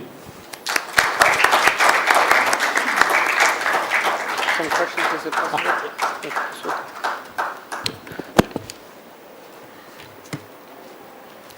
So Cedric has come all the way from Switzerland, and it is an honor for us that he's also here. It suits his plan, but it also suits our plan. So first, a huge round of applause for coming all the way to Lavad and for presenting this insightful presentation, because it's a research academic institution which we all represent here. Before I ask any questions, do the audience have any questions to be asked to Cedric?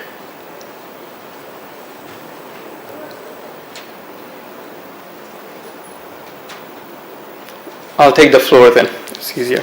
So, you have been a triathlete, you participate in triathlons, and as you mentioned, you're an engineer as a background, and now you're in AISTS. How would you define that a young adult should take a career both as pursuing sports, but strict with determination, but on the side also study and not have his entire focus on sports?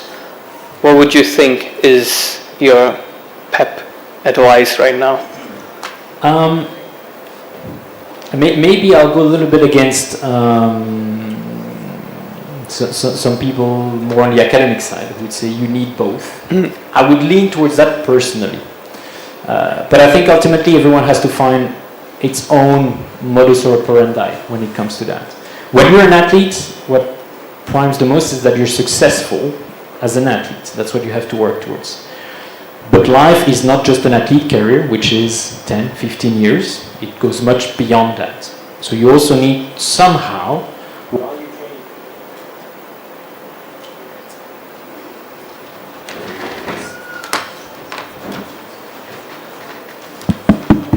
it's working.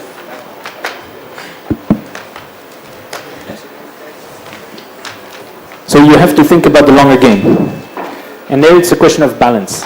Balance in your training, in your life, and that's very personal.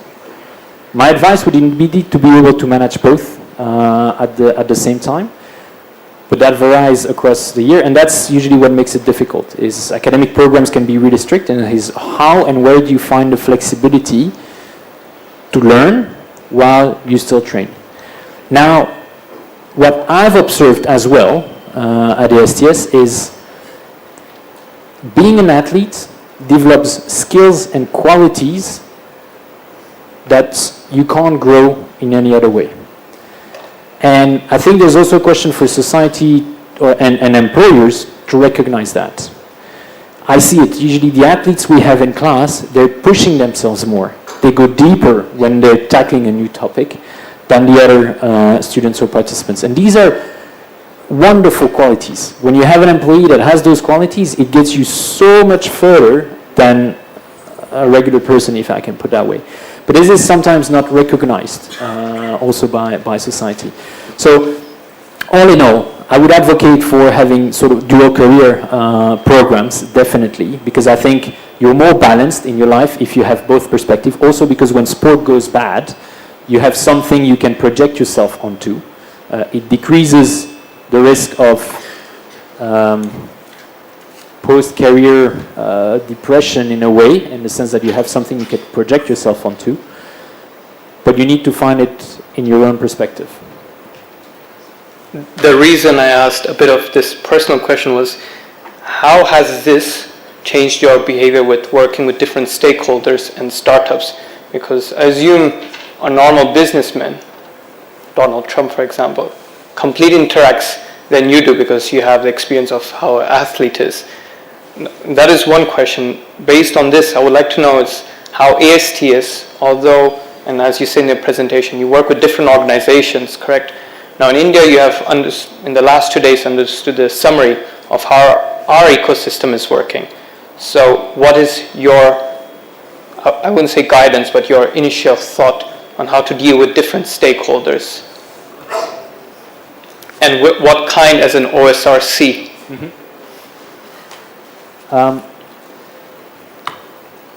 Trying to gather my thoughts. I think, what do I think? The first aspect is you have to be clear on your goals so that you're efficient. I think the first matter is, what is it that you're developing? What is it that you're working for? What is your why? Coming back to an element that Lambis introduced yesterday. And what is your path towards the why? Now, it's true also that you have to recognize what every stakeholder is looking for. And that's the classic question of what's in it for me. When you approach a partner, if you're thinking about like the bid, for instance, how do you bring all those constituents of society together to support the project overall? And that goes through dialogue, exchange, discussion, knowing one another. It takes time to build a relationship.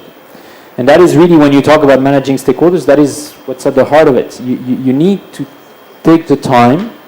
You need to have a clear vision that guides everyone. But then once that is set, it's about understanding. Maybe I'll take actually a concrete example. So before joining ASTS, some of you may know, I used to work for over a decade at the International Olympic Committee. In my first few years, I was managing our brand management program centrally, and we onboarded a new partner, Procter & Gamble, big brand, several brands in their portfolio. Came in full-on marketing way. We want to put the rings everywhere. That was their approach. We have the rings, we've just paid, we have the visibility, we want to put it out there. Up to a point where they want to put the rings on nappies, diapers.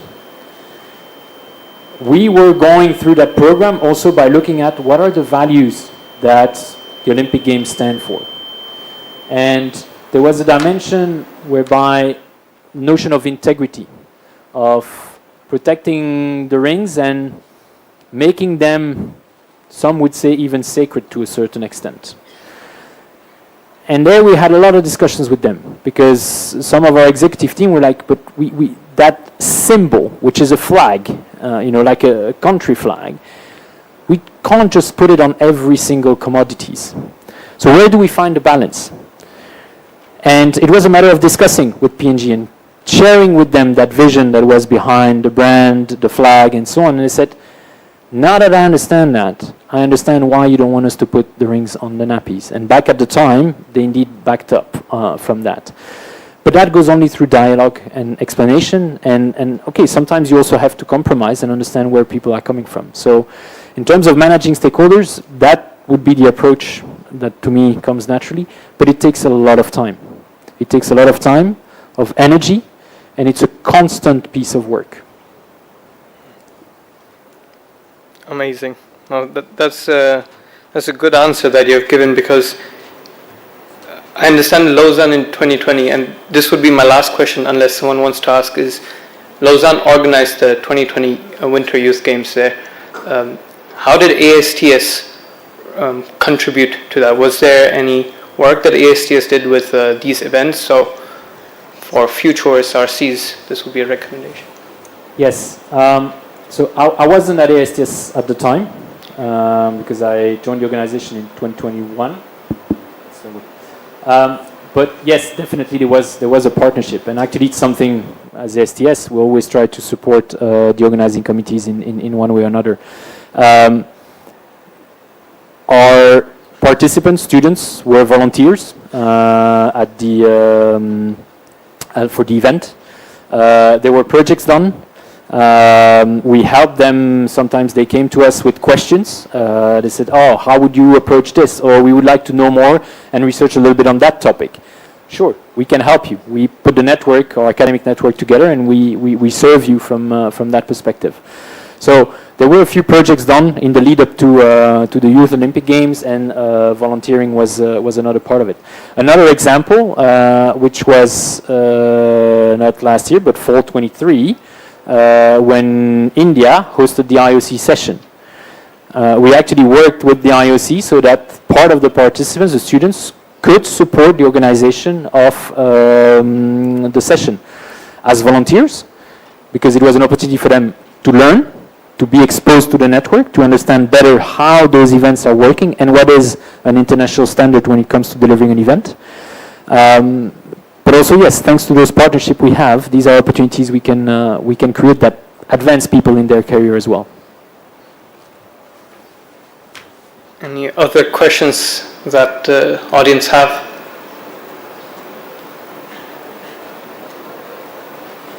And I'll take that as a big thank you. Thank you for coming. And thank you for the presentation. Thank you. Please. So, of course, the fact that you have come, we can't leave you empty-handed. We don't have a kurta for you or a Nehru Koti, but we do have a memento. So I'll request Vice Chancellor Professor Dr. Bimal Patel to felicitate you with the memento.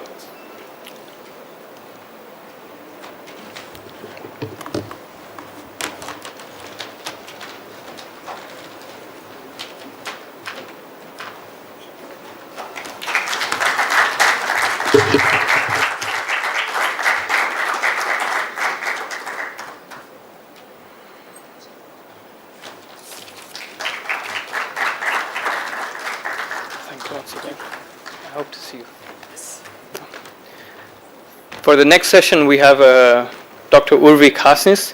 She is chairing in one of the paper presentations. So until then, we can either have, I don't have my glasses, sorry on me. So we have Dr. Urvi Kasnis here. So Dr. Kasnis has come all the way from Edinburgh in Scotland to attend our conference. So again, can we have a huge round of applause for coming all the way from Scotland to here. Dr. Kasnis has completed a PhD from the University of Edinburgh, and interesting enough, it focuses on exploring the impactful factors and alternative ways to facilitate sporting success in India. She'll be presenting her paper later in the evening, but for now we'll have her discuss a bit about her research center that's in Scotland, and it's called SCORE. We are called BCORE and they're called SCORE.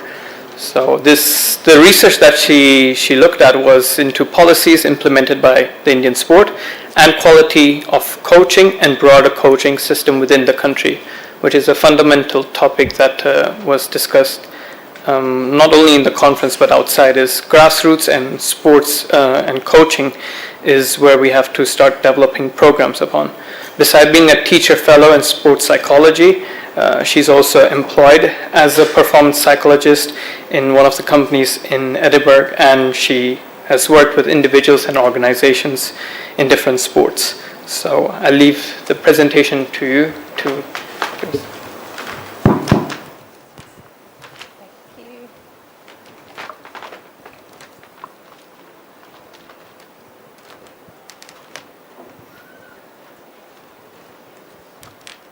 That's the wrong one. That's my paper. Can I do it together? Because this is my paper presentation, not the score. Yes, yeah. It was labeled SCORE, University of Edinburgh. Yeah. The other one. Okay. Right. Thank you for the lovely introduction. And firstly, I think a big round of applause to you guys for putting this conference together. I've had an amazing time so far, so well done you guys. Thank you. I'll quickly talk you all through SCORE, which is essentially a similar research center based in Scotland. I will start off by introducing the two colleagues of mine that lead this group. So SCORE was founded in 2022 by Dr. Jungwoo Lee, or Jay Lee as we commonly call him, and Dr. Louis Nolte, and they're both very passionate about Olympic and Paralympic research, which I'll talk you through some of the conferences and guest lectures that they've had at the university so far, and that just really shines through their passion for Olympic and Paralympic sports. The vision that they had for SCORE was to develop, promote and disseminate research about Olympic and Paralympic sports, and I will talk you through how we're in the process of developing, promoting and disseminating the knowledge. So in terms of developing it, we've worked really hard to collaborate with a lot of different organizations and countries so far. So there's been lots of collaborations going on in Korea, China, South Africa. One of the most recent ones has also been in Kenya, Singapore, as we can see here. There's also Germany. And one of the vision that they also had was not just to develop research, but actually to also promote and contribute towards educational programs. So a lot of the things that we cover at University of Edinburgh are driven by research done within the university, but also more broadly, and that all focuses on sports broadly, not just Olympic or Paralympics, but just sports more broadly. And sport development in different countries. Also, SCORE is very, very interested in collaborating with countries everywhere, but more specifically focusing on the Asian countries and universities, which is also why Dr. Lee and Dr. Nolte have personally sent apologies for them not being able to come for this conference. But have sent me as the representative to initiate collaborations with RRU and BCORE as well. Some of the other work that we are currently conducting, which also shows Our passion for developing research is by the PhDs that we have going on at the university, which are again not just based on the UK sporting system, but are actually quite global. We have students coming in from China, from Kuwait, from Korea, from India. So I have recently taken on a PhD student who will be doing her PhD on talent development in the Indian sporting system. So we are constantly trying to enhance what we are doing through research as well.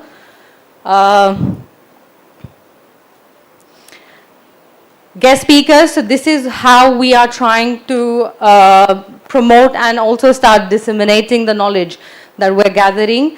So over the last 2 years, we have put together a lot of guest speaker talks, conferences, where we've invited people from the Olympic and Paralympic movements, and they have essentially tried to share their experiences, help students from our university understand some of the factors that maybe we don't or hadn't had an exposure to. So their journeys, their pathways, what helped them, what did not help them. We've also had people from sporting organizations that have come in and talked us through how the governance of organizing sports goes, which is again in line and in theme with what we've been discussing over the last 2 days. So that is one of the things that we are very keen to continue doing. We also actually put together hybrid structures as well, purely because that sort of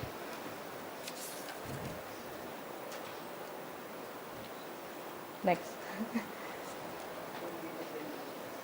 Okay, yeah. Okay.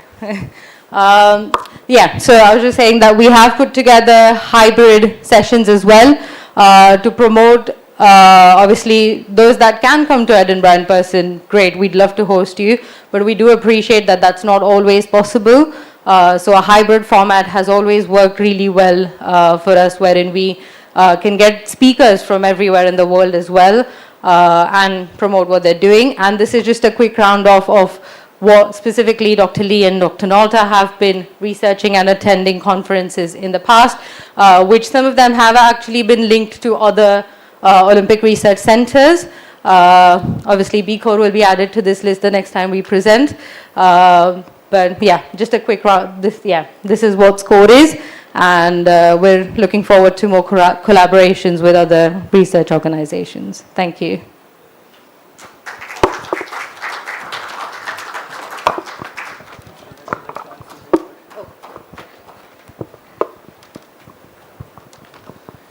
Are there any questions from the OSRCs to Dr. Kasnis in case of any collaborations or anyone else on research projects, research fundings?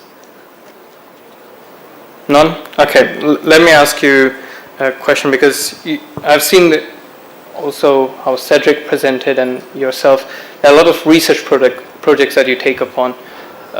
How is a research project set up, and when you're dealing with different stakeholders, first is the funding, the idea, the outline, and the timeline for it?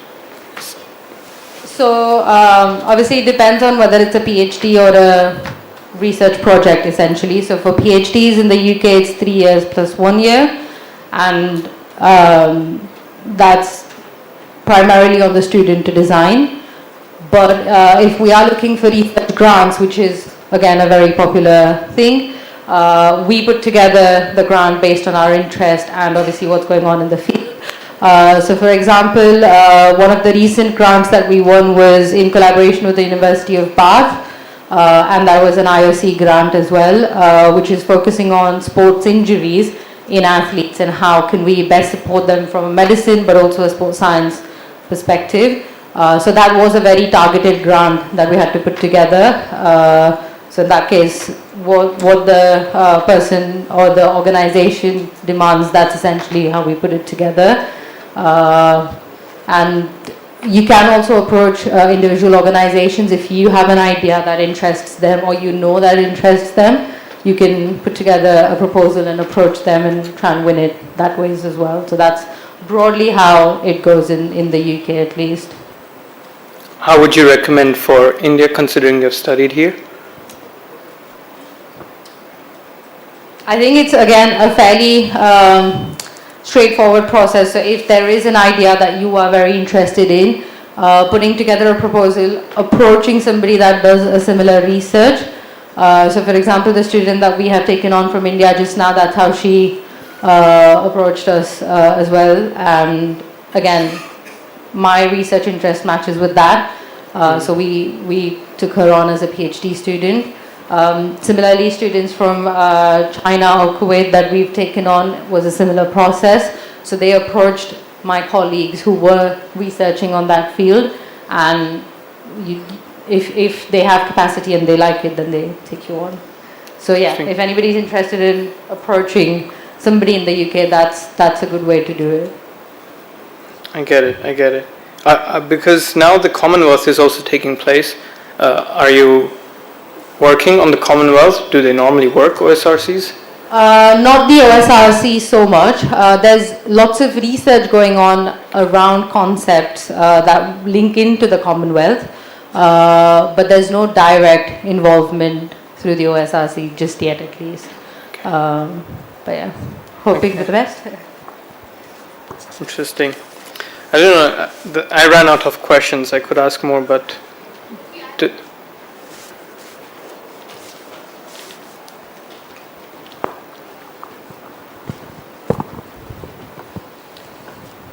Hi Urvi. Hi. So I'll be talking as an athlete. So what would be the genesis or the basis of talent identification if RRU, BCORE or School of Physical Education would like to have any kind of proposal? So what would be the genesis? Example, RRU is doing exceedingly well with Wushu. We are also having Arjuna Award and all the celebrated athletes. So we are looking forward for some more talent identification in this regard. So what would be your take and any proposal you would like to collaborate, any of the inputs you would like to give? Firstly, I think talent identification is a very important topic to take on, and I'm going to speak slightly in contradiction to what we've been saying over the last couple of days. For me personally, talent identification is not just through competitions. There needs to be a lot more that goes into talent identification, and this is me speaking as a psychologist. So a very, very leading line of research within psychology is not just your physical talent, but everything around it, your environment, your psychology, and obviously that ties into sports sciences and the impact of all those things on athletes and how that develops. Then to go further, so one of the points will definitely be think broad, not just sort of standard.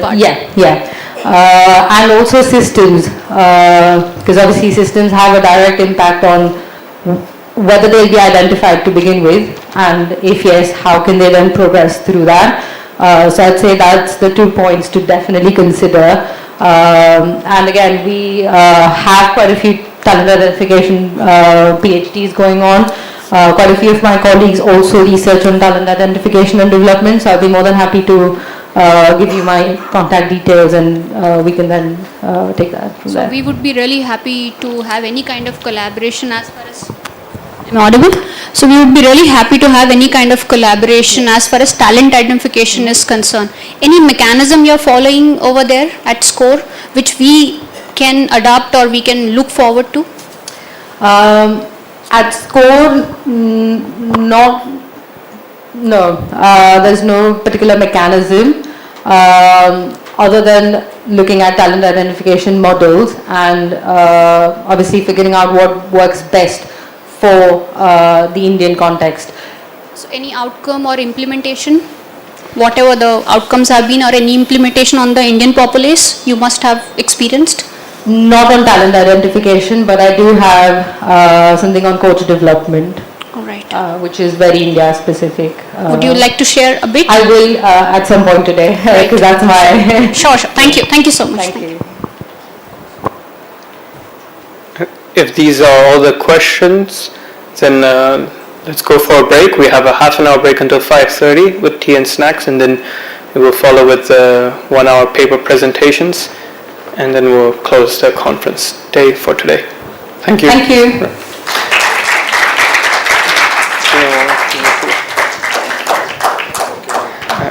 Although you're from Pune, but your first time here in Allahabad, so we have a memento for you. If again, Vice Chancellor Sir, Professor Dr. Bhima Patel could felicitate her with a memento and a shawl.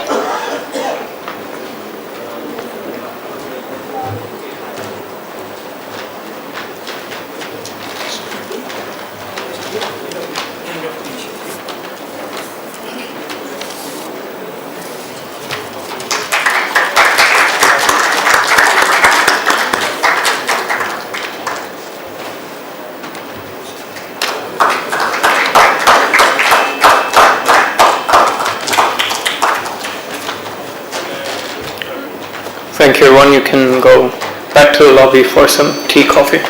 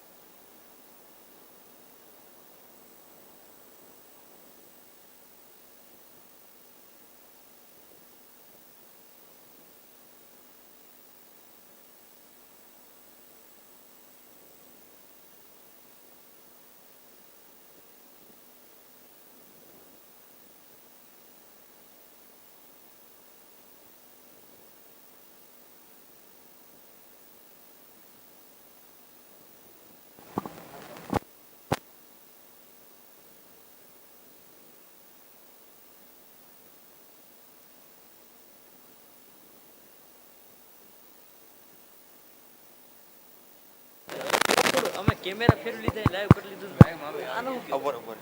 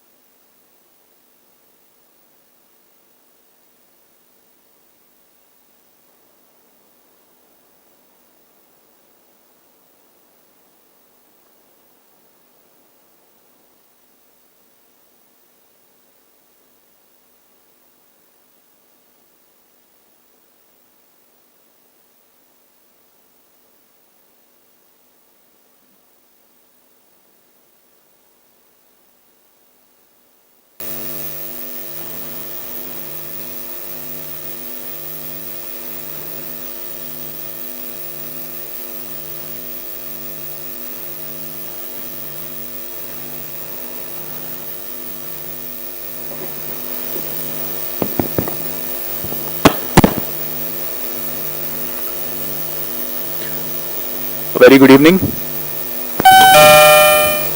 A very good evening. Before starting the paper presentation, we would like to showcase the School of Physical Education and Sports video to all of you to know what the School of Physical Education is all about. Please.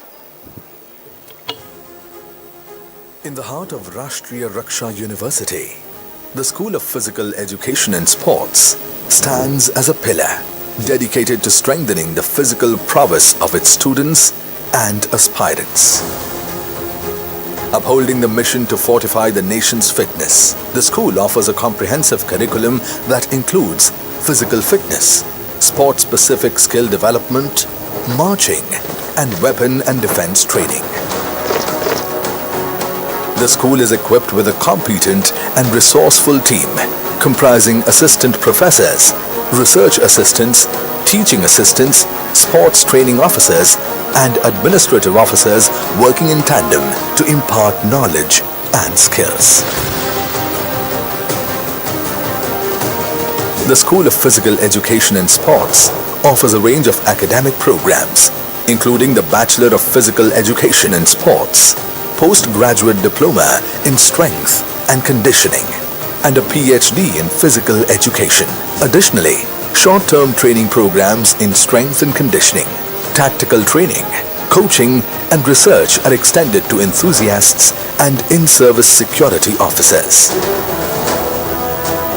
Catering to a wide range of sports, SPES focuses on upskilling athletes in kabaddi, volleyball, football, Kho-Kho, table tennis, tennis, handball, wushu, athletics, weight training, and fitness.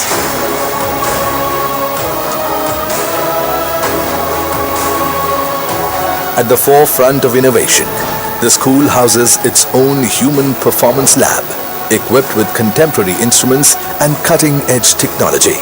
Here they assess physical, physiological, psychological, and other dimensions of human performance and research.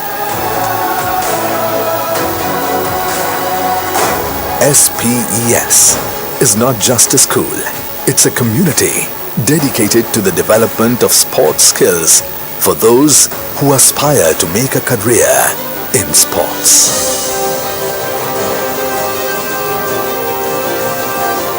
The goal is not just personal success, but to bring laurels to the institute, the state, and the nation. As the School of Physical Education and Sports continues its journey, it strives to expand its reach and provide even more sports facilities, shaping the athletes of today into the champions of tomorrow. RRU at glance.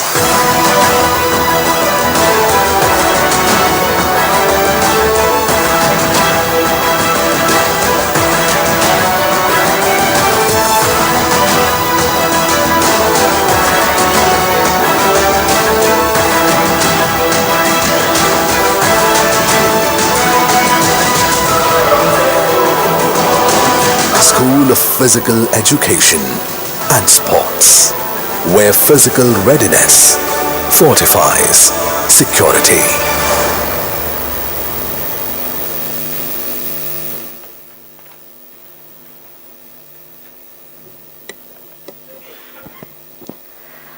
Good evening, everyone.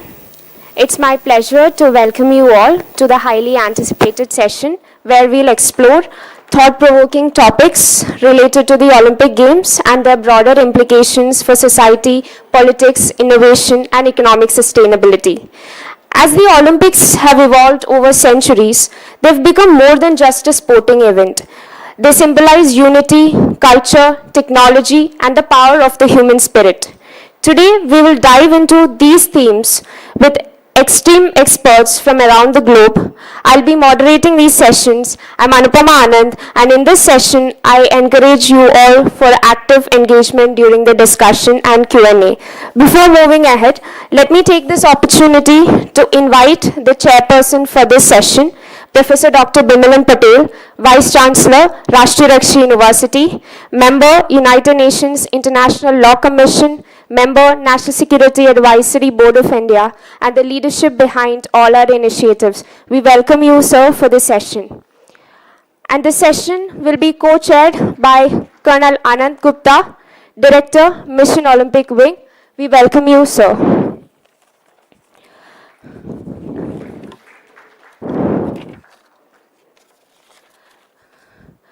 So we are starting the first presentation, and the first presentation is on a very fascinating topic, Munich and Seoul Olympic Games, politics and sport in divided nations.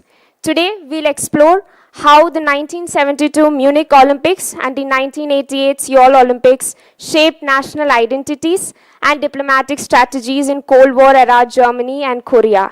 Guiding us through this compelling narrative is Mr. Yoon-kyu Song, a distinguished scholar from the Willibald Gerbard Institute, Germany. Mr. Song, the stage is all yours, and we look forward to your session. Please, sir.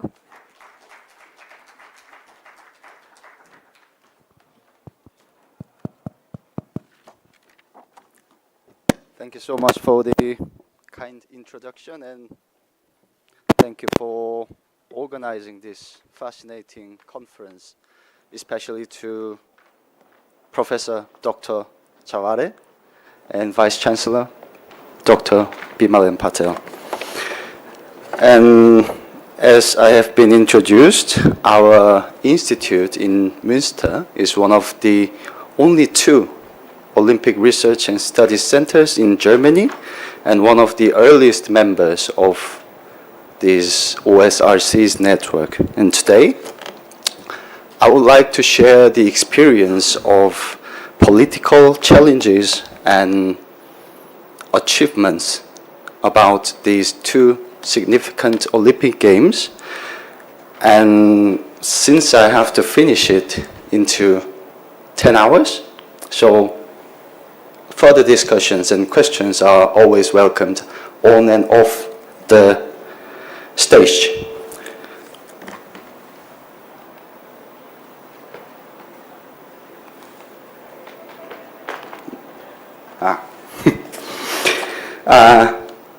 The 1972 Munich Games and 88 Seoul Olympic Games have often been compared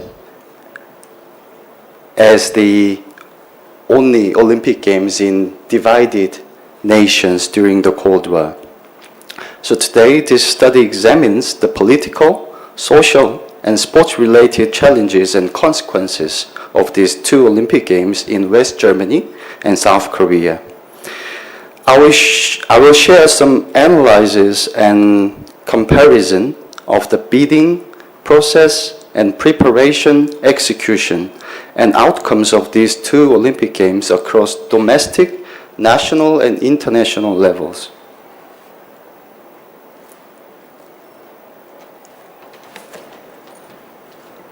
Yeah. So these 2 countries have often been compared as representative case of political conflict in Europe and East Asia during the Cold War in 1960s and 1970s until the end of 1980s. However, this comparison reveals significant differences in their perceptions and attitudes toward historical legacy and its preservation. These differences were key factors that influenced the development of their respective sports systems.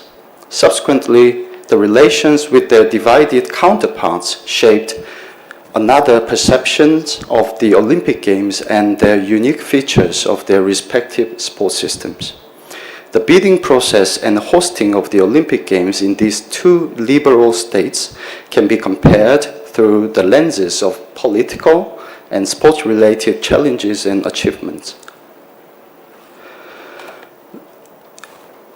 So I will show you this table. In the case of West Germany, domestically a symbolic event was needed for post-war national reconstruction and economic recovery. At the national level, it was crucial to establish a system superior to that of their counterpart, East Germany. And they need to showcase this superiority to East German people and the world. Additionally, it was also important to rebuild the trustship with the neighboring countries in Europe, particularly the countries that most affected by the 2 times of war, without provoking them.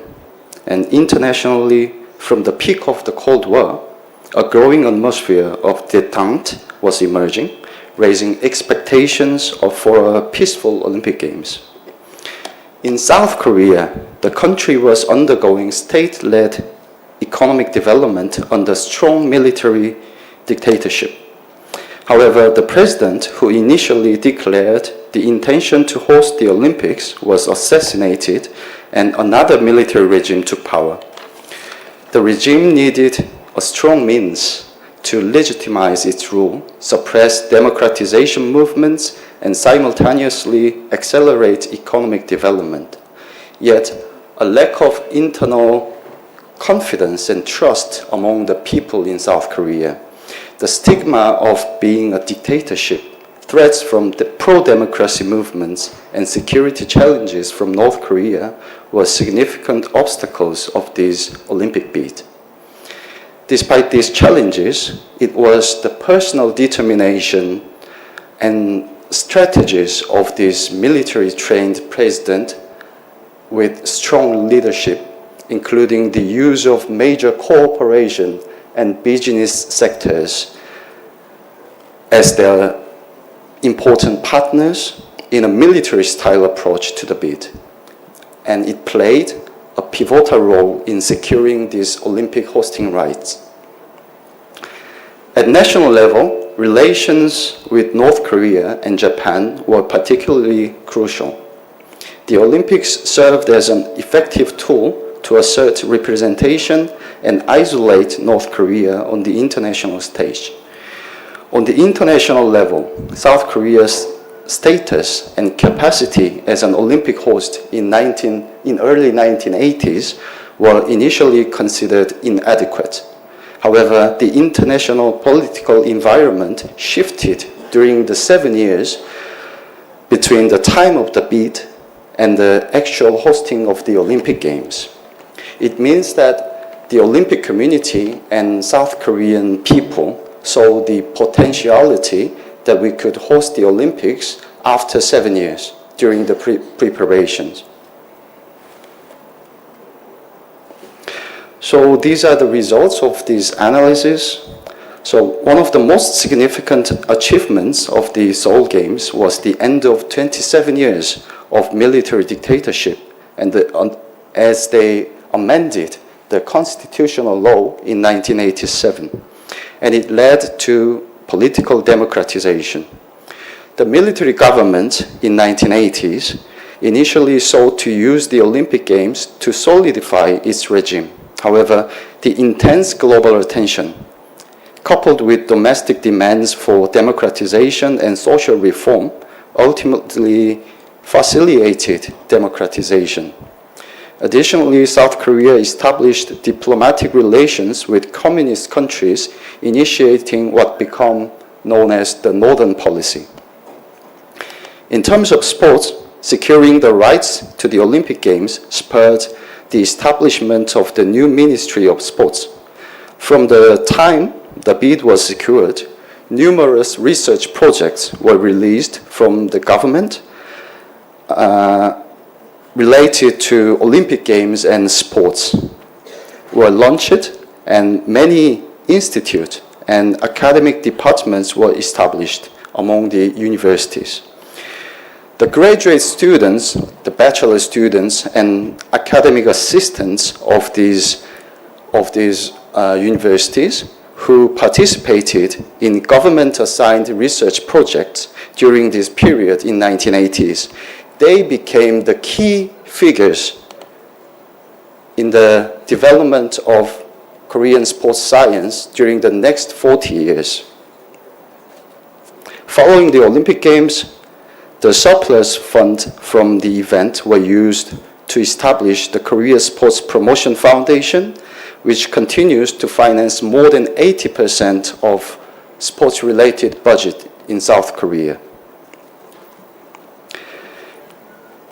In West Germany, the Olympics also served as a catalyst for improving athletic performance and establishing new sports systems and facilities. For example, the German Federal Institute of Sports Science was newly established,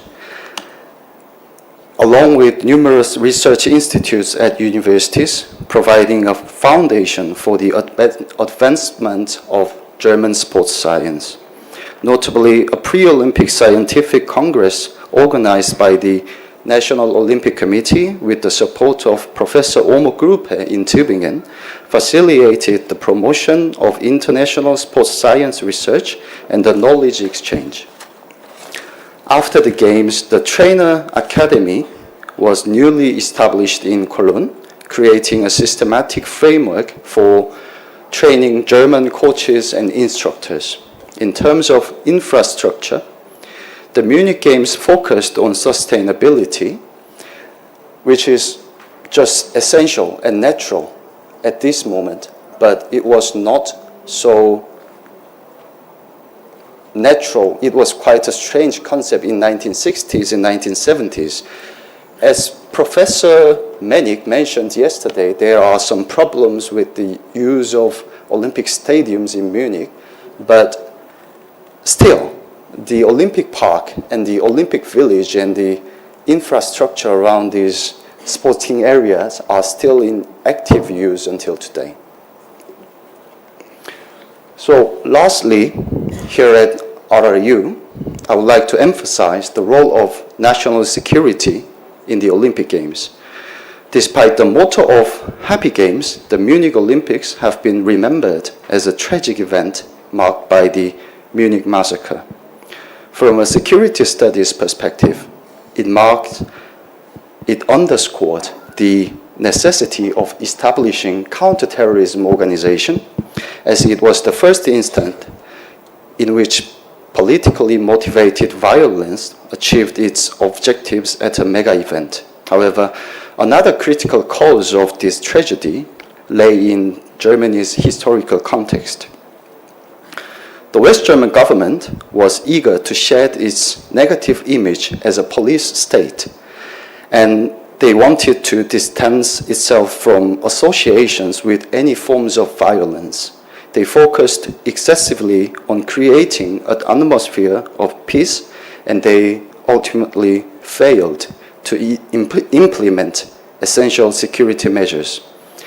This kind of a bit of naive attitude ultimately overshadowed all the other positive legacy of this great game of Munich. Meanwhile, in South Korea, in the lead-up to the 88 Seoul Olympic Games, North Korea, inspired by this Munich massacre, they sought to highlight the security threats to the games in South Korean capital through a series of terrorist acts.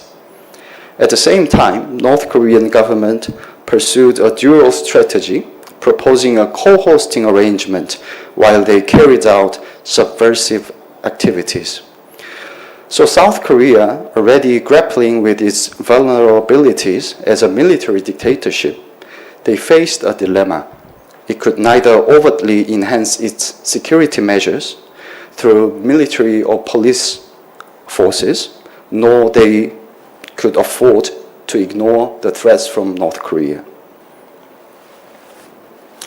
So here are my final remarks. And while the political and social context of these Cold War politics differ from those of today, the values and significance of these Olympic Games continue to evolve, as do the criteria for selecting host cities.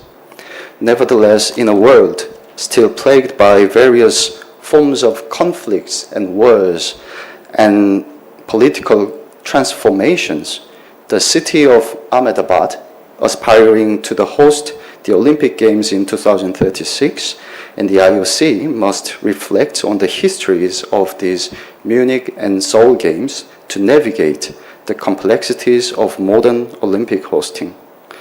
So that's the end of my presentation today, and thank you for your attention. These are the references. Thank you. Thank you, Mr. Song, for that insightful presentation. Your analysis of how sports and politics intersected during the Munich and Seoul Olympics was thought-provoking. Thank you once again. And now let's open the floor for questions. Do we have any questions?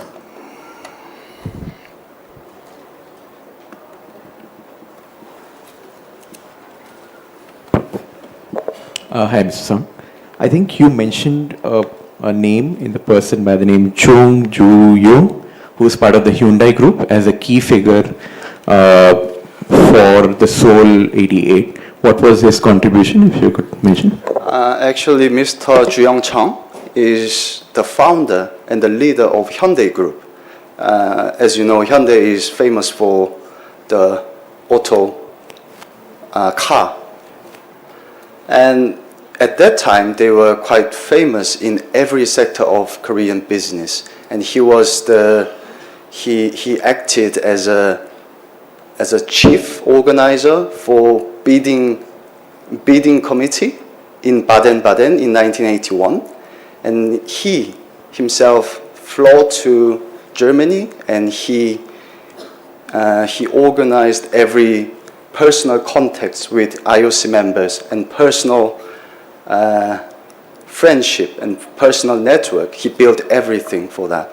And in this era of 1960s and 1970s, the most interesting thing about Korean sports development is that the president assigned every sports to each major corporations. For example, football for Daewoo, and archery to Hyundai, and yacht for Daewoo, and every Korean major business corporations, they have their own tasks, and it was directly assigned by president, and he made it like a competition with each other, and they gave it the benefit to the corporation. That was the basic strategy in 1970s and 1980s.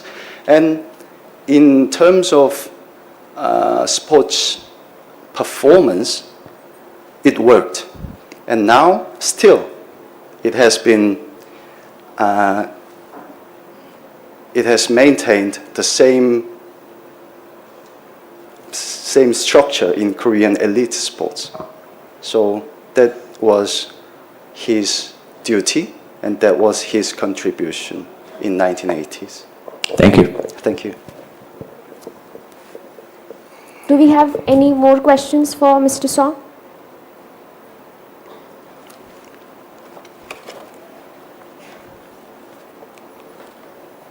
Okay, thank you, sir. Thank you so much for that insightful presentation. Let's give a big round of applause for him.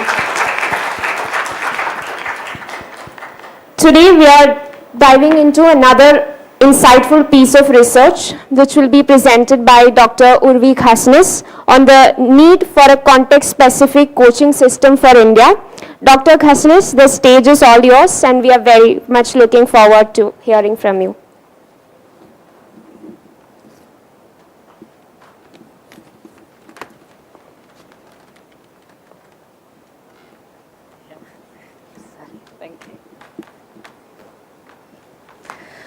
Hello, evening everyone. So in this session I'm going to be talking about a study that specifically focused on factors that India can consider when developing its own coaching system. So just a quick overview of the study. The study was conducted with my colleagues at the University of Edinburgh, Dr. Pippa Chapman and Professor Dave Collins. And just a little bit of information which they have kindly covered already for me about myself. Before we actually get into understanding factors that India can consider, let's just quickly try and understand why is it so important to focus on coaching. So what about coaching and a coaching system is so important? So here are some models that researchers all over the world have developed. So given the importance of sport and the national worth attached to sporting success, researchers all over the world for years have tried to understand what are the antecedents or factors that contribute to sporting success, and here are some of the models that have come out of it. And obviously, as we all know, there are perceptions about what factors contribute to India's performance, but also factors that might be limiting India's performance at the international level. But what me and my colleagues were interested in was we were very interested in understanding the people that are involved in sport at all levels, athletes, coaches, government officials and administrators, all of them. What do they think India might be lacking, and what are their perceptions of the Indian sporting system, the current system? So what we did was we interviewed 25 key stakeholders in the Indian sporting field and compared what factors came out from those interviews with the Green and Oakley model, which I just presented on the screen. And one of the key conclusions that came out of this was the fact that India needs to focus on liveware, specifically coaches, which is in line with what the models have also stated. So therefore what we did was we then interviewed another set of 13 participants, again key stakeholders involved in high performance sport, and this time we specifically focused on the Indian coaching system. And these were the key conclusions that came out of that study. Starting off with foreign coaches. So we all know that India hires a lot of foreign coaches at the moment to train its athletes. And as much as the participants highlighted that there are advantages of having foreign coaches, specifically the knowledge about sports science that they bring in, participants also highlighted quite a few key disadvantages of hiring foreign coaches, specifically the financial limitations and implications, as well as cultural sensitivity and appropriateness. But also more importantly, what participants very strongly emphasized was the current role that foreign coaches play in India, and we'll get to what they actually had to say about that in a minute. The second conclusion was a need to reconsider what good coaching looks like, with participants emphasizing the need of conditionality within coaching. So focusing on the why principle rather than just what the coaches should be doing. And finally, participants highlighted that India needs to look at sporting powers, needs to learn from what they have done and try and avoid some of the pitfalls that they might have gone through themselves in trying to get better and develop as sporting powers. So now, obviously, these conclusions, what are the implications for India? So when India is trying to work on a coaching model, what can India incorporate and look at? So this hardware versus liveware debate is actually, interestingly, not just a debate that's specific to India. Countries like the UK have been criticized quite heavily for focusing on just hardware or focusing more on hardware than other factors, especially after the 2012 Olympics.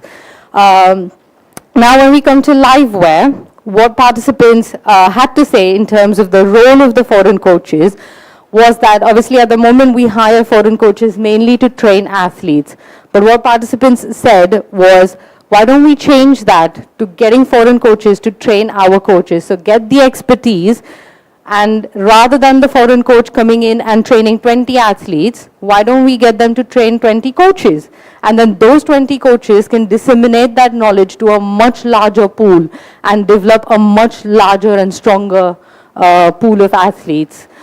Some of the examples done on this, so China did a similar thing wherein they brought in foreign coaches but worked in collaboration with them in basketball. And actually this train-the-trainer approach, as highlighted by one of the participants we interviewed, they did use it in their sport in India, and they felt that the impact it had on developing their sport has been phenomenal. So it has worked, and it does have the potential to overcome some of the limitations. So for example, making coaching more attractive for the Indian population, the financial implications of hiring foreign coaches who you might need to pay more, which again was highlighted by participants, and that discrepancy having a negative impact on Indian coaching system. And also, Indian coaches will be much better able to understand the Indian cultures and the Indian system for them to then have a greater impact as opposed to a foreign coach. This, however, linked into a very key concept that's very popularly researched now, which is expertise-based approach.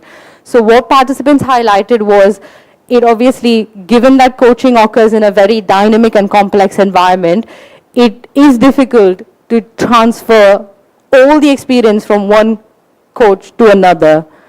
But what we can do is adopt this expertise-based approach to coaching, which essentially focuses on not just equipping coaches with skills and competencies, but actually focusing on why am I applying this particular strategy in this particular situation. So it's this, it depends on the context coaching that will be very important, and it actually goes in line with some of the things that have been said when we were talking about what can India learn from other countries in terms of the bid. And some of the guest speakers have highlighted that it depends on what India needs and our context. So it applies, that's the same principle that applies to coaching as well, that we really need to understand why am I doing this as opposed to that within coaching as well. And that is what will help develop better quality coaches and homegrown coaches as well. And finally, what was highlighted was, yes, we need to learn from sporting powers. Yes, we need to learn from other countries as to what they did and what worked for them. But actually, India has a lot of sports that we are doing really well in. So why not learn from within? Why not look at what they are doing? Because as per the systems or systemic changes within countries will be much easier to transfer as opposed to adopting something from a country that has a completely different composition to ours. So those were the 4 key implications for what we can do when we are looking at developing our own coaching system. But like I just said, that we can't just pick up things from somewhere else. So unfortunately, there are no blueprints available to achieving sporting success. Because if there were, then probably all countries would have been number one, just picking up from what the other person has done. So everything needs to be very context specific. And to get this context specific knowledge, research on Indian sports in different areas is what will help us really understand what we can do to get better in a context specific manner. That's the end. Some references I've used, and happy to take any questions, or happy for you to get in touch with me for any further questions or collaborations. Thank you. Thank you, Dr. Kasnis, for that enlightening presentation. Your research offers so much for us to think about, and I'm sure our audience will be eager to engage further with the topic. Do we have any questions for her? Yes, sir, please. Hi. So a lot of the research was hardware versus liveware, but I wanted to ask, was there a consideration for software? Because now as we move forward with the technology, the coach might be with an AI coach or something of that sort. So any emphasis on that or your views on that? So we didn't specifically look at the use of technology, because at this point we were just trying to understand obviously what India needs and then focus on what is the coaching system. But we have been taking some of the projects forward. So I am currently also exploring coaching within pre-elite level coaches across India. So we are trying to explore as much as we can. But no, for these studies, technology was not particularly considered. Sorry. Thank you. Any more questions?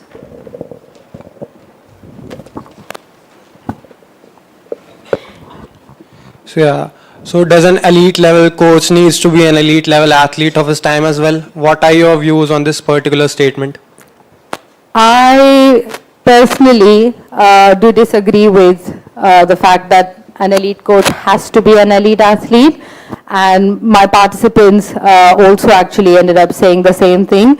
But what they did emphasize was they definitely, whoever is coaching needs to have an understanding of what it takes to get there. So having that understanding of it's not just get my athlete to do 6 hours of training and that's going to get him to become an elite athlete.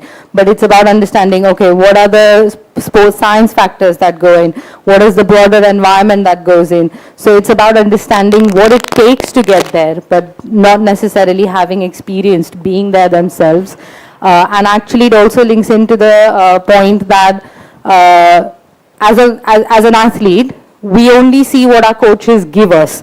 We don't see the behind the scenes of what they actually do when they plan our sessions or any other factors that they consider. So if I am an athlete and now I start coaching, not in all cases obviously, but what could happen is I just do what was done to me in a way. So my coach did this, therefore I'm going to do this.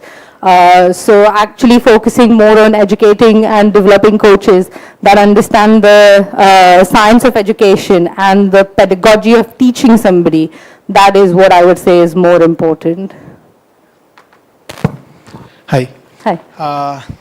I think before shifting to Scotland, you were in Pune. Yes, yes. So you must have gone through the Indian coaching system, and you have studied the Scotland and London's system also. So what kind of difference you have feel between the two coaching systems? Because coaches plays a vital role in the athletes development program, and coaches' motivation, their financial status, their knowledge, their guiding, so everything is matters a lot. So what do you feel that the Indian coaches compared to the other countries' coaches? So firstly, I will definitely say this, that I have observed very many things that are similar between coaches here and in the UK at least. And actually coming back to the earlier question, I have also seen coaches in the UK that are very much against sports sciences or don't have enough knowledge about it. So it's not that every single coach in the UK is world class. But what I have definitely observed is coaches open to sort of adopting a expertise-based approach, for example.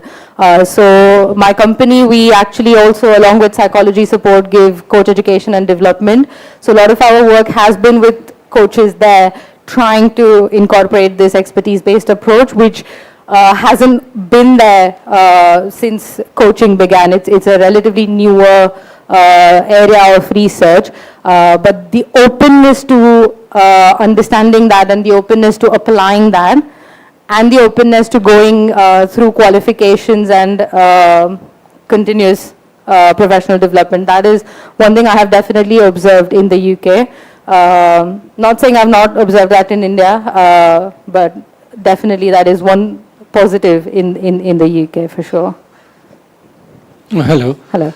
May I understand that in your course of research, did you also analyze the key factors that differentiate the coaching methodology being adopted by the foreign coaches and the methodology adopted by the Indian coaches? And also, the second question would be, have you or the organization prepared any kind of criteria to assess whether a particular person who is in the business of coaching is likely to become a high performance or a better coach or otherwise? So I'll answer the second question first and then come back to the first one. So yes, there is definitely characteristics that you can observe and obviously look at research on the concept of how to train coaches and what do coaches need that you can look at, that gives an indication of X person might become a higher level coach. So for example, there's this concept of naive and sophisticated coaches. Naive coaches being just focused on skills and here is the skill, here is the technique, do that. Whereas the sophisticated coaches are more on the expertise-based side, where they are more focused on the decision making and more focused on the why principle of it. And they are the coaches that are more likely to become higher level coaches only because they can modify what they're doing based on the situation. So for example, if an athlete is going for the Olympics, how you deal with that and what you speak to the athlete about. So if they have a race coming up and the coach says, oh no, don't be nervous, it's fine. The athlete is probably going to say, what are you talking about? Like, obviously I'm nervous. Whereas if this is a year in advance, then the coach can approach it differently. So having that understanding of why am I using this as opposed to that, and why should I do this and why I shouldn't do that, that's what helps differentiate between those two coaches. And in terms of, I think you asked whether we used any particular model. We did design a model for the Indian context based on factors that my participants essentially ended up highlighting, that these could be challenges for the Indian context, and these are the factors to look at. So for example, redefining the role of foreign coaches was incorporated in the plan. Obviously, given the UK system is very different, so we didn't do a direct comparison between countries in that sense, because obviously factors are very different for all the countries. So we did learn from what the UK did and try to adopt it in our research and our model. Thank you. Hello, Dr. Uvi. Hi. Hi. So here's my last question. You told that you interviewed 25 stake key holders and another 13 high performance sports athletes, or you didn't mention. So I want to know, is there any criteria or any selection method you use for the study? So for the 25 that I selected, they were all either high performance athletes, so playing international or on the pathway to getting to the international level, coaches that were coaching international level athletes, administrators in different sporting organizations, and similarly government officials involved in the sporting field. And for the second study, because that was purely focused on coaching, it was either high-level coaches, again similar criteria, coach educators, or those involved in decision-making within the coaching system. So you use purposive sampling method for the study. Thank you. So how do you deal with resistive coaches? And I'm talking at national level, because in sports where India does not do well internationally, the approach for a lot of people is that we are producing national champions, why should we change our strategy? And that we have been doing that for decades. Yes, so there will be resistive coaches no matter where we end up going. But actually a very positive change that I've seen across all my studies is actually quite a few of the coaches getting involved are willing to sort of explore and at least understand what they could do. So that is definitely a change that is happening. But there are some coaches that are of the sort of slightly older school of thought, where they're not willing to understand or not even willing to listen to it. So for them, we just need to work on modifying the system and getting the system to understand, and then that should hopefully trickle back to everyone. But it depends. There's no definite answer. Dr. Urvi, I think, thank you for introducing the new term, liveware. Sounds quite fascinating. And but I'm sure in your key finding you mentioned that focus on liveware, but definitely you don't mean that don't focus on hardware. Yeah. But if I were to put you in a position and say, if you were to assign a weightage between liveware to hardware for the coaches, what would your recommendation be? So yeah, and I agree with you. I definitely don't mean don't focus or invest in hardware or infrastructure. Definitely we need that. But based on my research and again personal opinion, if you don't have the people, the infrastructure is not going to be very useful. So for me, at least sort of 70-75% should be development of people. So I remember reading this quote that said, Sachin Tendulkar was developed by his coach, not by the ground. So same philosophy is what I believe in. Thank you. Thank you. Thank you so much, Dr. Urvi. Now I request our session chair, Professor Dr. Bimalan Patel, to kindly sum up the key takeaways from today's discussion and share his thoughts with us.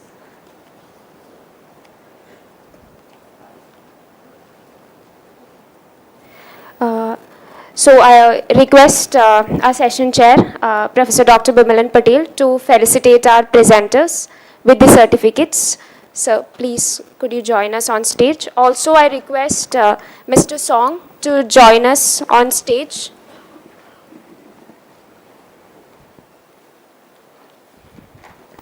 So I also request our co-chair,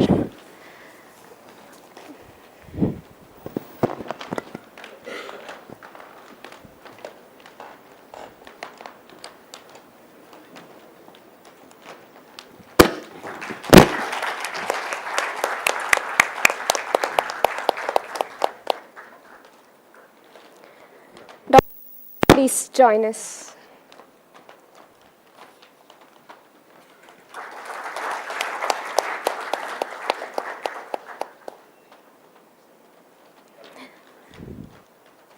Thank you so much, sir. Thank you to all the brilliant presenters for sharing their expertise and inspiring ideas. To our audience, your engagement and questions have enriched today's discussion. The final session has truly showcased the power of the Olympic movement in driving innovation, diplomacy, and sustainability. Let's carry this energy into day 2. Before we wrap up, I encourage everyone to connect with our presenters and continue this discussion beyond these sessions. Let's leave here not just informed, but inspired to contribute to the future of Olympic research. Also, there is a survey which is conducted by our BCORE research fellow, and the research is regarding India's aim to host the Olympics. So we kindly request everybody to kindly fill a form to help India achieve its goal. Your contribution to it will be of a great help, and we request you all to scan a QR code which will be displayed, and please fill this Google form, and it will be a great help for us. Thank you, and thank you for joining us, all of you. Thank you so much. Let's take this energy to day 2, and day 2, our session starts at 10 a.m. tomorrow. We'll see you all tomorrow. Thank you so much.